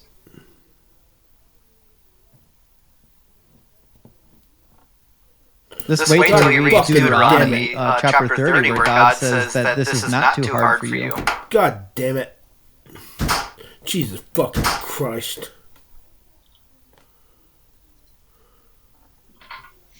He's gotta go Google his answers. Jesus fucking Christ. Jesus. I love it when they make such positive, definitive claims about a book I know they haven't read. It's wild to me that they have this amount of confidence. Jesus fucking Christ.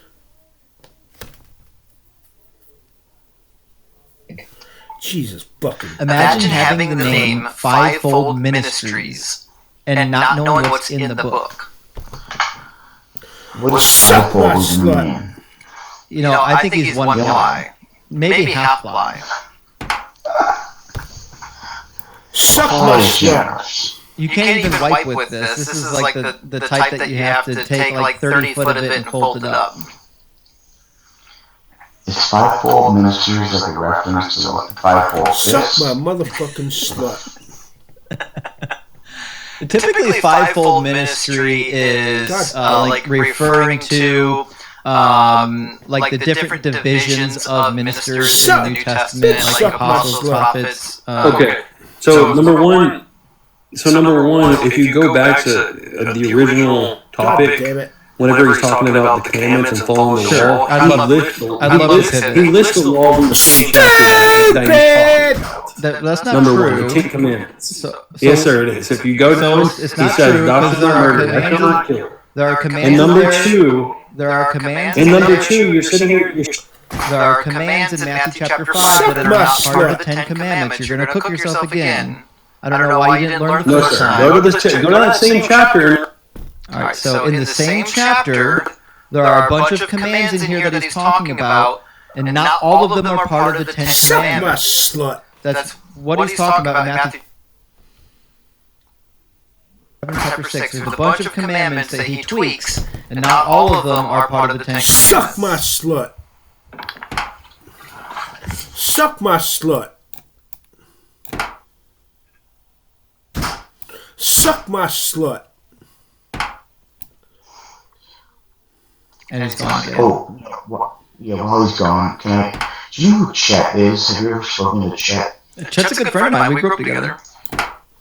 Suck my motherfucking That's amazing. I know, isn't he? I have had like the greatest conversations with him, and it's like such a fulfilling experience to go through the text with him. He dropped. You know. Yeah, Chet's amazing. Listen, I know people think I'm smart, and I've said it here 100 times. Guys, I don't hold a candle to Chet. Chet's way smarter than me. I'm just dumb enough to get up here and argue with people all the time. I always make the joke, like, it's so funny, because his name's Chet, but he couldn't be more opposite from Het. Yeah. He's just the greatest dude. No, Chet's amazing. In fact, I know his whole family. Fivefold Ministry got cooked apparently when they had to run.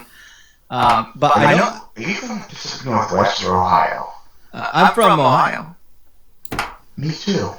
Big W. We have to get together sometime.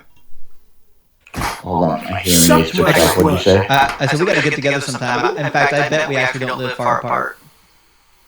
Well, so I live in the Pacific Northwest now. I was asking about the Kraken piece. Oh yeah. But originally from Cleveland. But I saw that Chet had Norwalk on his hat today. Right, yeah, he's from Ohio. So, but anyways, yeah, next time you come to Ohio, let me know. All right, let me grab a couple super chats. We'll get our next guest in here. I think 231 was next in line here. And Loma, thank you for the super chat, says another book question, thoughts on God and anatomy. So that book is by Francesca Stravocapoulou, and I actually haven't got around to reading it. Shame on me for not having read it, because she's amazing. I've actually written some or read some of her articles. She's awesome. If you get the book, you won't regret it. I've read some articles that touch on the same topics as the book, and I don't know if I always agree with her 100%, but listen, she's got an earned PhD. She knows more than I do. I'm willing to give her the benefit of the doubt that possibly I'm not reading it with the same amount of background information that she has. So, but that... Even in academia, not everyone always agrees. But is she a competent academic? Hell yeah. She's an amazing academic. She's stellar. But like, I would sit in her classroom every day of the week. Suck my slut. Dave Lewis, thank you for the super chat, says, hey Justin, what passages can you remember being troublesome for you as a believer? When Uzzah studied the ark to stop it falling and God killed him on the spot, that made me very uneasy to the trial. So, actually, I read that as well as a youngster, and I didn't like that, but I think the passage... Do you ever compare and contrast the various places where they're supposed to be carrying the ark? And the problem was that they were rolling it on a cart, and they were supposed to be carrying it. Right. And so the fact that he shouts for it was like on top of the fact that they were not carrying it. Obviously, that's fucked. I'm just saying, like, I think it's interesting. It's a self-commentary. It's a place in which the text is in conversation with itself. Sorry to completely interrupt you. Get me out of here. If you need to kick me, I'm so sorry, dude. I would never kick you. You're awesome, Bert. I do agree. The mode of transportation for the Ark is supposed to be using the handles that are slipped through the rings. They weren't doing that. If that were the case, then it's probable that Uzzah most likely wouldn't have needed to reach out and touch it. But the fact of the matter is, I agree, it's a difficult passage. I think the first difficult passage I ran into as a young person was... I found a way to rationalize the global flood. But the first one that really gave me trouble was the slavery bit, and I was able to rationalize it for a while until I became better acquainted. But part of my rationalization was that I just didn't have all the information about what God was actually commanding. Fucking Christ. Cora Robinson, thank you so much for the $10 over Cash App. Big W. I think that's our friend Cora who super chats us on YouTube. But yeah, I think slavery was the most difficult one for me up front. But even at that, if I still believe that Jesus was the Messiah, I might have found a way to rationalize that. But once you stop believing that Jesus is the Messiah and that the God is real, then you lose the motivation to rationalize some of the difficult stuff. Berserk, thank you for the super chat. Says, "Are biblical authors red pill? It sounds similar." I don't know. It's a good question. The book of Genesis is very red pill to me, where they're engaging with the Babylonian text and saying, no, actually, this is the way it really is. So I do catch some of that in Genesis, but I don't know if I catch that necessarily everywhere.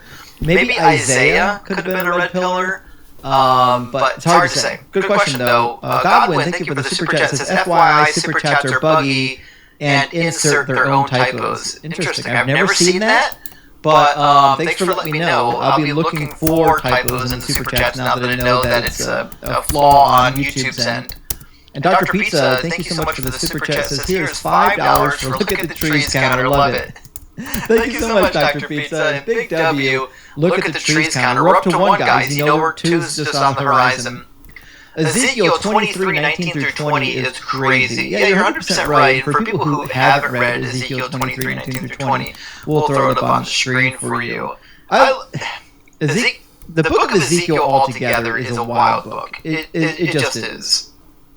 But Ezekiel 23, 19 through 20 says, the choicest fruits of your ground you shall bring into the house of the Lord, and you shall not boil a kid in its mother's milk. This is a quotation from Exodus 23. It says, I'm going to send an angel in front of you. Also, this is Exodus. That's why. Like, wait a minute. Why is he quoting Exodus 23? I'll try this again.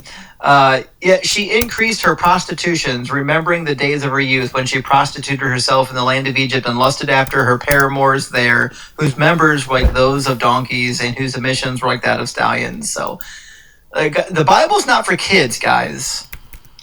Have you ever read the lyrics of Dynamo Hum by Frank Zappa? No.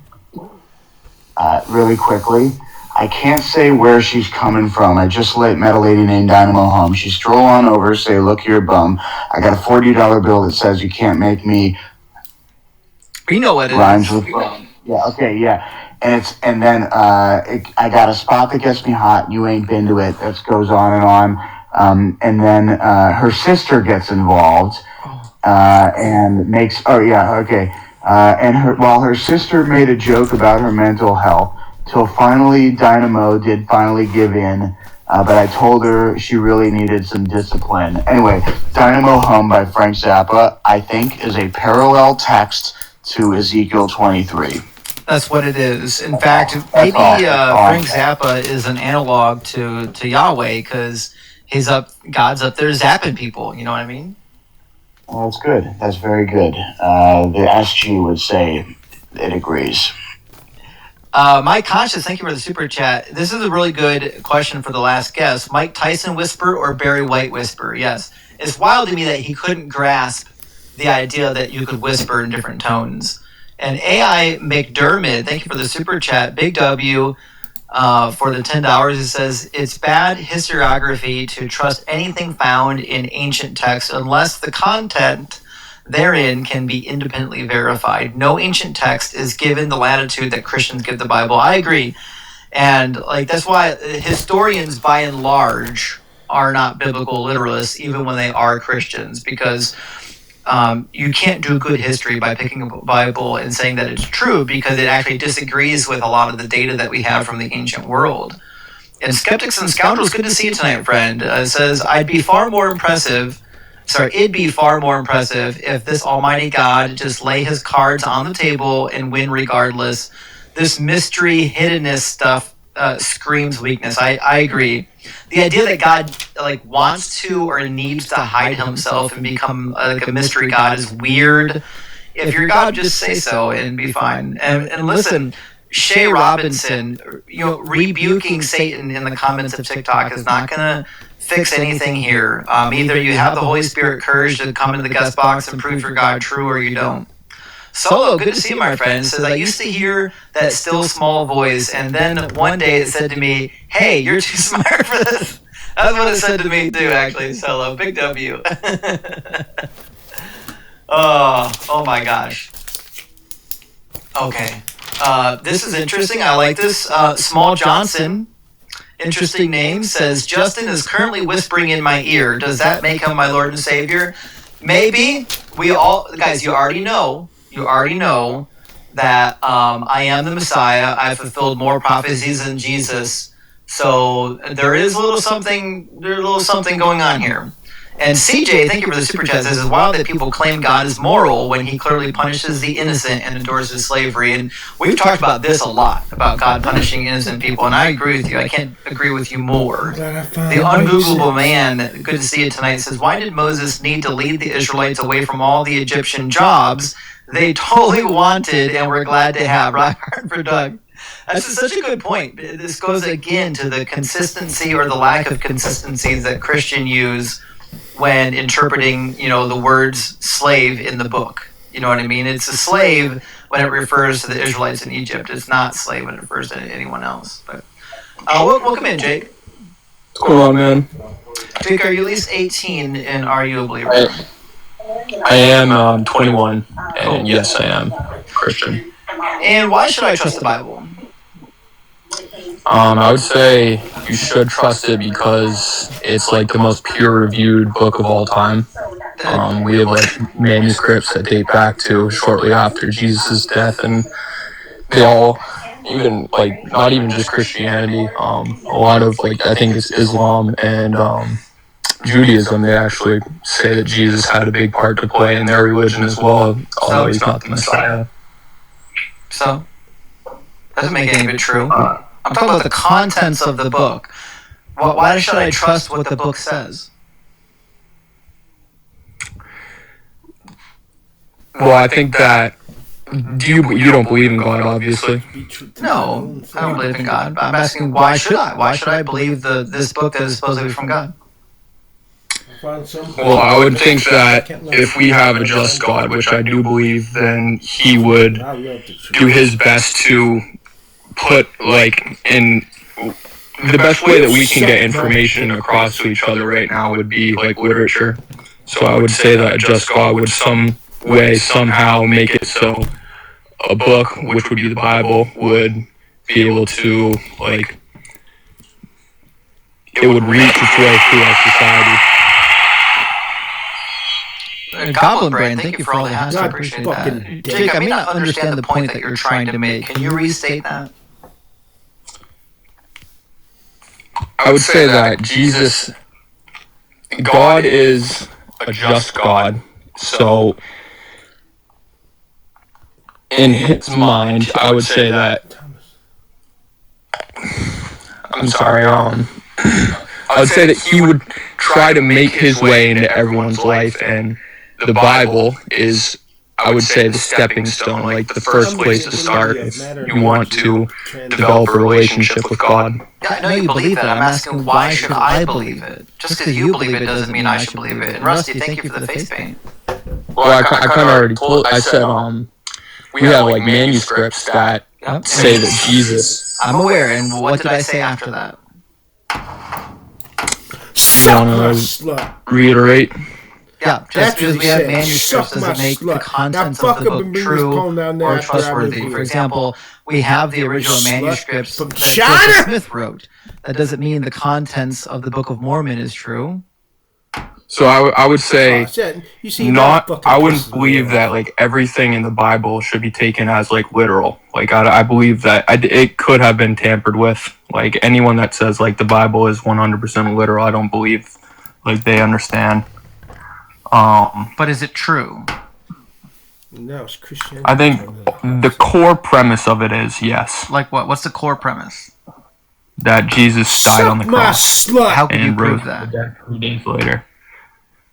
Well, that's kind of where faith and like don't even think about faith it, comes whore. in. If I said you have to believe in the Quran on faith, would you accept that as an argument? Hell no. No, but I would say that the Quran doesn't have historical evidence.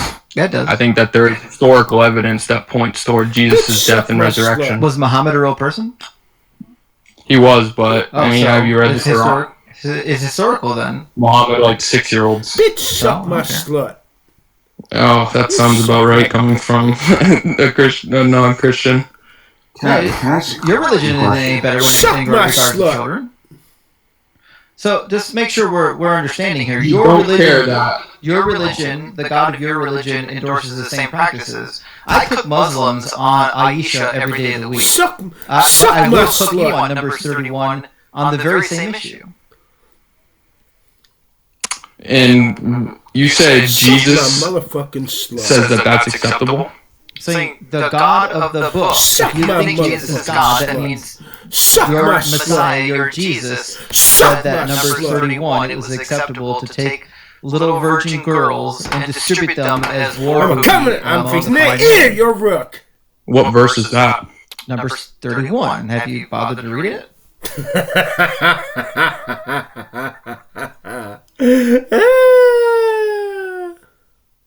He's Googling it right now, so he's never read it. Can I ask a question of you, Justin? I really, think you're always pushed back on me. I just never have understood this. What is the obsession with historicity?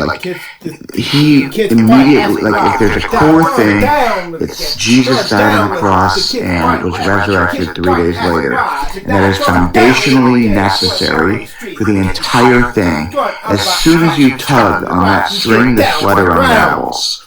Stuck in the wife. First of all, the word history was invented by the Greeks in the year around 300 BCE. History is such an unnecessary question. It is so unnecessary that the text is not concerned with it. Even Islam is not concerned with historicity. There's no scientific sort of approach to this. I'm fixing the ear, you're rook. I love that you're yawning right now. It's like a great. It's not you, I promise. So good. No, it's so good. Yeah, no, I'm telling you, man. It's yeah, me too. Enough already. It's not you, bro. Suck my slut. Suck my slut. What is the historicity shit? What is it? Why is that the focus? Oh my god. He Googled Numbers 31 and dropped. He's like, oh, the book couldn't have said that. He went and read it and he's like, oh, fuck, I gotta get out of here. See, that fucking pisses me off. Oh, boy. Okay. All right. Okay. Fucking pisses me off. Dr. Pizza says, I love hearing the guests put the first crease in the spine of the Bible and say, look up all this new information. Yeah, suck my motherfucking slut. Rory, thank you for the super chat. Says, reading Adam's story unbiasedly seems like the serpent was Prometheus. Any known parallels there? Well, I personally think that the serpent in the Adam and Eve story is a parallel to serpents of ancient Near Eastern, where serpents were like these wily creatures that had all kinds of magical properties, and this particular serpent was like the one in Gilgamesh, where it was like the enemy of mankind's immortality. But Rory, thank you for the super chat. It says the Doug abides. No faith is credible. Yeah, I was hoping you Doug always abides. And just remember, of all the facts, Doug is the rock solid truth, guys. And Small Johnson again, thank you, says Justin is currently whispering in my ear. Doesn't that make him? Oh, sorry. Yes, it does make you me your Lord and Savior. I'll take your tithes and worships and whatnot.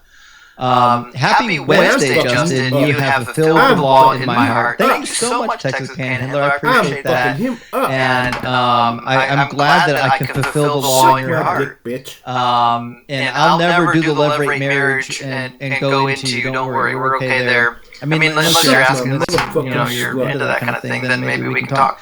Colt's fan rate for the super chat says, I'm a fellow engineer, although civil, and wanted to ask your opinion on how there can be people who learn and excel in the science of engineering, but also believe that the Earth was created 1,000 years ago. So, Colt fam, I am an engineer, and I've been through this discussion a lot, and my understanding is most people that come from this background that are still Christians will find a way to allegorize the Old Testament texts that seem to not really be historical. But the problem is, like, when you go to the New Testament authors envision it as literal, actual history, so it makes it very difficult. But that's how most of them will do it. In fact, even that's how I do. My first, Hebrew Bible professor was like that. He allegorized the stuff that was difficult, and then literalized everything that he could literalize, which is kind of a weird thing. But it is what it is. Godwood, thank you so much for the super chat. It says, I think reason... Don't touch the Ark of the Covenant rule is in case they had to show people a counterfeit. Oh, from China? Such a good point. From China? And actually, I have the same feeling as well. From China? About from China? The commandment to not take the Lord's name in vain, which is about swearing oaths. I think why God really didn't want them swearing oaths in His name is because theoretically in the oath swearing ceremony, it's up to Him to hold the guilty party accountable if they break the oath. And they knew He wasn't going to actually do it because He wasn't real. Anyways, let's reason. Welcome in. How you doing? How you doing? Great. Suck my motherfucking So, Reason, slut. are you at least 18 and are you a believer? Suck my... You just answered Yeah, I'm over 18. I'm 40. Slut. And I'm not a believer. Suck my slut. Reasons is that the story of Jesus it's a repeat of stories that's been in history. Right. For example, you have the story of Kushner, which was 5,000 BC. Then you have the stories of Horus, which was 6,000 BC. And then you have the winter solstice. Suck my slut. So all religion is based off the winter solstice. Come on, you slut. But all these religions have a god deity resurrecting virgin birth, and the wise man. So they all of stories that came before, and Jesus was like one of the last stories of its kind. Listen, now when he makes, I know that you probably had a whole speech you wanted to go through, but this is supposed to be a debate. I'm glad that you're not part of this religion, but we're just keeping this on topic, okay, friend? So can I ask you one thing before I go? Just one thing. Sure. Because I had a debate with my friend about it, about the Noah and the Ark story, because we was debating, and I asked him one thing, because the Bible says that the water was 15 cubits high, which is like 22 feet of water. So I said, how can 22 feet of water flood the whole planet? I don't think that's what it says. It says that the water reached up to the tops of the mountains, and then it actually gives a measurement as to how far. I thought it said 15 cubits. Yeah. Okay. Appreciate you. Thank you so much. Sure thing. All right. Cheers. All right, we'll get the next guest in here. So we ran out of TikTok guests. So I'm going to bring in somebody from our YouTube queue. Bert, you'll be able to hear the guest on YouTube, but you won't be able to communicate to the guest on YouTube, unfortunately, okay? You suck. I have another app Come open on, you as well, slut. so I'll be able to listen on YouTube, and I'll be on mute. But I won't contribute unless I really. Come on, you feel slut. Move. Sure. Yeah. All right, we're going to get Scott in the box. How you doing, Scott? Good. How are you? Can you hear me? Doing good. Yeah, I can hear you. Can you hear me? Come on, you slut. Yes. Yeah. Awesome. Scott, are you at least 18 and are you a believer? Yes, I am, and yes, I am. Awesome. And why should I trust the Bible? I don't know if you're going to want it from me, because I do believe that a majority of the Bible, I haven't read all of it. I haven't read the majority of it, but I find myself disagreeing with at least a literal interpretation of much of it, and I think some of that boils down to is that I disagree with what books were chosen for the Bible, but I do believe in almost all of the New Testament and at least everything that Jesus taught. Do you think that Noah was real? You stupid fucker. I don't think so. God damn it. It's hard for me to say, because I'm not an expert. I'm not an expert on biblical. I do believe that Moses was a historical figure, but for the figures that appear in Genesis, it's pretty difficult for anyone to. I can't prove it, which is really, I think, what we're trying to say. Well, it seems that Paul and Jesus I would believe be that wasting my Noah was breath. real. Right, so if Paul and Jesus... I'm not sure what passages you're referencing. There's a couple of them. Go to Matthew 24 for me and go to verse 36. Talks about Jesus' second coming, which he failed, by the way. Says, but about the day and hour no one knows, neither the angels of heaven nor the Son, but only the Father. For as the days of Noah were, so will be the coming of the Son of Man. For as in the days before the flood, they were eating and drinking, marrying and giving in marriage until the day that Noah entered the ark. And they knew nothing until the flood came and swept them all away. So too will be the coming of the Son of Man. Suck my dick, bitch. Okay, well, I'll suck my dick, bitch. I don't know any historical evidence of Noah. I know that the flood myth is seen in many religions. So I do believe that the flood happened. I don't know exactly the existence of the ark or where the water level went, other than evidence showing, I think, basically as far as I could say, stuff that I know is the rising sea levels showing aquatic life, fossils of aquatic life that reach up to high altitudes on mountains is the only thing that I could really posit for that, but I'm not an archaeologist or anything. Right, yeah. So my understanding of the fossils on the mountaintops are that this is a product of mountain ranges that were once underwater. So the mountain ranges as you see them today weren't always mountain ranges. They're a product of tectonic plate shifting. So when you have tectonic plate shift that was once underwater and then is no longer underwater, then you get marine life near the top of the rock that was lifted up. Right, okay, yeah, that's also definitely a possible explanation. It is interesting, I don't know the translation you're using. For Noah, I'm not going to take a stance either way, because that is just about as early Genesis as you can get. But as for Jesus referencing other stories in the Bible, I mean, part of what you're talking about before is calling Jesus a liar and a false prophet, which I'm not sure exactly what lies you're referencing that he broke or promises unmade.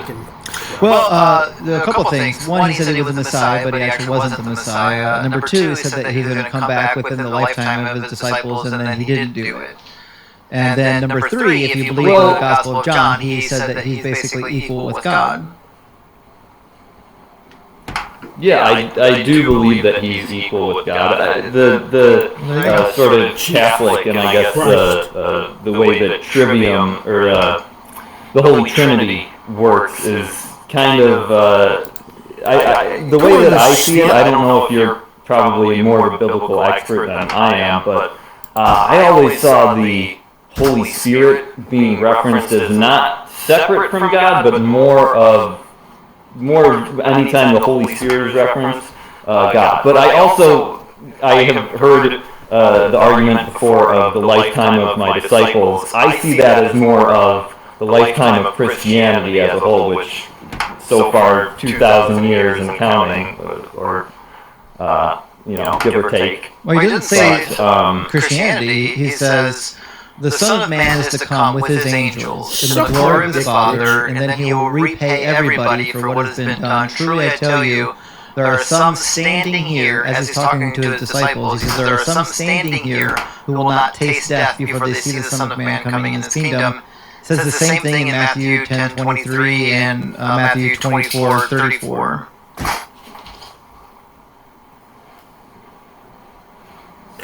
Suck my dick, bitch.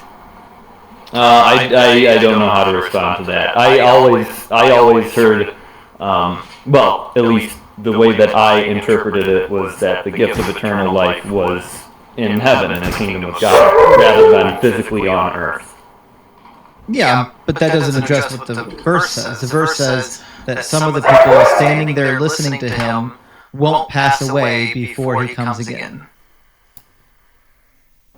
Well, they won't pass away on earth, or, well, I guess you could interpret that as you like, but passing away, I don't know the translation, if you know the Hebrew translation for that to be literally interpreted as, passing away of your physical body on earth, then it's in Greek. That would be, Greek, but it can't be referring to the second death because the second death happens after the second coming, according to the book of Revelation. So it has to be referring to the physical death. Come on, you slut! I guess you have me beat there on that point. I don't know. I guess I do have to study the Bible further, which is a shortcoming of mine. I don't know if you want to allow any. Can we have 2 guests at a time? Or because I waited for a long time. I don't know however many people, but there's somebody by the name of V Bernard who I know has been waiting almost an hour. If you're going through the YouTube guests now. Yeah, let me see. I see Ian and I see Chris and I see named Black Jesus Christ. Actually, it says Black Jesus Christ herself in the flesh. I don't see the person. Am I able to defer to them without leaving the call, or is that possible, or no? I mean, I could bring multiple people on at a time, but they've got to be in the guest queue. You know what I mean? Jelly bean. Okay.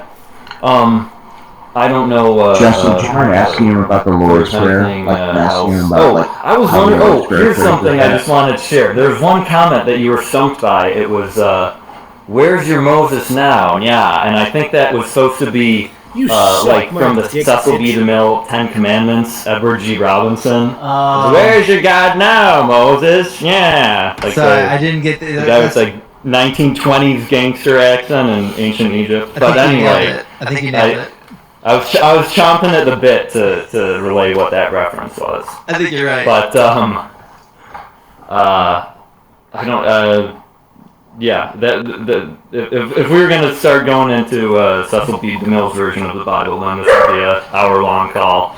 Right. But I don't know. Was there anything I was talking about? Well, what other broken promises other than Jesus coming back? You call him a liar, and yeah. Well, we can start easy. I take a little. I'm gonna leave the room. This dog's pretty loud. Are there any other examples you can provide? Yeah. Have you read Isaiah 61 before?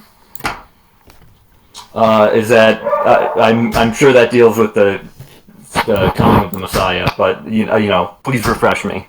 So in Isaiah 61, it actually talks about the restoration of the Israelite people after the Babylonian captivity, and this message is being delivered by the prophet.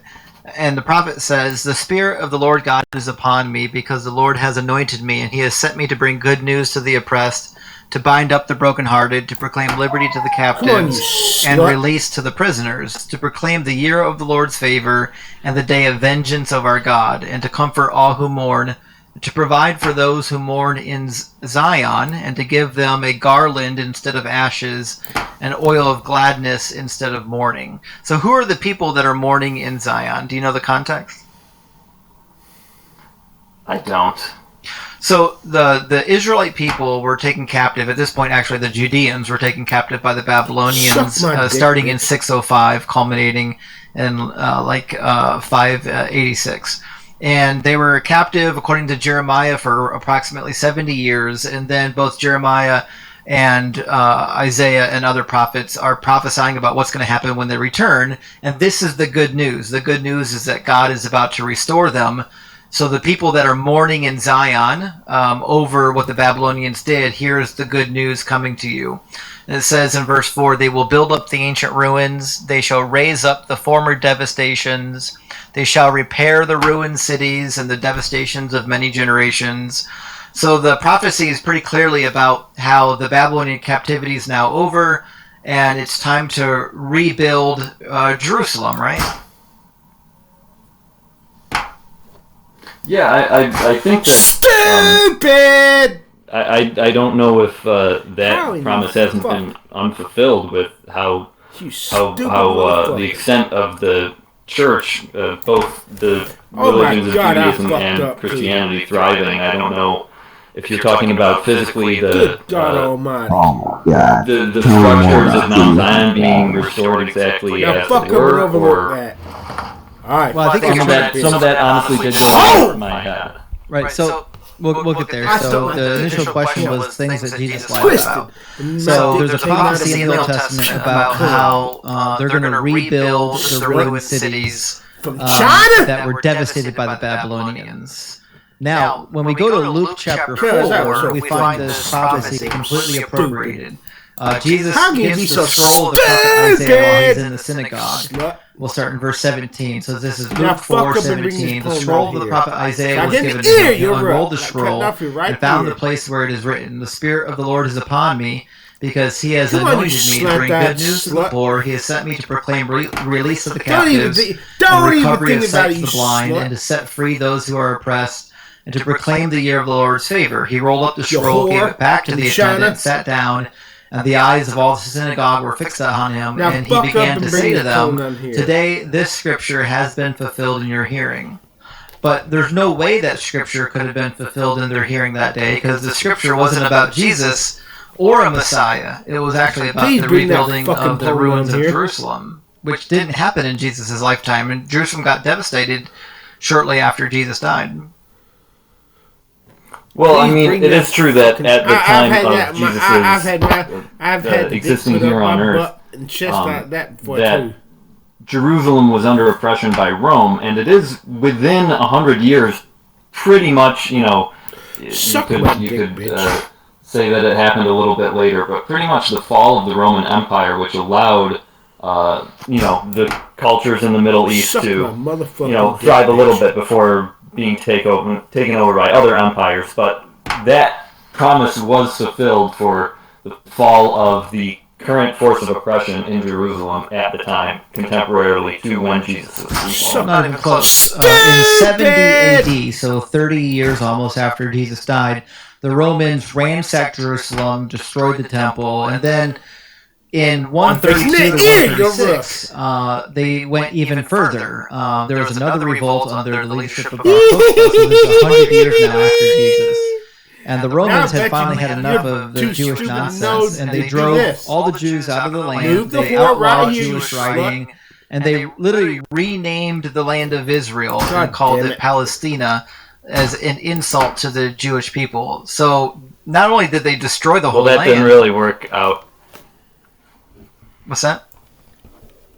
Well, those laws didn't really work out. They didn't destroy the Jewish culture or the use of Hebrew as a language. They outlawed it, but Judaism still reigned supreme. The Roman religions which were being practiced not in Jerusalem, as far as I know, but at least in Rome, those have died off, and the same cannot be said for Judeo-Christian beliefs. Yeah, we're not talking about beliefs, though. We're talking about whether or not the ancient ruins of Jerusalem were rebuilt during Jesus' time period. They were not only not rebuilt, but they were further devastated within the proximity of his actual time period. Come on, you slut. So it's not about the Messiah. Jesus is reappropriating the prophecy to be about him, but it's actually not about him at all. Move! Move, you slut. I think Scott froze. Move, you slut. No, I don't know how to respond to that. I don't know. Do you think it's about somebody else other than Jesus? It's not about an individual at all. It's not even about a person. It's about how God is saying the devastations of the Jerusalem people after the Babylonian conquest are going to be rebuilt. It has nothing to do with Jesus' time period whatsoever. Suck my dick, bitch. Well, I know for a fact that the temple, or maybe it's a different word for temple that was translated. Isaiah would have been written in Hebrew, but the New Testament would have been in Greek. You right? suck my dick, bitch. Yeah. You suck my dick, bitch. But I don't know the difference between the use of the word temple in that context, but I think that the rebuilding of the temple was a promise that was fulfilled. Where? We're talking about? It's not been rebuilt. Move around and put your black ass for I Stalin. don't know how I ain't you talking Joseph Stalin either. The temple has not been rebuilt since it was I'm destroyed talking in about 136. Stalling. Stalling. Not capital S. It was destroyed in that specific temple in Zion. Are you talking about? Yeah, the temple was destroyed in 70, and then it was further desecrated in 136, and it's never been rebuilt yet. Come on, you whore. So it was further desecrated. It was not rebuilt. They just destroyed it, and then they came back and they destroyed it more. Yeah, they came back and they set up a statue of Zeus on what was left of it. And then they destroyed the statue of Zeus. Or Move, whore. Exactly did they after they destroyed everything? I mean, I don't know. I don't know exactly even what temple you're talking about. Whore. I'll defer this maybe to somebody else who knows. I actually probably gotta get going in the next 9 or 10 minutes. Move, you whore. Well, let's go over another really important. This is a lie that Matthew gives, not Jesus, but I think it's relevant to our conversation. In Matthew 21, we have an interesting text when Jesus is riding a donkey, and it says you harlot, about this event. This took place to fulfill what had been spoken through the prophet. Tell the daughter of Zion, look, your king comes to you humble and mounted on a donkey and on a colt, the foal of a donkey. So they're suggesting when Jesus rode the donkey, he was fulfilling a prophecy, right? I don't know if it's necessarily suggesting that. What part about that? Well, it says maybe I missed something you heard. Right, yeah. In Matthew 21:4, when he rides the donkey in Jerusalem, it says this took place to fulfill what had been spoken through the prophet. Which means riding the donkey is fulfilling a prophecy, right? I think riding the donkey is making a parallel to that. The Son of God came in the form of man. He's a commoner. I believe that's part of one of the prophecies of Isaiah. That's really the only book that references the prophecy of the Messiah that I know of. I'm sure there's more. There's a bunch of them. But in Isaiah, I know there are a bunch of them. That's really the only one I'm familiar with. But we're going to read one right now. I'm quite sure. So Matthew is quoting what is largely considered a messianic prophecy, not by everyone, but by some people. Off, you slut. And the quotation comes from Zechariah 9, where it says, look, your king comes to you humble and mounted on a donkey, on a colt, the foal of a donkey. So when he says that Jesus rode the donkey to fulfill what was spoken by the prophet, he's suggesting that Zechariah 9:9, which is a prophecy, was fulfilled when Jesus rode the donkey. But if you go to Matthew 9:9 and just read it, it's actually really clear that this is a lie too. It says in verses 9 and 10, rejoice greatly, O daughter Zion, shout aloud, O daughter Jerusalem. See, your king comes to you, triumphant and victorious is he, humble and riding on a donkey, on a colt, the foal of a donkey. So the first problem is he was never a king, but look at what it says in verse 10. He will cut off the chariot from Ephraim and the war horse from Jerusalem, and the battle bow shall be cut off, and he shall command peace to the nations, and his dominion shall be from sea to sea, from the river to the ends of the earth. There's no way this was fulfilled in Jesus. This is just an out-of-context quotation of an actual prophecy that he never fulfilled. Well, I think it's nitpicking to say that he wasn't a king. When was he ever a king in Israel? Somebody. I mean, he was crowned the king of the Jews with a crown of thorns. If that is do to kings be taken wear literally. thorns? No, kings do not wear thorns. They He were was crowned the that king slut. by the Romans, They were- he as a was not- punishment he was because not- he was being called the king of the Jews. They were by mocking him some of to his his followers. face. They weren't crowning him king. Yeah. God fucking damn it. I didn't mean to do that fucking shit. Shit, fucking cry. Buddha fucking I could bring to you is that, take this as you will, because I know you'll probably say that Buddha Paul just had a fucking hallucination out in the desert. But when the Spirit of Jesus came to Paul in the desert, he was, well known historically. Well, I mean, I don't know if he was well known, but he is known to be historically as Paul? somebody who was Saul, yeah, the 30 some 40 years after Jesus, he was killing other Jews for their belief in Jesus as the Savior and as the Messiah. According to Acts, Jesus' yes. revelation, according to Acts, yes. Well, and I believe historically. No.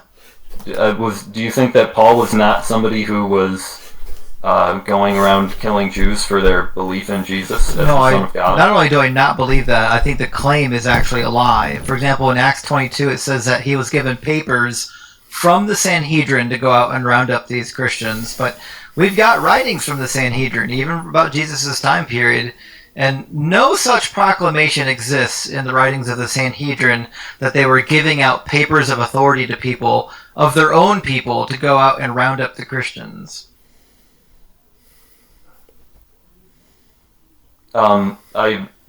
Is that historical evidence? I don't know what the papers of the Sanhedrin that were found proclaim or how they refute that. No, what I'm saying is, I'm not going to pretend that Acts is a fully flawless book. It does talk about the death of Judas and a couple of things that certainly don't align with some of the ways they were told in the gospel, but you Chinese whoremonger. I do believe that some of the Bible, as it was written by men, is definitely flawed, and even the selection of the books of the Bible is flawed, probably by people in the Council of Nicaea who were trying to push their own agenda, more or less. But you mean the early Christians? I know that all of I mean the early Christians around 320 AD.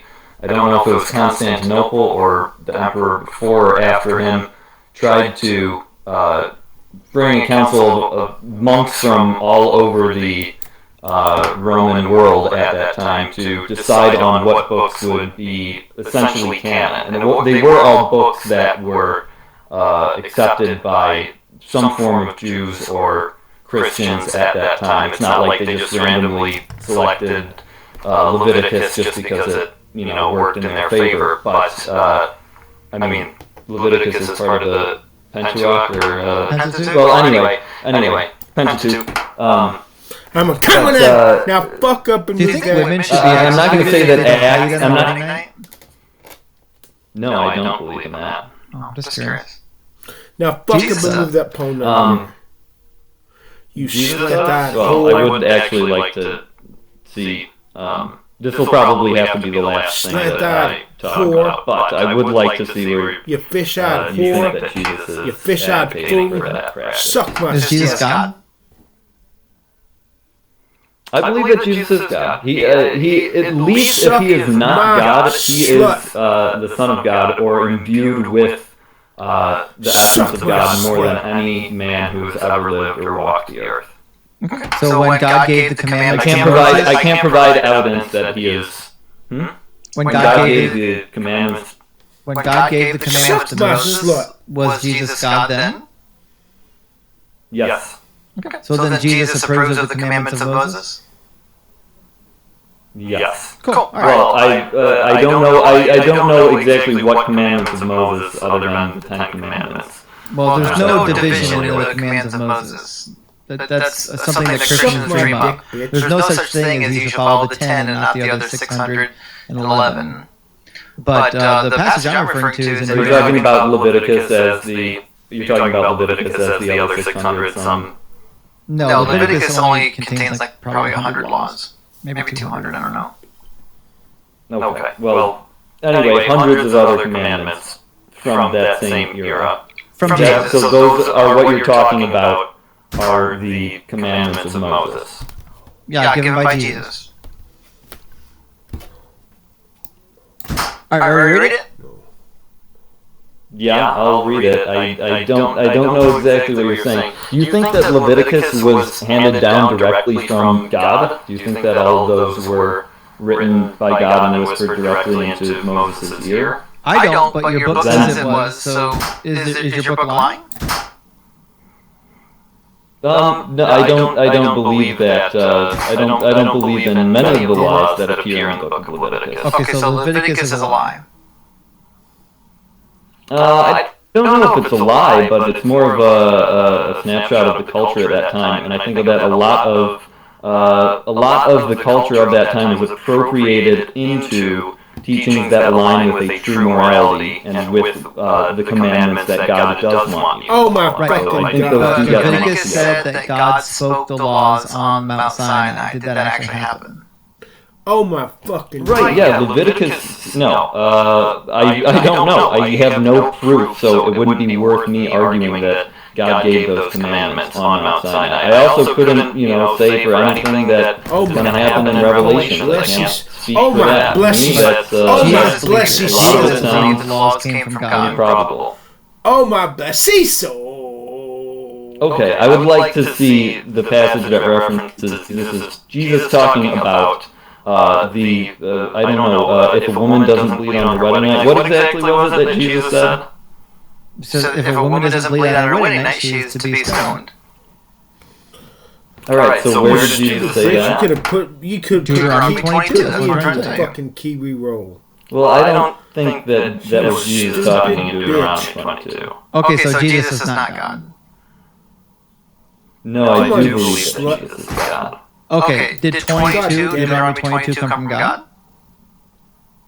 God. You would have to show it to me, but if it's talking about a woman that should be stoned, if she doesn't bleed on her wedding night, then I would say that definitely did not come from God. That came from somebody who either wrote or translated. I don't know what the earliest artifact of the teachings of the book of Deuteronomy go back to, but... How do you know that it wasn't given by God? My God... Well, the God that I believe in would not give that as instruction. So that is my basis for belief on that. Okay, so you disagree with Jesus then? This is where you're losing me. I have to go... Jesus talks about the law of Moses and thinks that Moses was a real person who literally got laws from God. Says, then Jesus said to the crowds and to his disciples, this is in the book of Matthew, by the way, the scribes and the Pharisees sit in Moses' seat, therefore do whatever they teach you and follow it. So the scribes and the Pharisees carry on the tradition of Moses as the lawgivers. And he refers to the law in Matthew chapter 5. He says the law and the prophets, meaning all of the Torah and all of the prophetic books. He refers to them, and he says that he didn't come to abolish them, he came to fulfill them. And that whoever teaches people not to follow these laws will be called least in the kingdom of heaven. Suck my dick, bitch. You suck my dick. I think the main distinction of where we disagree is that fuck up and overlook this. Jesus saying that I have not come to overturn the laws of the Old Testament, or however he phrases it. I don't know if he's really talking about the Old Testament. I don't know if Jesus really read all of the Old Testament as we know it. I know Jesus that a Jewish rabbi didn't know what the law of Moses was. I don't believe that whatever we have as the Bible now. I don't know if Jesus came instilled with that now. I know that he was a rabbi. I know that he knew a surprising amount of information. Jesus quotes from Deuteronomy. He quotes from Deuteronomy and from Leviticus on multiple occasions. Look at this fucking shit. Look at I actually wasn't aware of that, so I do actually have to go now. But I will have to look into when Jesus is actually quoting directly from the book of Deuteronomy and Leviticus, because I was not aware that that ever happened. He quotes directly from it. Ask him, references. Look at this. what is the greatest commandment? And he gives them 2 commandments. Remember that? And the 2 greatest commandments are love the Lord your God with all your... You should love God above. Yeah, Matthew 22. All your heart, all your mind, and all your soul. That's right. And that and then the second commandment is to love. Come on, love your neighbor as yourself. The first commandment comes from Deuteronomy 6. The second commandment comes from Leviticus 19. See, that's where I don't know if he's directly quoting. I don't know if you can use that as evidence that he's directly quoting from. They ask him, what is the greatest commandment, meaning the commandments of Moses. The scribes and the Pharisees are the people asking him about what is the greatest commandment. Yes, I do believe in those 2 commandments that he said. I do believe those could be... I do believe that those are the 2 greatest commandments, as Jesus said. I don't believe that he, in that statement, in any part of that statement, was saying that he agrees with everything in Leviticus, like, for example, that women should be stoned on their wedding night if they do not bleed. I have to go now, but I'm going to defer to the next person. It's been a little frustrating, but I'm glad I got the chance to speak. I hope you have a good day. All right, have a good one, Scott. Thanks for coming up. The cognitive dissonance was thick with that one. Bert, did you get to hear that conversation? Please. I think we lost Bert during the conversation because he was on YouTube. Guys, I'm going to read a couple super chats and we'll get the next guest in here. We've got some people waiting to get in on the TikTok queue. Eric, thank you so much for the super chat. It says, box that kills you instantly equals gift from a bad guy. Yeah, the Ark of the Covenant is crazy. And Sovereign, thank you for the super chat. It says, God told me he hasn't spoken to Fivefold. I agree. No way he spoke to Fivefold Ministries. And Mike, thank you so much for the super chat. It says, Rabbi's neck brace joke was the best rabbi joke I heard in a long time. I love that joke. And listen, nobody has a sense of humor more than Jewish rabbis. If you talk to Bert, Tobias Singer, oh my gosh, Tobias Singer's one-liners are amazing, by the way. That being said, let me not lose track where I'm at here. Sorry, I got so many screens. Barbar, thank you for the super chat. Says, can we note that 2 Kings speaks on she-bears? Yeah, we talked about 2 Kings earlier today, actually. It's definitely she-bears. But it's weird that it mentions the kids were killed by she-bears rather than just bears. Why is it necessary that they're she-bears? It's weird that they would do that. And Pineapple, I do know Tobia. So we're actually going to be making another video. The Ghost of Dan, thank you for the $5 super chat. Says, love what you're doing. Just found you on YouTube. Man, you cook these Christians. I've been an atheist for 25 years. Keep doing the Lord's work. Well, thank you so much. I appreciate that, Ghost of Dan. And we are going to keep cooking. And Nolan, thank you so much for the $10 super thanks. Big W to Nolan. And Wildman Chris, good to see you tonight, friend. He says, I got agnostics' view of objective morality. Can I guest and share? Well, it's not really the topic for tonight. We're talking about why the Bible is trustworthy, but if you want to talk about that topic, you're welcome to do so.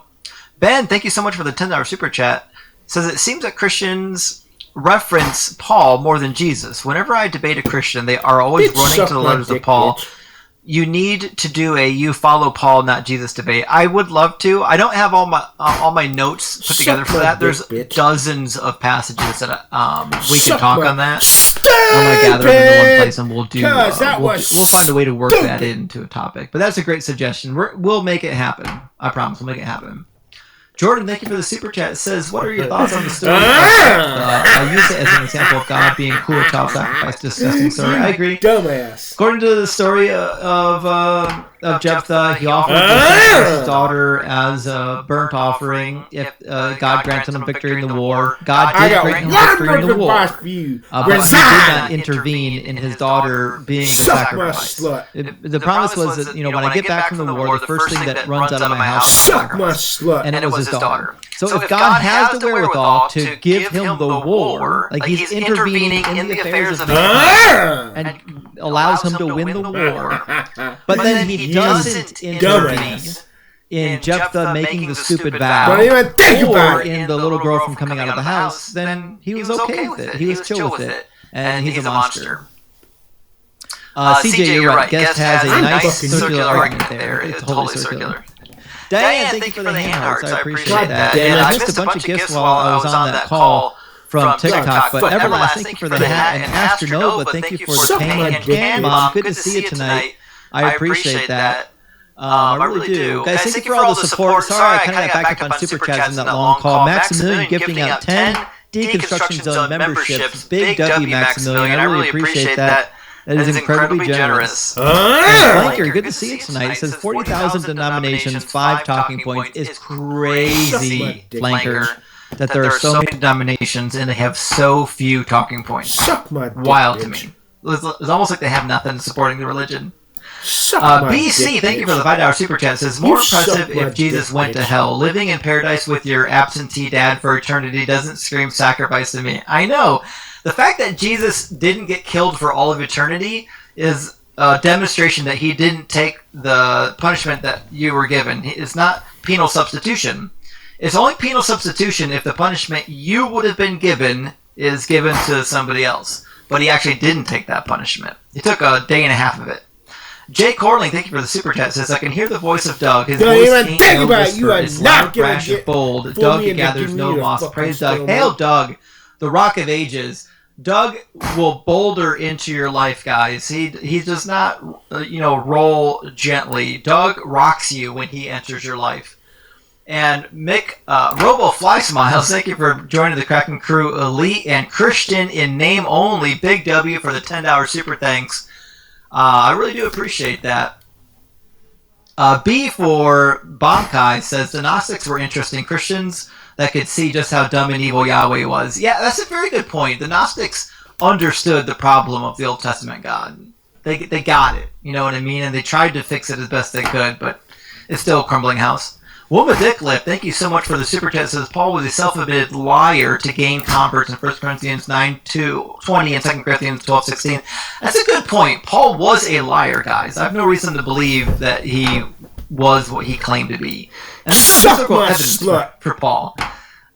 Nick, thank you for the super chat. Big W on a $10. Good to see you tonight. Says, Art Stinker had me jumping around on Judges with a comparison story to Lot, and then explained to me why Ezekiel explained why God destroys Salem and Gomorrah. I was tripping. I know exactly what you're talking about. Yeah, you're talking about Arch Thinker. And Thinker's amazing. It's crazy to me that according to the book of Ezekiel, the problem was inhospitality. That was the actual problem happening in the Sodom and Gomorrah incident. And Eric, you are correct. It says, I hope this caller has a good chiropractor for all the pretzel shapes he's been twisting his body in. And you're 100% right. How pathetic. And Nick, You were you're right. trying I listened to fool Arch me into Thinker a today stalemate. fully for the You first time. Amazing woman. Arch Thinker is amazing. Now fuck up amazing. And this right here. I'm not saying that because she's my friend. I'm saying it because she's amazing. And Renee, thank you so much for the $10 super chat. Says, love your content. Well, thank you so much for supporting. I really appreciate that, Renee. And Blue Drank Dionysus, thank you for the $10 super chat. It says, interesting how they believe this to be the greatest thing ever, but don't know what's in it. Insane. I agree. And Hollywood, thank you for the 3-month subscription. So that's the thing, is if you believe this book is from God and you haven't taken the time to read it, I can't take you serious.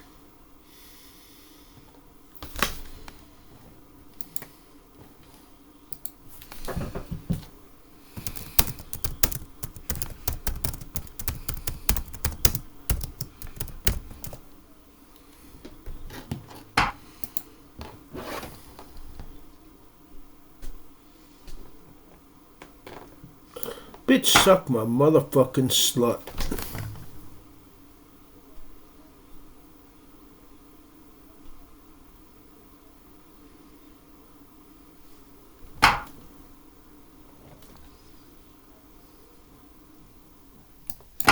You suck my slut.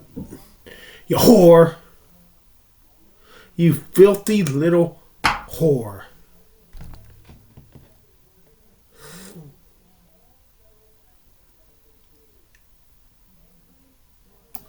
Suck my dick, bitch. Oh my God, I just fucked up.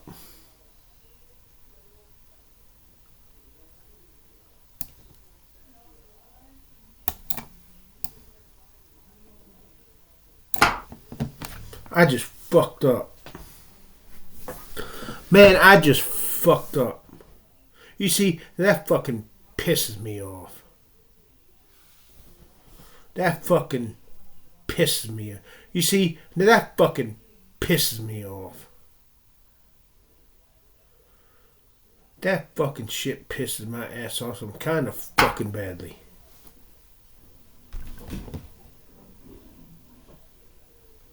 Bitch, suck my slut. Bitch, suck my slut. I'm a coming after that bitch shit. I didn't say bishop, I said bitch shit. Suck my dick, bitch. You suck my dick, bitch.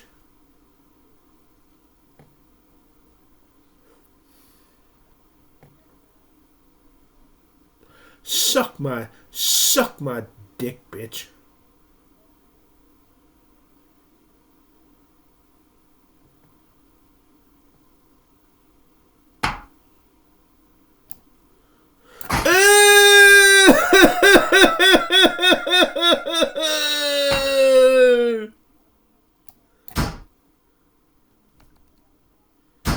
Suck my slut. Suck my slut.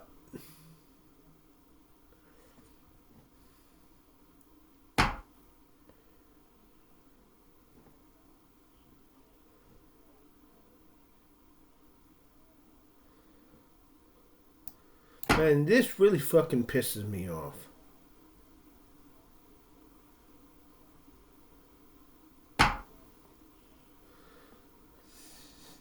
Suck my motherfucking slut. Suck my dick, bitch.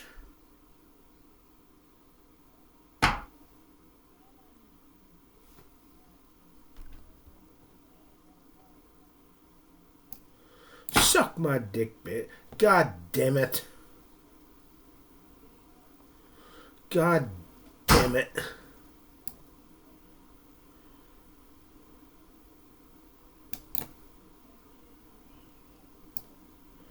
You stupid motherfucker. Stupid fucker. You see, that fucking pisses me off. Fuck this shit. Bunch of stupid fucking shit. Come on, you stupid fucker. Come on, you stupid fucker. Stupid fucker.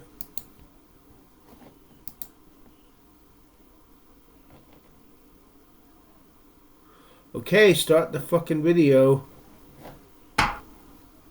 Start the goddamn video, you goddamn son of a goddamn bitch. Suck my... Okay, where's the... Jesus fucking Christ.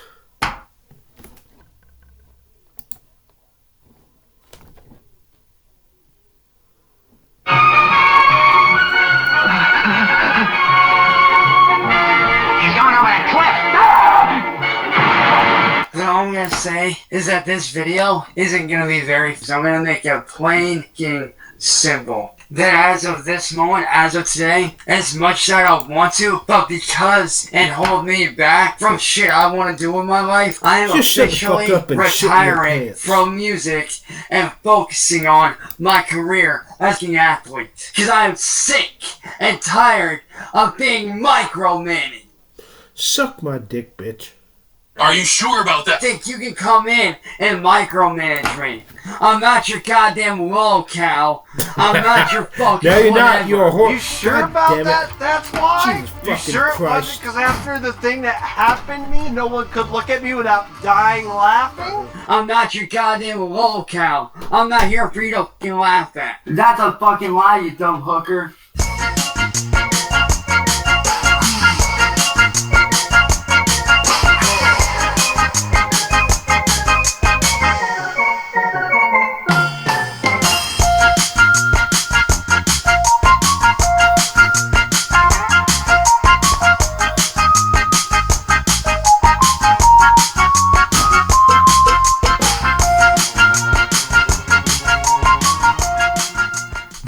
Professional Eraser arc is one of the longest running and most challenging stories to fully comprehend in the Raxiverse. It's difficult to pinpoint exactly where the story begins or why it really began at all, but I will do my best to gather all the important information about this significant part of Cyrax and Marty lore. This episode will delve deep into Chance Wilkins' esteemed professional e-racing career and how the trolls caused it to all come crashing down. Now, before we jump into the typical Cyrax madness, I should probably make note that this arc is still ongoing from what I understand, so I will do my best to cover everything up until current day happenings. With that said, let's get right into this. Yes, I do, actually. Dude, I have a homemade one right here, fucking. This is actually a homemade race harness that I made out of a pair of suspenders, a belay clip, and a chip clip, dude. So, if you're asking if I have a harness, yes I do. Right here, ready to fucking go. Yo, 100%. Basically, if you guys notice, it is actually attached, because you guys can see through the mesh, it's actually attached at each corner of the bars behind me. So, all I do is I literally just throw it over like this, and then as you guys can tell, it clips right here at the corners, and you guys can make these at home yourselves. All you need is an old pair of suspenders, one of these, like a chip clip like this right here, this specifically, or if you guys have any other days, you can do that too. You just basically attach it at the corners, run the belay clip through so that it's, nice and sturdy, and then you just take and you attach it to your belt buckle, and there you go. And then you just sit up, and there you go. It's a race harness.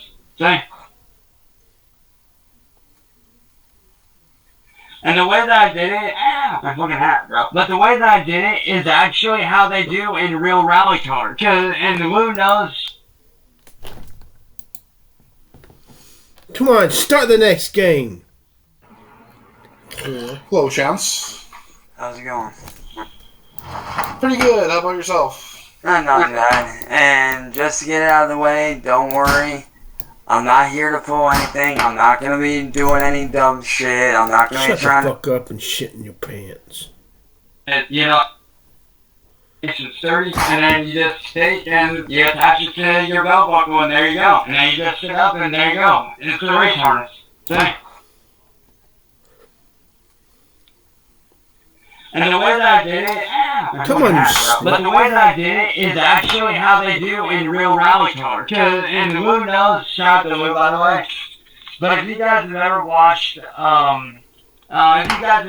like any kind of rally racing, the way the rally racers do their race harnesses. To start us off, Cyrax shows us his homemade race harness, which is a bit depressing. To be so proud of this as a 33-year-old man, like he reinvented the wheel, is absolutely crazy work. I guess we have to give him some sort of credit for his goblin ingenuity. To claim this is how the rally drivers do it is also just such a LARPing moment for Chance. There's no way he thinks this rig is simulating a real safety harness in any way. If they wrap it around the bar, and then they do an over-the-shoulder kind of type through the whole thing, an over-the-shoulder kind of strap, which I like, and that's kind of what I based this off of, was a rally racing type setup. Now that we have that out of the way, let's take a look at one of the 300 times Rax went live to tell the trolls he no longer wants to deal with them. He also lets them know he is done with music and will do his true passion from now on, being behind the wheel. Well, the toy wheel. Here's the thing. I know how to play a fucking instrument, okay? I know how to play guitar. I know how to play piano, the ocarina,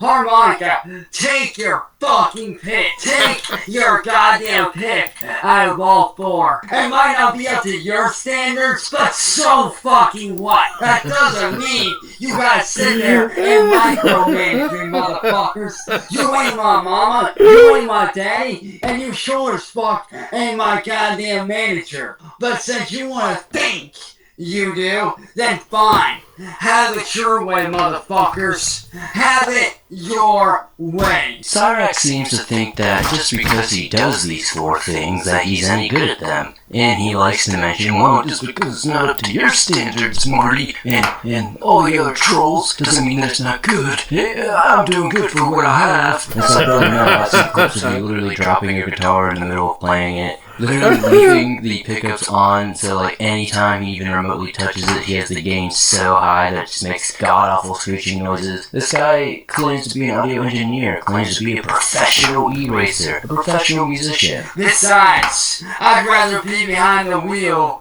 and making money doing what I love and working my way up to making money behind the wheel than to sit there and be micromanaged by you little fucking pussies. Which means, as soon as this stream is over, I will be deleting my channel and I will be starting a brand new one strictly for racing, strictly for competitiveness, strictly for being an athlete. Because I'm tired of being held back by you little pussies who think you can waltz in and run my life. My life ain't yours to run. It's mine.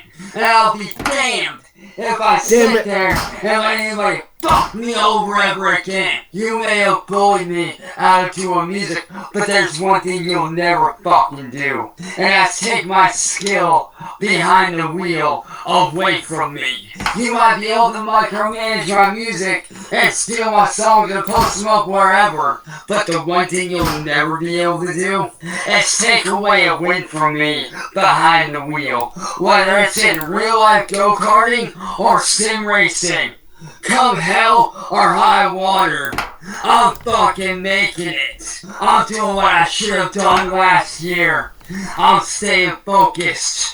Come hell or high water, I'm gonna make it. Honestly, if you could say anything about Cyrax, his persistence and dedication to this mundane lifestyle and this crazy delusional outlook he has on just absolutely everything, whether it's a career or just anything that's not gooning himself, it is honestly a wonder to think that this is a living human being who's just sitting up rotting away in his grandmother's attic. I mean, like I said, at least you gotta give it to him. He's gonna become something. He's gonna be the best racer that the goddamn United States ever saw, brother. I tell you what, it's only gonna cost him about $3.95. Let's not forget, boys, this man brought America to 5th place out of 1,000 countries, brother. 1,000 competitors, and he was number 5. It was his hat, Mr. Krabs. He was number 1. In a sport, one way or another, whatever sport that may be, I don't know. But lo and behold, I'm not gonna let any of you little chumps fucking stop me. I'm doing this for my brother, who got me into racing. I'm doing this for my friends that were in the car community that passed away many years ago. I'm doing this for my friends, but most importantly, I'm doing this for my family and for myself. And I'm not gonna let any one of you dumb fucks get in my way ever again. I have to say, my least favorite trait of this absolute hobgoblin man is that he likes to constantly throw out, well, I knew this guy and he died, or, I'm doing this because of this, or, my family member died and he was definitely this is for all my racing buddies, my car buddies. Like, brother, you do not leave the attic or the basement. You do not have car friends. You do not have music friends. You do not have e-racing friends. You don't have friends. You are a goblin. This goblin claims that he's going to therapy, and it's really hard to see any improvement. Like, from time to time, he'll just kind of repeat some things, and I'm sure he hears the therapist saying, but I kind of want to call shenanigans. I want to see some receipts. Is this goblin actually going to therapy? Because I can't at all believe and bring myself to accept that some therapist would listen to this, see all this BS from the goblin, and be like, yeah, we can fix this. Like I said, after this stream is done,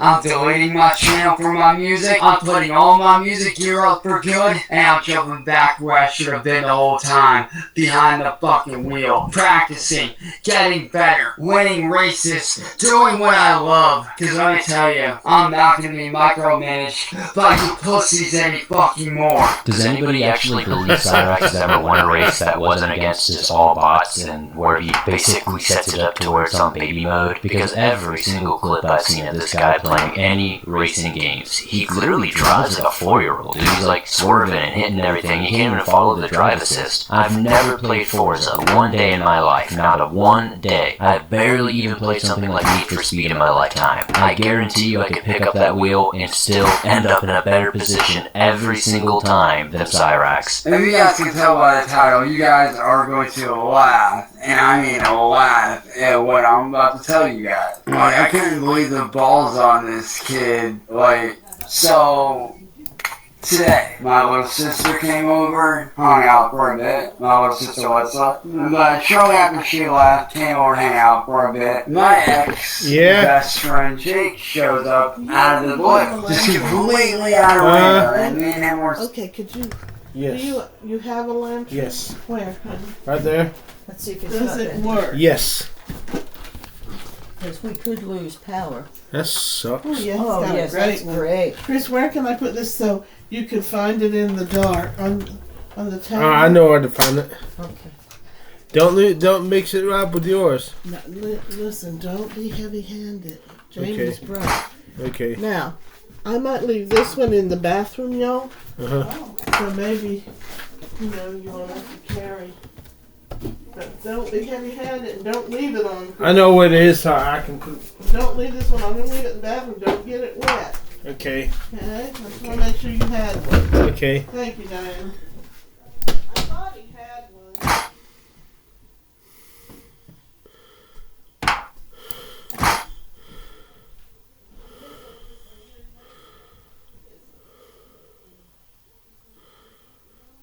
Man, this is goddamn pissing me off.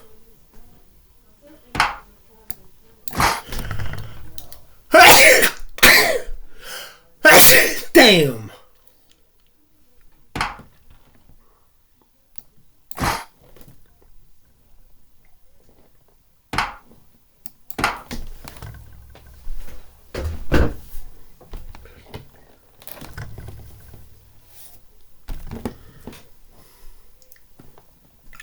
Man, this is goddamn fucking pissing me off. So, fuck this shit. God fucking damn it.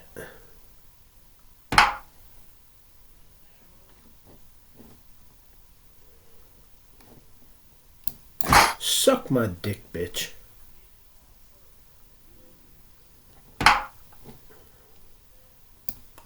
Suck my fucking dick. Suck my dick, bitch. Suck my dick, bitch. Suck my dick, bitch.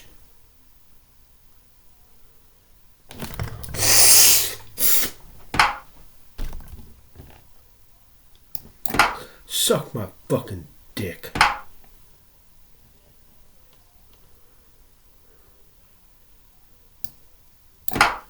Suck my dick, bitch.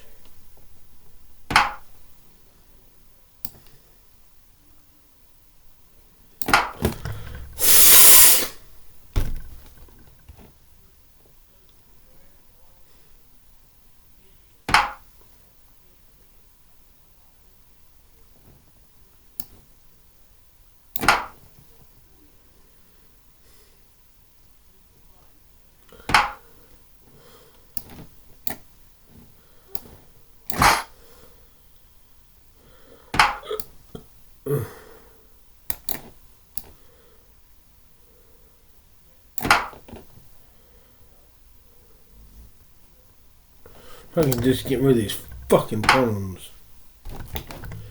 Suck my dick, bitch.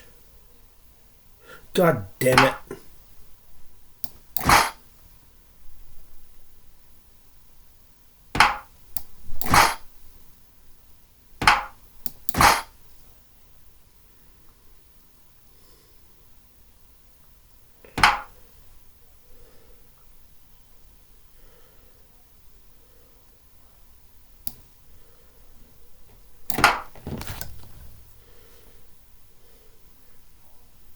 Jesus goddamn fucking Christ. Jesus fucking Christ.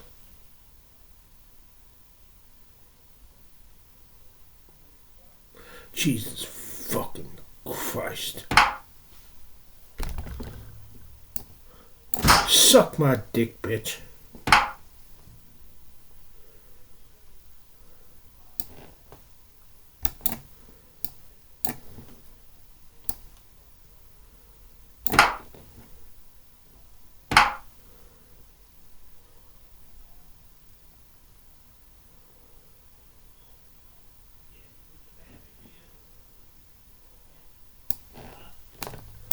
Jesus fucking Christ. Jesus fucking Christ. Jesus fucking Christ. Jesus goddamn fucking Christ. Jesus fucking Christ. Jesus fucking cunt Christ. Jesus fucking Christ. Jesus fucking Christ. Jesus fucking Christ. Jesus fucking Christ.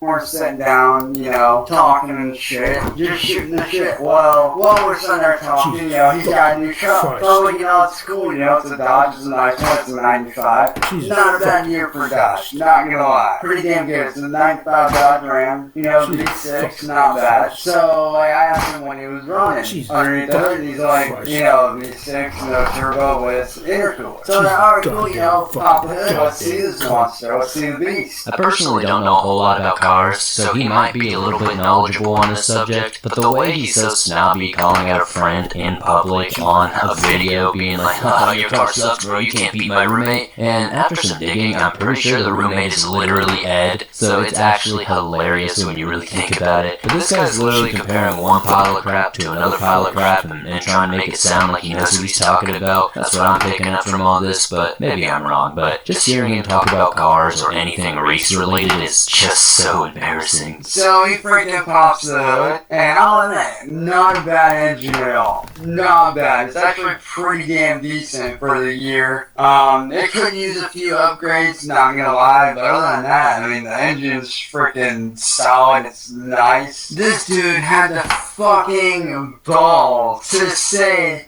that his 95 Dodge Ram, which is, keep in mind, it's a V6 with intercooler, so it's set up for, off-road, street, drag, that kind of thing. And also, bear in mind, this guy's running 15s on tires. This guy's running 15-inch tires. Not gonna lie, not that bad for a 95. Not bad at all. But this dude had the balls to sit there and call our roommate out, in a way. He sat right there in front of my face. And keep in mind, guys, our roommate has a V8 Ford F-150, 2013, I believe it is. He had the balls to sit there and freaking say that his Dodge could beat our roommate's Ford F-150, which, keep in mind, it is a V8 with a freaking manufacturer turbo. This dude really thinks that he could beat out a freaking Ford F-150 with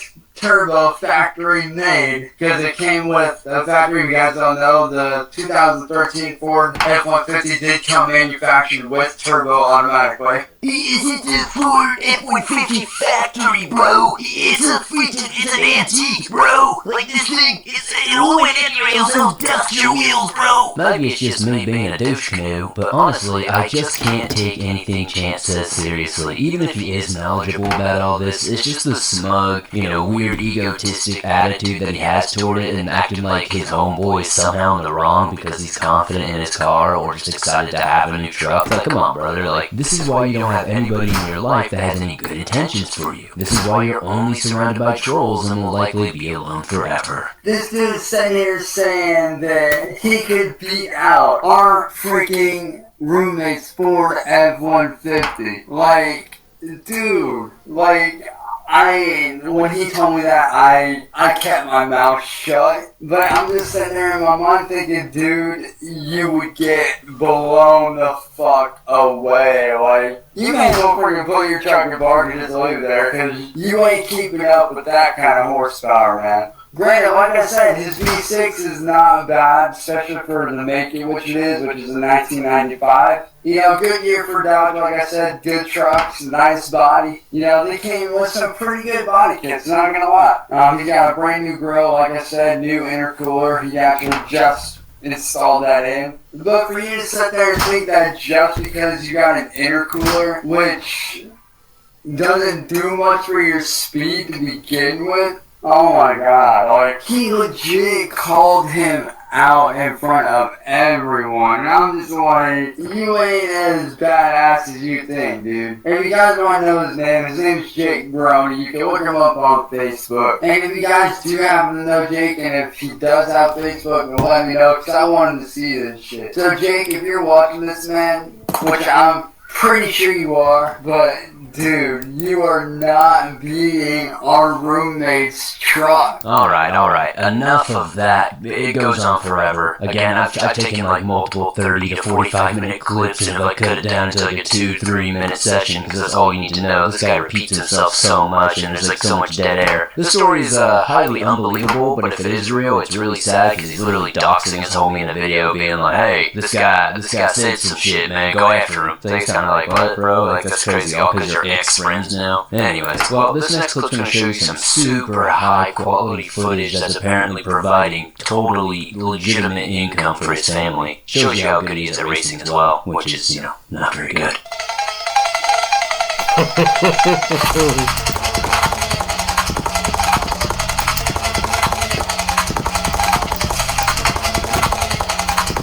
Which is not very good.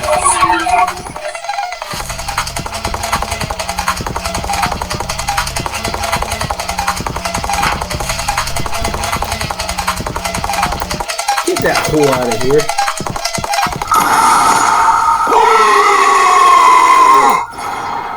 Oh no! As many of you are aware, tonight was the big race day for Cyrex. The first F1 event of the season. Something that he was geared up for all day. He spent all day promoting. He reconfigured his racing harness, become more efficient and effective as a driver. I think it's about 30 minutes until Cyrex is set to hit the track again. So, for those of you who have not taken in this previous event, I'm just going to show you how a race harness works, and how it can make anyone a better driver. And it's sure to culminate in an optimal performance. Let's key that up. Let's fire that shit up right now. Bear with me 1 second here. Here we go. Okay.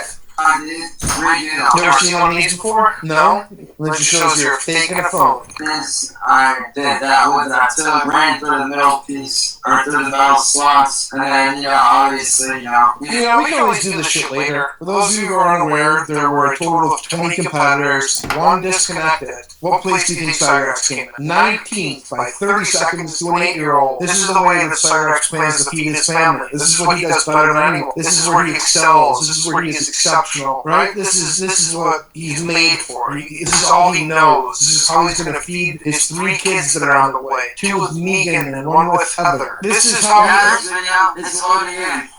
he earns his bread for his kids and his elderly grand.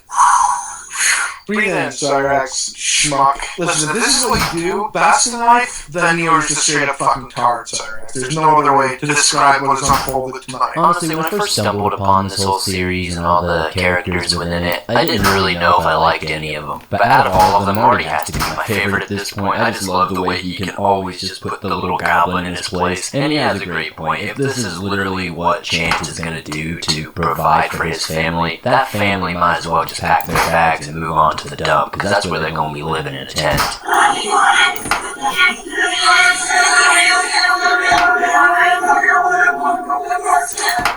And you see that they gave Cyrex like an excellent pole position. He's right at the front of the line. An excellent racer should take this alone and secure himself placing in the upper half. But no, because this is Cyrex we're talking about.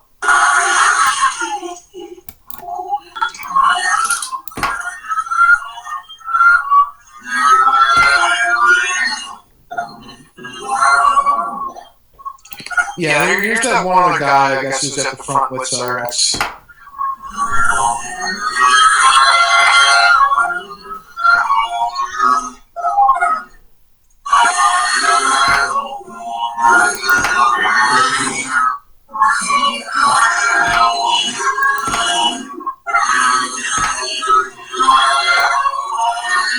So far, so good, right? Cyrex is holding his own. No! Oh, boy! Jeez Louise! And that's all she wrote. Cyrex. There he goes. His dreams passing him by. His kids going starving. His life rendered a complete and utter joke. That's right. Y'all blackers, y'all. That's fine, guys. It's just the first race of the year, guys. Just the first race of the year. Cut him some slack. There's no shame in finishing dead last by 30 seconds. You know, I imagine in these races, if it's anything like my beloved horse racing, that the margins of victory are very slim and small, right? I mean, you can have a bunch of ponies running for 1.25 miles and be separated by an inch, you know? And from start to finish, you know, it's maybe a good 5 or 6 seconds max. But Cyrax didn't finish 30 seconds behind the winner. He finished 30 seconds behind the biggest loser, other than himself. I'm more surprised that Cyrax didn't come in 20 out of 20, and it's even more sad to know that he got 19 out of 20 because somebody disconnected. The fact that he really was only like 30 seconds from being lapped himself is pretty embarrassing, especially for the pro e-racer from Akron, Ohio, the legend, the man, the myth, the vaccinator himself, Chance Wilkins. This is a defeat, a massive L for our team. As his unofficial manager, I can tell you that we are taking this very hard, and we will be training, and we will be back next time to at the very least get 18th place. Wow. So I guess it's true. The blue flag means that there are faster cars approaching and to get out of the way because you can't fucking hack it because you're too fucking slow. Both in the car and in life. You're just a fucking dullard. Hang it up, Cyrax. Just hang it up. Hang it the fuck up, Cyrax. Take down your Amazon wish list with all those fucking bullshit tchotchkes you're trying to get people to pay for you. Give it up.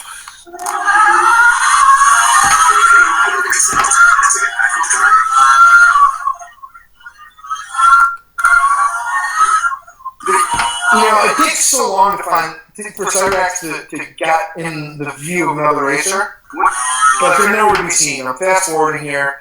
He keeps saying, "Oh, that's all right. It's good to make mistakes early because if you make them late, then you're done. You're done for. It's toast. It's a wrap." Maybe that's true. I don't know. I'm not a race tactician. I don't know what to tell you there. But there was a few exciting moments when he finally caught up with the other guy. And he passed him briefly, and he had like a few moments of glory of not being the biggest loser, but those moments were fleeting because it didn't last very long for old Cyrax. With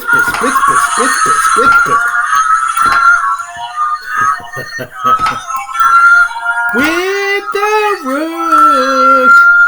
The only thing I see on wish list should be a good psychiatrist. Home!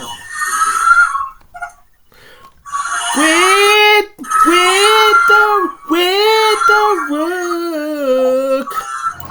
Yeah, it's amazing. He seemed like caught up to someone. Man, this is boring. I'm guessing there must have been like a major wreck that all the cars got taken out and rendered useless or temporarily unable to drive.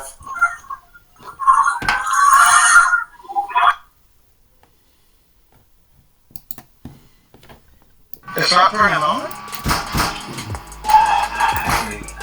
Good.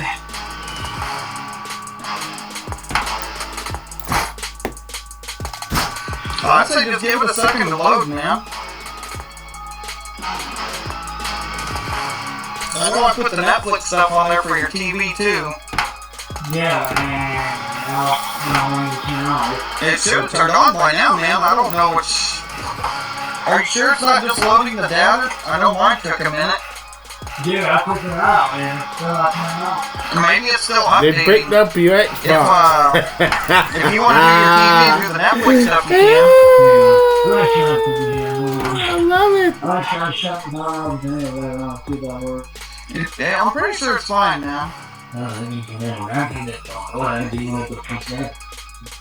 Did it turn back on, man? It should be fine. Actually, I think those USB sticks fucking killed it. Nah, they fucking shouldn't have. I'm pretty sure it's fine now. Who the fuck is calling me? Who is calling me? Well, it's calling me. That's what I want to know. Hold on, it's fucking Goon. Oh, Hello? Hello? Hello? well, hello there. Oh, Hello? Hello? Hello? well, hello there. Hang on. Who is this? Well.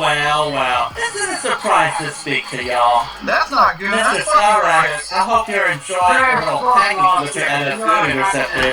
Screw off, man. What got intercepted? It's package. What got intercepted? Wait a minute. It's package. How are you enjoying your little package, Mr. Cyrax? Mr. NFU intercepted it. What fucking package? The USB stick on. The one I fucking sent? The one that has my info on it? Yeah, man. I know. Yeah, they're fucking. Yeah, they're fucking with you, dude. There's no way. Cyrax, we just bricked your Xbox. No, I fucking had mods loaded. Those were the ones. What he just plugged in was a 10 gigawatt kill stick that destructs any technology plugged into it.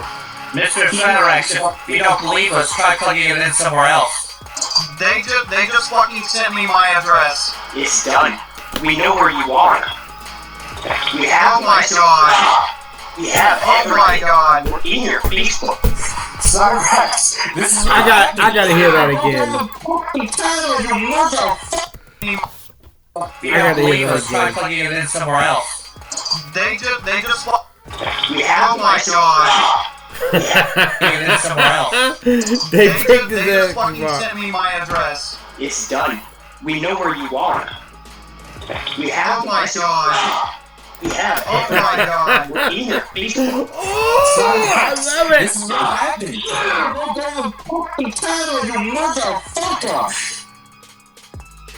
Boy. Oh my god. Bro. No, this is Cyrax. Here's what I'm gonna fucking. That's a fucking lie, you dumb hooker.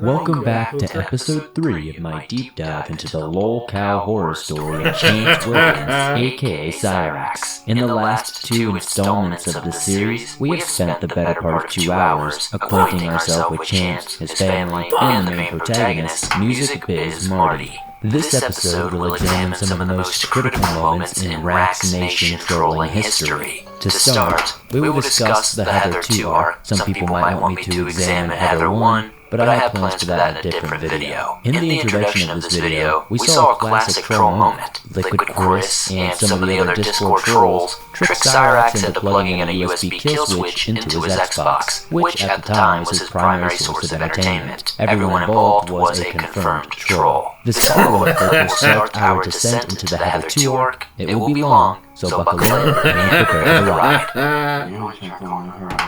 Yeah, I'll grab the number back. You were saying? They can call, but we can't call it back. Hello. Thank you for calling Hooters Express. How may I direct your call? What? Hello. Yes. Who is Would that? you like a Playboy bunny for the night? Hello. Yes. Hello. Yes, I have the perfect Southern Belle for you. Her name is Purple Diamond. Would you like her for the night? It's only $150. Check it out. Yo, what the fuck is this? Yes. Purple Diamond is so excited for you tonight. God damn That's how you troll the troll fuckers. It's crazy to think that after everything we've seen from this goblin, even he was able to find love at some point. From what I've gathered from this clip, he and Heather were 2 peas in a pod.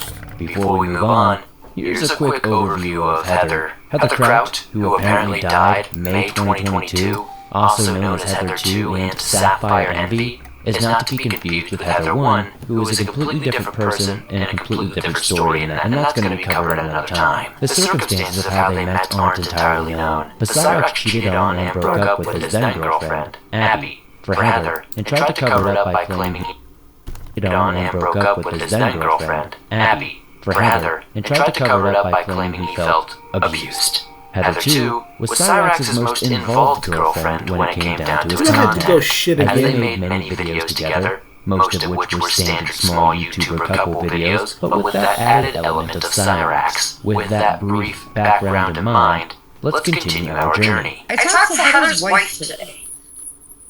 Her married wife, who has custody of her daughter, Leah. Heather had told Chance that she was getting kicked out and had nowhere to go. And that's when I felt bad for her. I'm like, maybe I should call shelters in the area. This girl has a baby. So I did that, and there weren't really shelters in her area. So I had said to Chance, would she be able to move in with you? And Chance told me no. His mom wouldn't let her. And then the next day I get a phone call from both of them on a like a Skype, Facebook Messenger thing, saying that she could move in with him. And I didn't really know if it was a good idea, but I felt it was better than what she had told me previously, that her and her infant baby were sleeping on a kitchen floor, and they had 2 weeks to move out. They had to save her last 2 paychecks and get out, and the wife was also being kicked out. That's what I've been told this entire time. That's what Heather's insisting. If you guys have been watching these streams back and forth, if you guys have been involved in the back and forth and this and that and this and that, Heather and Chance are constantly saying, our kids, our kids, our kids. And that she's going to have them for Christmas, and her kids are coming to live with her. Her kids are not going to stay with her. It's a complete lie. I'm going to grab my phone quickly so I can read to you word for word. And I might have to do this a couple times on the stream while people are coming in here, because I want to make sure I get this point across. Heather, if you want to come on here and you want to talk about this before I put this all out here for everybody to know the truth about you and what you have been doing, lying to people, making people feel sorry for you like you did to me, you really had me upset, feeling terrible for you. Jamie's insight was necessary for this arc. I don't think there was any good guy in this situation. It still bothers me to hear Cyrax yelling about quote-unquote his children, even though he's never even met them. Cyrax and Heather would quickly become a dynamic duo on panels though. Check this out. We're chasing truth. Where's those? You know, that's not true. He blames Lockdown. That's what you guys talk to. Hey, not bring our kids out No, of don't here, lie. Continue, Cyrax. I'm the lies. Hey, yo, bro, get this bitch up off here, dog. This guy is the worst, and I'm telling you, you will trust him, you will have him around you. Hey, you will Jimmy, destroy every single thing that comes around him. Hey, Jimmy, I want to tell you something. No, Jimmy, let me tell you something. Right the fuck now, the reason why I am the way I am is because you and all the motherfuckers. It's because of me, you beat your mother. I didn't even know you. The only reason why you keep confused is because you keep bringing our names up for no fucking reason.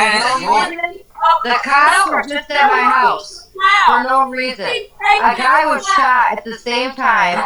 Well, the cops are on my porch for no reason. Why get this bitch up off You here, sent them over here, which is swatting, by the way, for nothing. Fuck up, Jamie. Hey, Jamie, how about you shut the fuck up and let adults talk and stop being a childish little bitch? You're around me, bro. Heather, you should put him back in the closet where he's supposed to be. But I care, baby. I didn't say my baby. Cyrax, this doesn't affect your deal at all. Alright, so don't worry about it. He has deals with several people. That's why I want to talk to Ben when he has a written contract. A written contract. He's got several contracts. I love that Heather shares the same 2 brain cells as Cyrax when winning an argument. If I talk louder and faster, then I win. It's so juvenile, and it's genuinely a horrifying thing to think that this woman has multiple kids out there in the world. But it's nowhere near as frightening as having someone like Cyrax I had to call go them his duty own again. kids. Like, honestly, I'd be So I wouldn't have to genuinely duty in my horrified if pants. some random guy was like, yeah, that's my child. I treat them like my own flesh and blood. Like please, Cyrax, do not treat me like your own bed bug infested flesh and blood. He signed it. He signed the contract. Hey, You have a signed copy. You physically signed. Yes. You have a signed copy. Ask them for it. Yeah. I told you the contact about John with the actual contract. Guess what? You're not doing my fucking research, and because the finger boys are not a legitimate record label, that contract was fucking void. I know where they got that fucking contract from. It wasn't legit. What about your dance crap? Just, I'm asking the questions. Because right now, I don't even know how to look at you, man. I called you my brother. I told you I'd have your back. I vouched for you. I lost my fucking home because of you. Because I stood by you thinking that they were wrong. Now, I'm going to ask you a question. You better not lie to me. Because if you do, I will help Jenny Joe throw your ass in jail if you lie to me. And I already know the answers, okay? Is this the first time you've done this, or has it happened before? It's happened before. Okay, then what does that make you, by default? The official... piece of shit. Tell me the exact definition of what that would entail you to be. Chance Wilkins, what are you, by that logic? You are a pedophile, correct? Yes, I need to hear you say that you, Chance Wilkins, are a pedophile by what you've done. My actions have caused me the title of being called a pedophile, and Are you a pedophile? Yes or no? yes, and I'm sorry. Now I want you to say... I know you're sorry, now apologize! We'll get started and help you get better. I, Chance Wilkins, am a pedophile. Say it.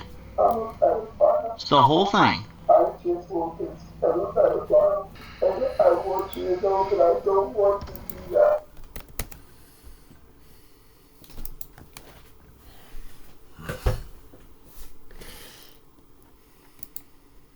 Dragon Ball Z, I mean, you listen, man. Go back to Barney and Power Rangers, okay? Like, I was in all of this, right? Growing up, I'm just making a point, like, I'm a pretty eclectic... Oh, this damn girl again. I'm sick and tired of having to play this girl. But she's so cute. She's cute. How many damn hours have I been playing chess tonight? Boom! She's cute!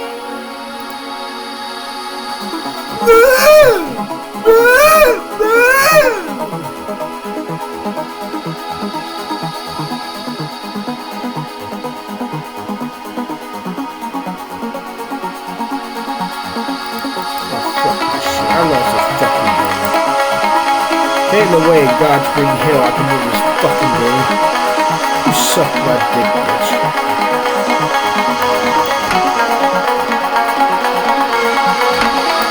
Suck my slut.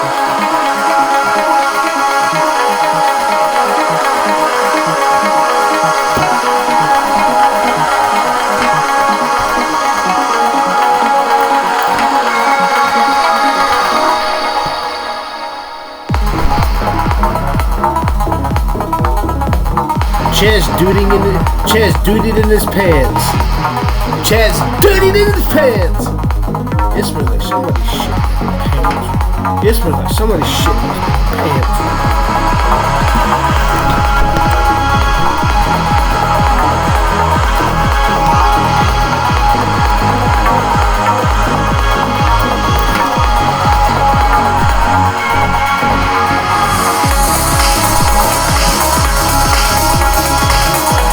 Derby.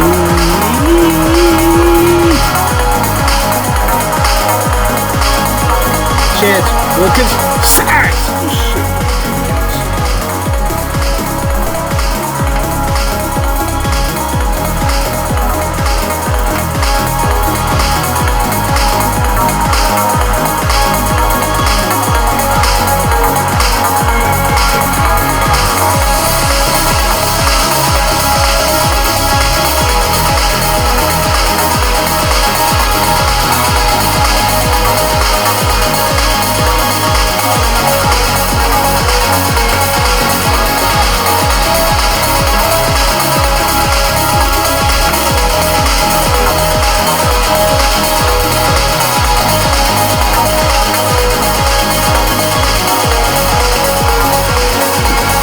Oh, here she comes. Does she have a speed effect on? Does she have a speed effect on? Sure. Yeah, she kinda had a speed effect on him. I never noticed it before. Well, kind of. Not the best spit effect on, but maybe that's why this is the first time I've ever noticed it in this video. Because it's not that impressive.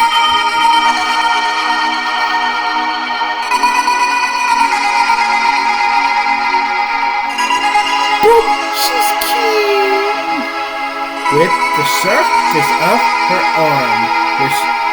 Look at the nuances in the form. Look at the nuances in her arm.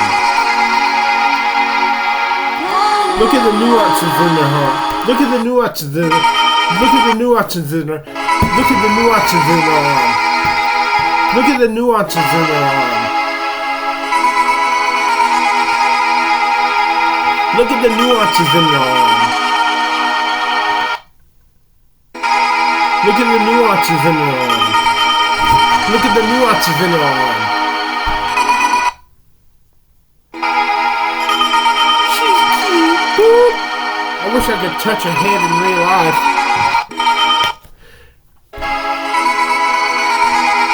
She's cute. She's so damn. She's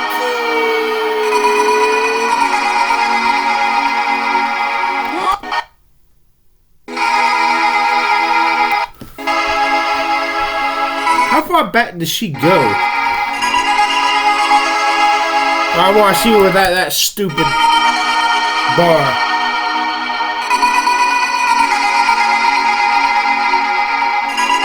She's cute. Boop. I touched her head. Shit, yeah, man, she's got some almost flawless skin. Now hurry up and get this damn video out over this.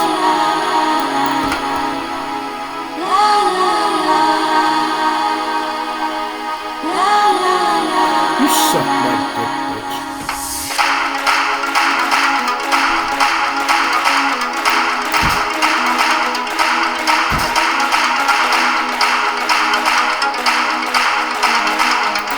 You suck my dick, bitch. You suck my dick. Suck my sweat.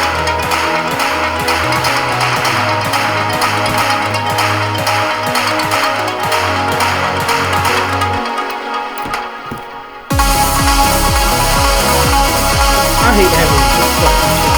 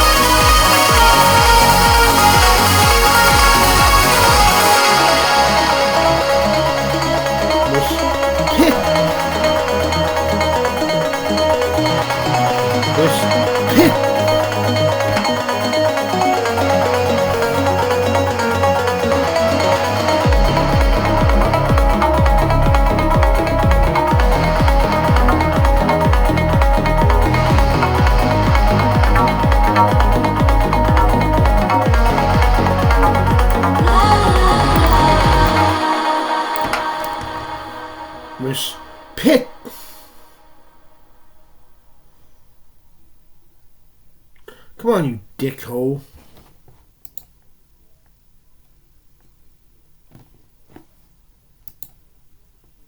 Syrup, spin. We need to talk about something, man. Marty, Schmeckle, and Tyler, you've gone too far. It's one thing to attack me, but don't you think goddamn knife with a note on my girlfriend's doorstep? Are you serious? Are you stupid? Like fucking real, Marty. And you know what the note said? It said Bloodshot Records on the rise. You really think you're gonna get away with this, motherfucker? You're not. That fucking pisses me off when they bleed up Are you serious? My girlfriend Trish, I just want to say thank you so much for that fucking giving me a pisses reason me to off. live and a reason to fight. Because like I said, every day that I get to wake up and see your smile, Now that fucking and pisses me know off. that you're mine and Suck I'm my yours, dick, and bitch.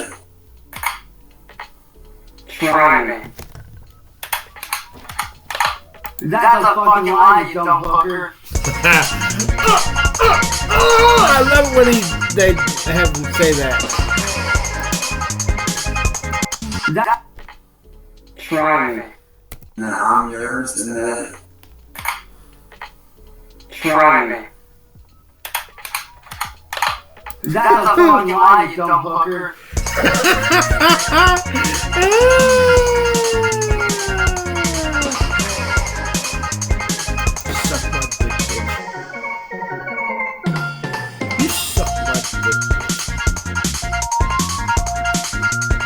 You suck my dick.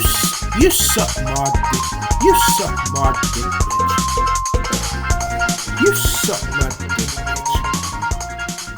Tangerine Cat, also known as Tange, was one of the most essential trolls in the Cyrax storyline. The content they would get out of all Cyrax is nothing short of masterclass in trolling. Before we jump into the monumental task of telling the story behind the Tangerine Cat saga, I must give you a bit of background about today's knight in shining armor.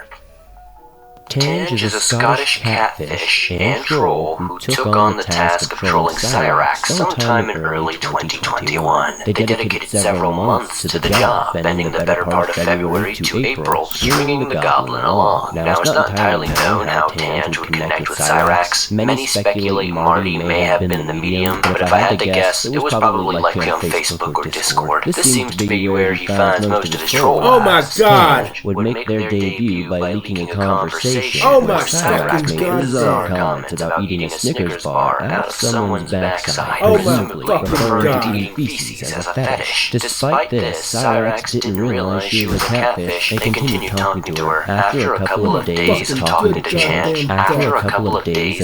Chance, Tange influenced him to begin making references to Nazis towards Marty and create the infamous hot dog vice video. And by hot dog, I mean his ween. Unfortunately, I've had the curse of seeing this video completely by accident, by the way. Never click on anything in Kiwi forums that says NSFL, ever. You'll be met with this. Tangerine Cat's influence reached its apex when on the 13th of February, Cyrax recorded the infamous Marty is an evil sick freak stream on his channel named Scarface, where he declared himself Marty's personal Hitler before hailing Hitler and made references towards Hitler and gas chambers. The day after, Cyrax threatened to go after him with a gun on livestream. After all this, Tange told Cyrax that Marty and Tyler sent a serrated knife to her doorstep with a note that read, Bloodshot Records on the rise. This caused Cyrax to rage out on livestream. Now with all this out of the way, let's tune in and check out some of this for ourselves. You guys really are pathetic. You know that? And as the title says, I am not only calling out Marty, I'm calling out all your little followers too. Your little army,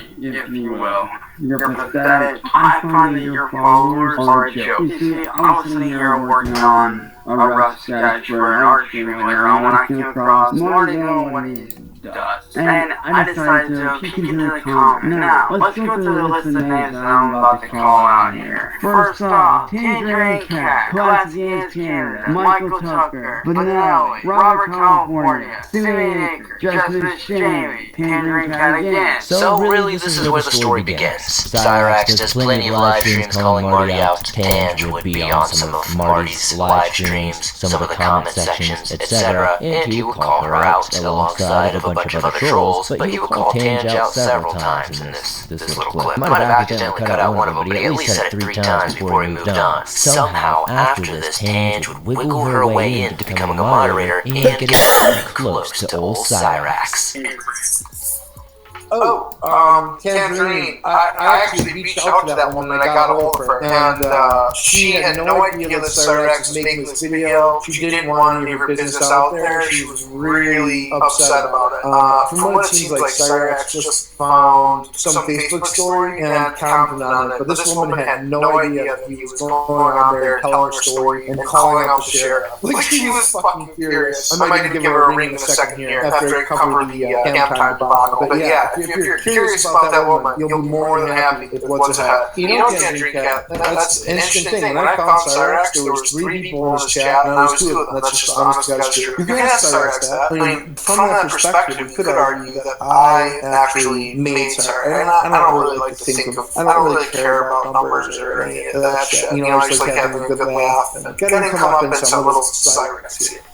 That's what it's about for me. I don't do this to have a YouTube career. It's really humorous that Marty inadvertently became a YouTuber of sorts over this whole Cyrax debacle. He found some goblin, and he began goblin slaying as one should. And here we are all these years later, still fighting those hordes of hobgoblins coming from that attic up in Akron. Well, interesting stuff here. It's cool to see that Tange was somewhat in communication with our boy Marty from Jump, so let's see how this continues to unfold. Also, of course Marty made this goblin. Anybody who's trying to act like the goblin had any sort of clout or notoriety before Marty came on the scene, they're probably just smoking opium.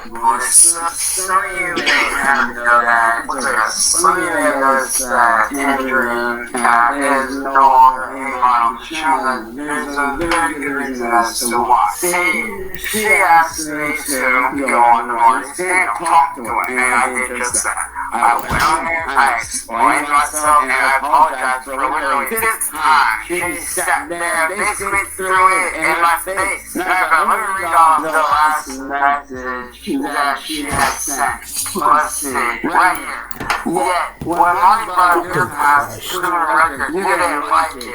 What is tit for tat in general? Go back to Justice Swing and we can talk tomorrow. Stop trying to justify your actions. So what should I have done better? Like, that's not attacking me? 5 different fucking times. 1, 2, 3, 4, 5 different times in total. 3 times. Okay, last game. Win, lose, draw, glitch, abandon the board's internet, go out. I refuse to one of the future rematch, or I just quit. Whether I quit, not of my will or of my will.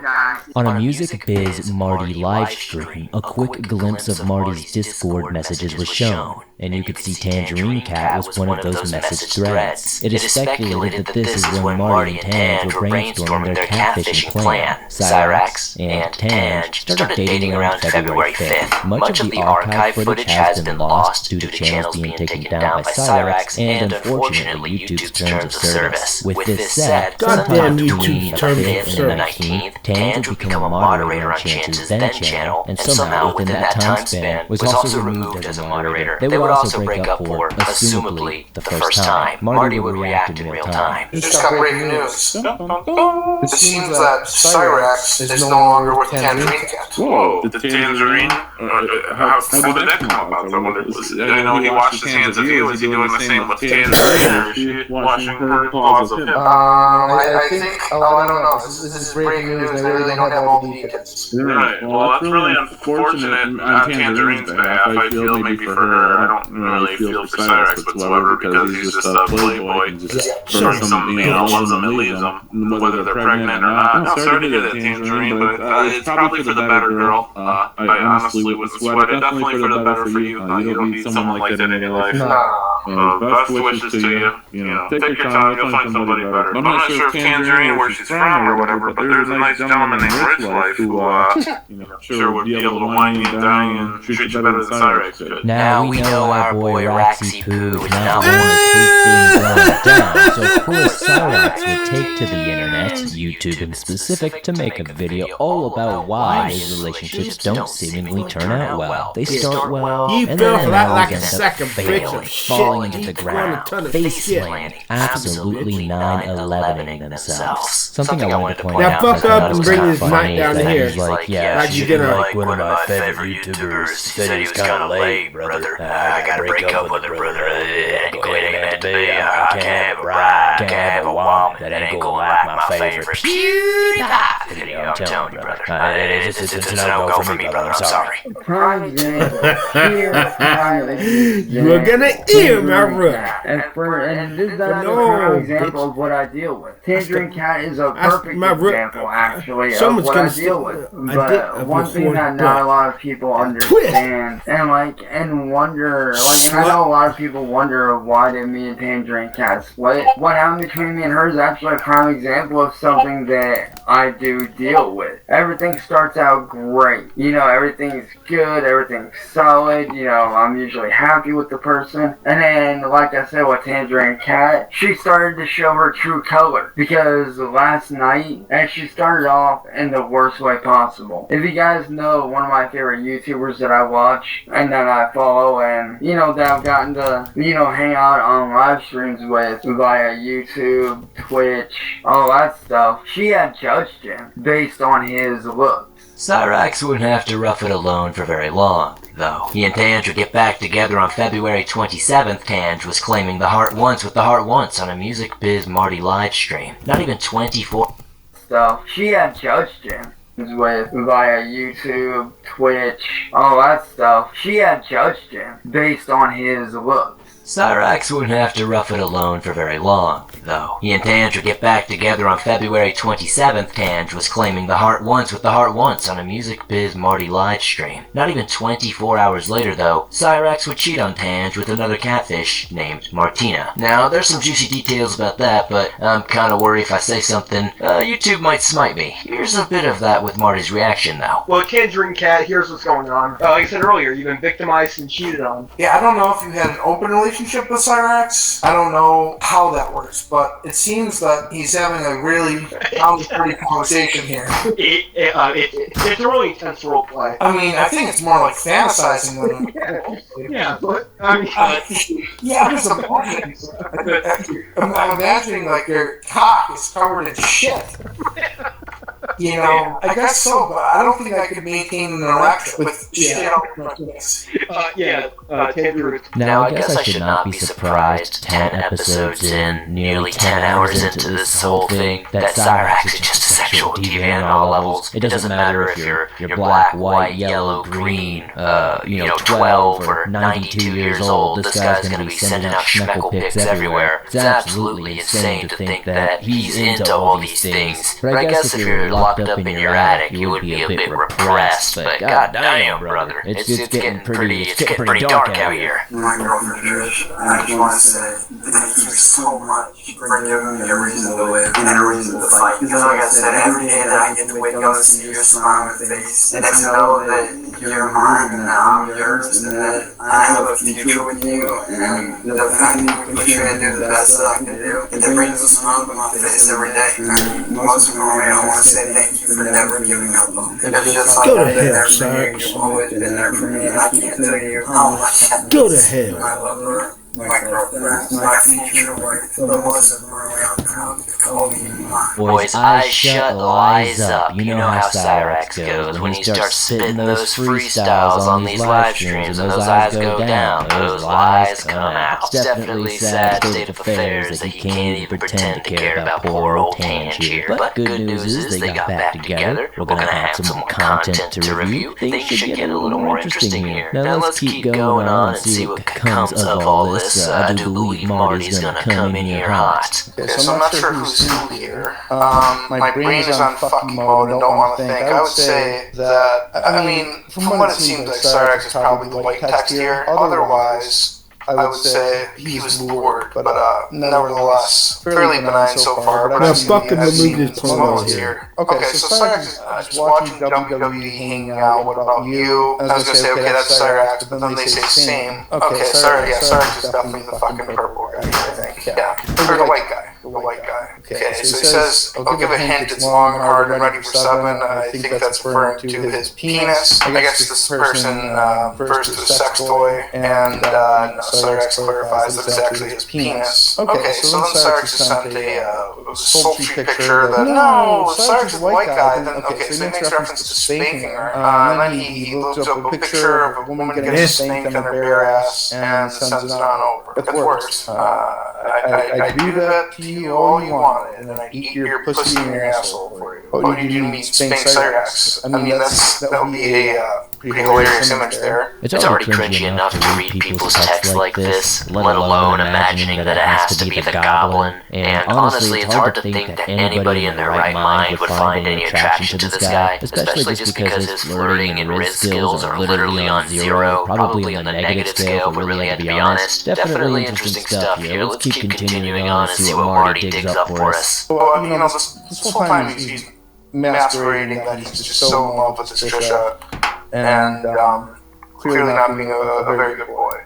And he makes a direct reference here. He makes a direct reference here. You know, you can't even say this is old, so why don't you say Trisha? And I think at one point, from remembering what I was sent before, I took a preliminary glimpse, but I think Cyrex would like to say that this is old video, but he says that he is going to stuff this woman like a turkey in 4 days on Thanksgiving. I don't know if this is just like an annual tradition. I don't know. I'm not entirely sure. But it's fairly disappointing to say the least. You know, this woman's saying that he's just at work, super bored, and Cyrex is very clingy and needy, constantly hitting her up. That's generally the consensus, is that Cyrex is very needy. He's very clingy, and he just won't leave people alone. Like, he fails to understand that they can't talk to him 24 hours a day. Wishing I could have someone I could have fun with, oh yeah, tongue face. I guess he normally makes the winky face, so this is an interesting development here. And then show me, and then there's some penises. My initial impression,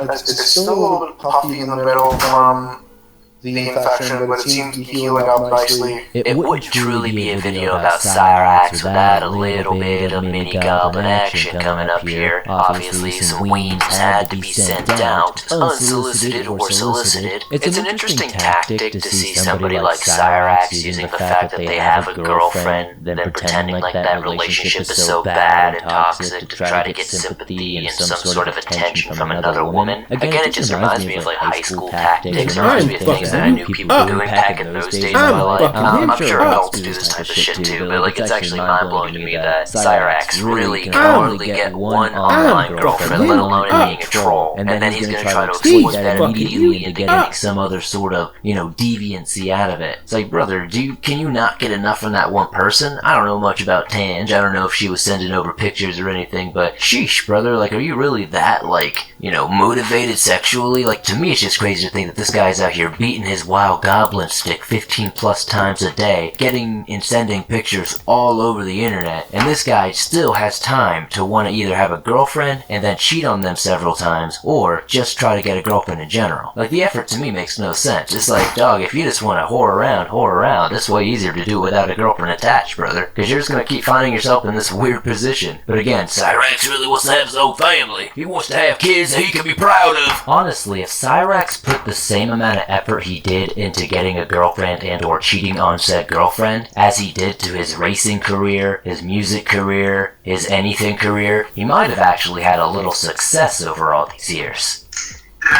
Mom's gotta run to the hospital real quick, cause literally swelled up like crazy. It's literally not normal. I don't know what's going on. What's up? I don't know what's going on. So Mom's literally gonna run me down there real quick, find out what the hell's going on. You're shitting your pants. Yeah, literally, like. Your asshole swelled up and you shitting your pants. The penis. Oh my god. Ew. What's your penis? Yeah, let me know, stay there. So you may or may not have heard that Cyrax over some time of slapping that little goblin around so much and then not really bathing in the tree, and then sleeping in a room that has bed bugs and rats running all over the place with dirty food and decaying particles everywhere. I'm sure you could imagine that Cyrax got a little bit of an infection, but not anywhere. It happens to be on his mini goblin stick, and he calls in to let Tange know, but little did he know he was on a panel being recorded. It seems that Tangerine Cat's co-workers have all been receiving pictures of this asshole, and I'm not just referring to Cyrax, but I'm referring to his actual anus, spread eagle, on display, full display. You know, I can only imagine it's probably roughing some feathers there. Of course, Cyrax takes no responsibility and seemingly has no care or concern whatsoever. This woman's life is going to be destroyed and ruined. He cannot be any more indifferent to her plight. And yeah, I definitely think what's happening is pretty extreme there. I don't know how she's going to explain that to co-workers, but I do Move, you whore! Countless butthole pictures were sent to her place of work,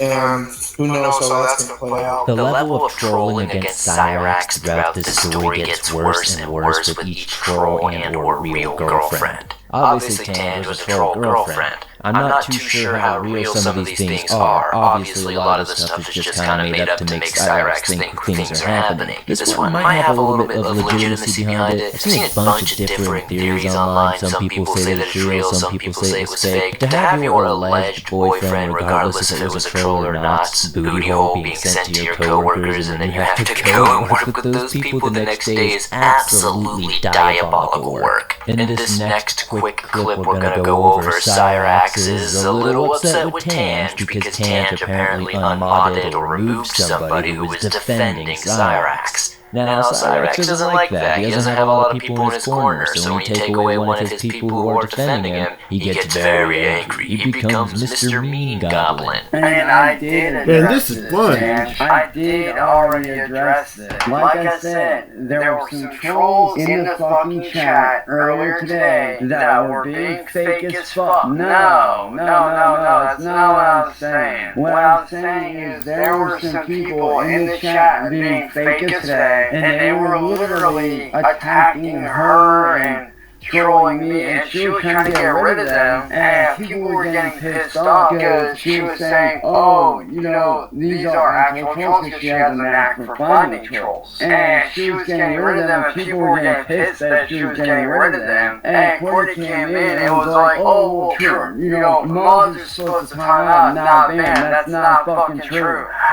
You're not getting it, Tange. You're really not fucking understanding. You really don't fucking get it. You really don't fucking understand. It's not that I'm worried more about this lava girl chick. Yes, I'm worried about what you're going through. I fucking get that. Believe me, I know what's going on. But dude, at the end of the day, people attacked another mod, and that's not cool. After this, Tange would get a little bit more trust with Cyrax, and eventually would start having phone calls with not only him, but some of his other family members, like Sally. In this phone call, you're gonna hear Sally reminisce about the time Chance attacked her back in 2012, and the reasons why. I believe she's gonna give us a little bit more insight into some other things, but definitely a very cool thing to hear from Sally's point of view.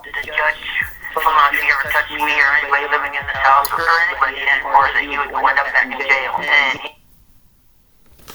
he didn't want to go to jail. He said that was one overnight stay that he had scared him enough. Oh yeah, I did say. What did he do, Sally? Did he really go for you? What did he do? Did he try strangling you? Yeah, he tried to strangle me. And my other son that passed away, he called the cops. Yeah. I didn't press charges. I mean, I'm not the one that pressed charges, but they had to take him, so. Yeah, it's out of your hands, isn't it? Once you do like a domestic violence thing that you're charged without the one of those pieces go the way of Dick Burden fucking dinosaurs, you slut. He was not attacking her. She had him locked in a room and wouldn't let him out. Oh yeah, absolutely. I know. I mean, we could see that from. Heather will sit there and tell you that's not true, but it is true. I was here. Sally, I've no Heather. I don't believe a word she says. I think she's a horrible person. Oh, she is. She's nasty. I think that having another child when she's lost to the social services is absolutely just out of order completely. So was it when you went for you then, when he choked you out, was that about, what happened? Why did he do that? I'm sorry? When Chance attacked you, why did he do it? I don't know. It's been so long ago. I don't remember. I got bad memory right now. I'm 69 years old. Move, you snack-eyed whore. I've got bad memory, and it was probably because I took something away from him at that time, or, I don't really remember what it was. Now, if my other son was still alive here, he could tell you. The little diabolical chuckle Sally has when she says that Chance only did one night in prison, or jail, really. I guess prison's not really what happened there, but one little night in that little slammer for him to turn his life around forever. And now he might just think twice about trying to choke out Grandma. But from what we've come to learn, I don't think that's the case. He lost his tooth to poor old Eddie boy knocking it out when he had to defend Sally's honor a time or two before, so I don't think much has really changed. I just think Sally's too scared to report it because she doesn't want to get, it's a nice way to say, initiated, let's just say, into the world of what being a PDF file in jail is really like. I think it was just because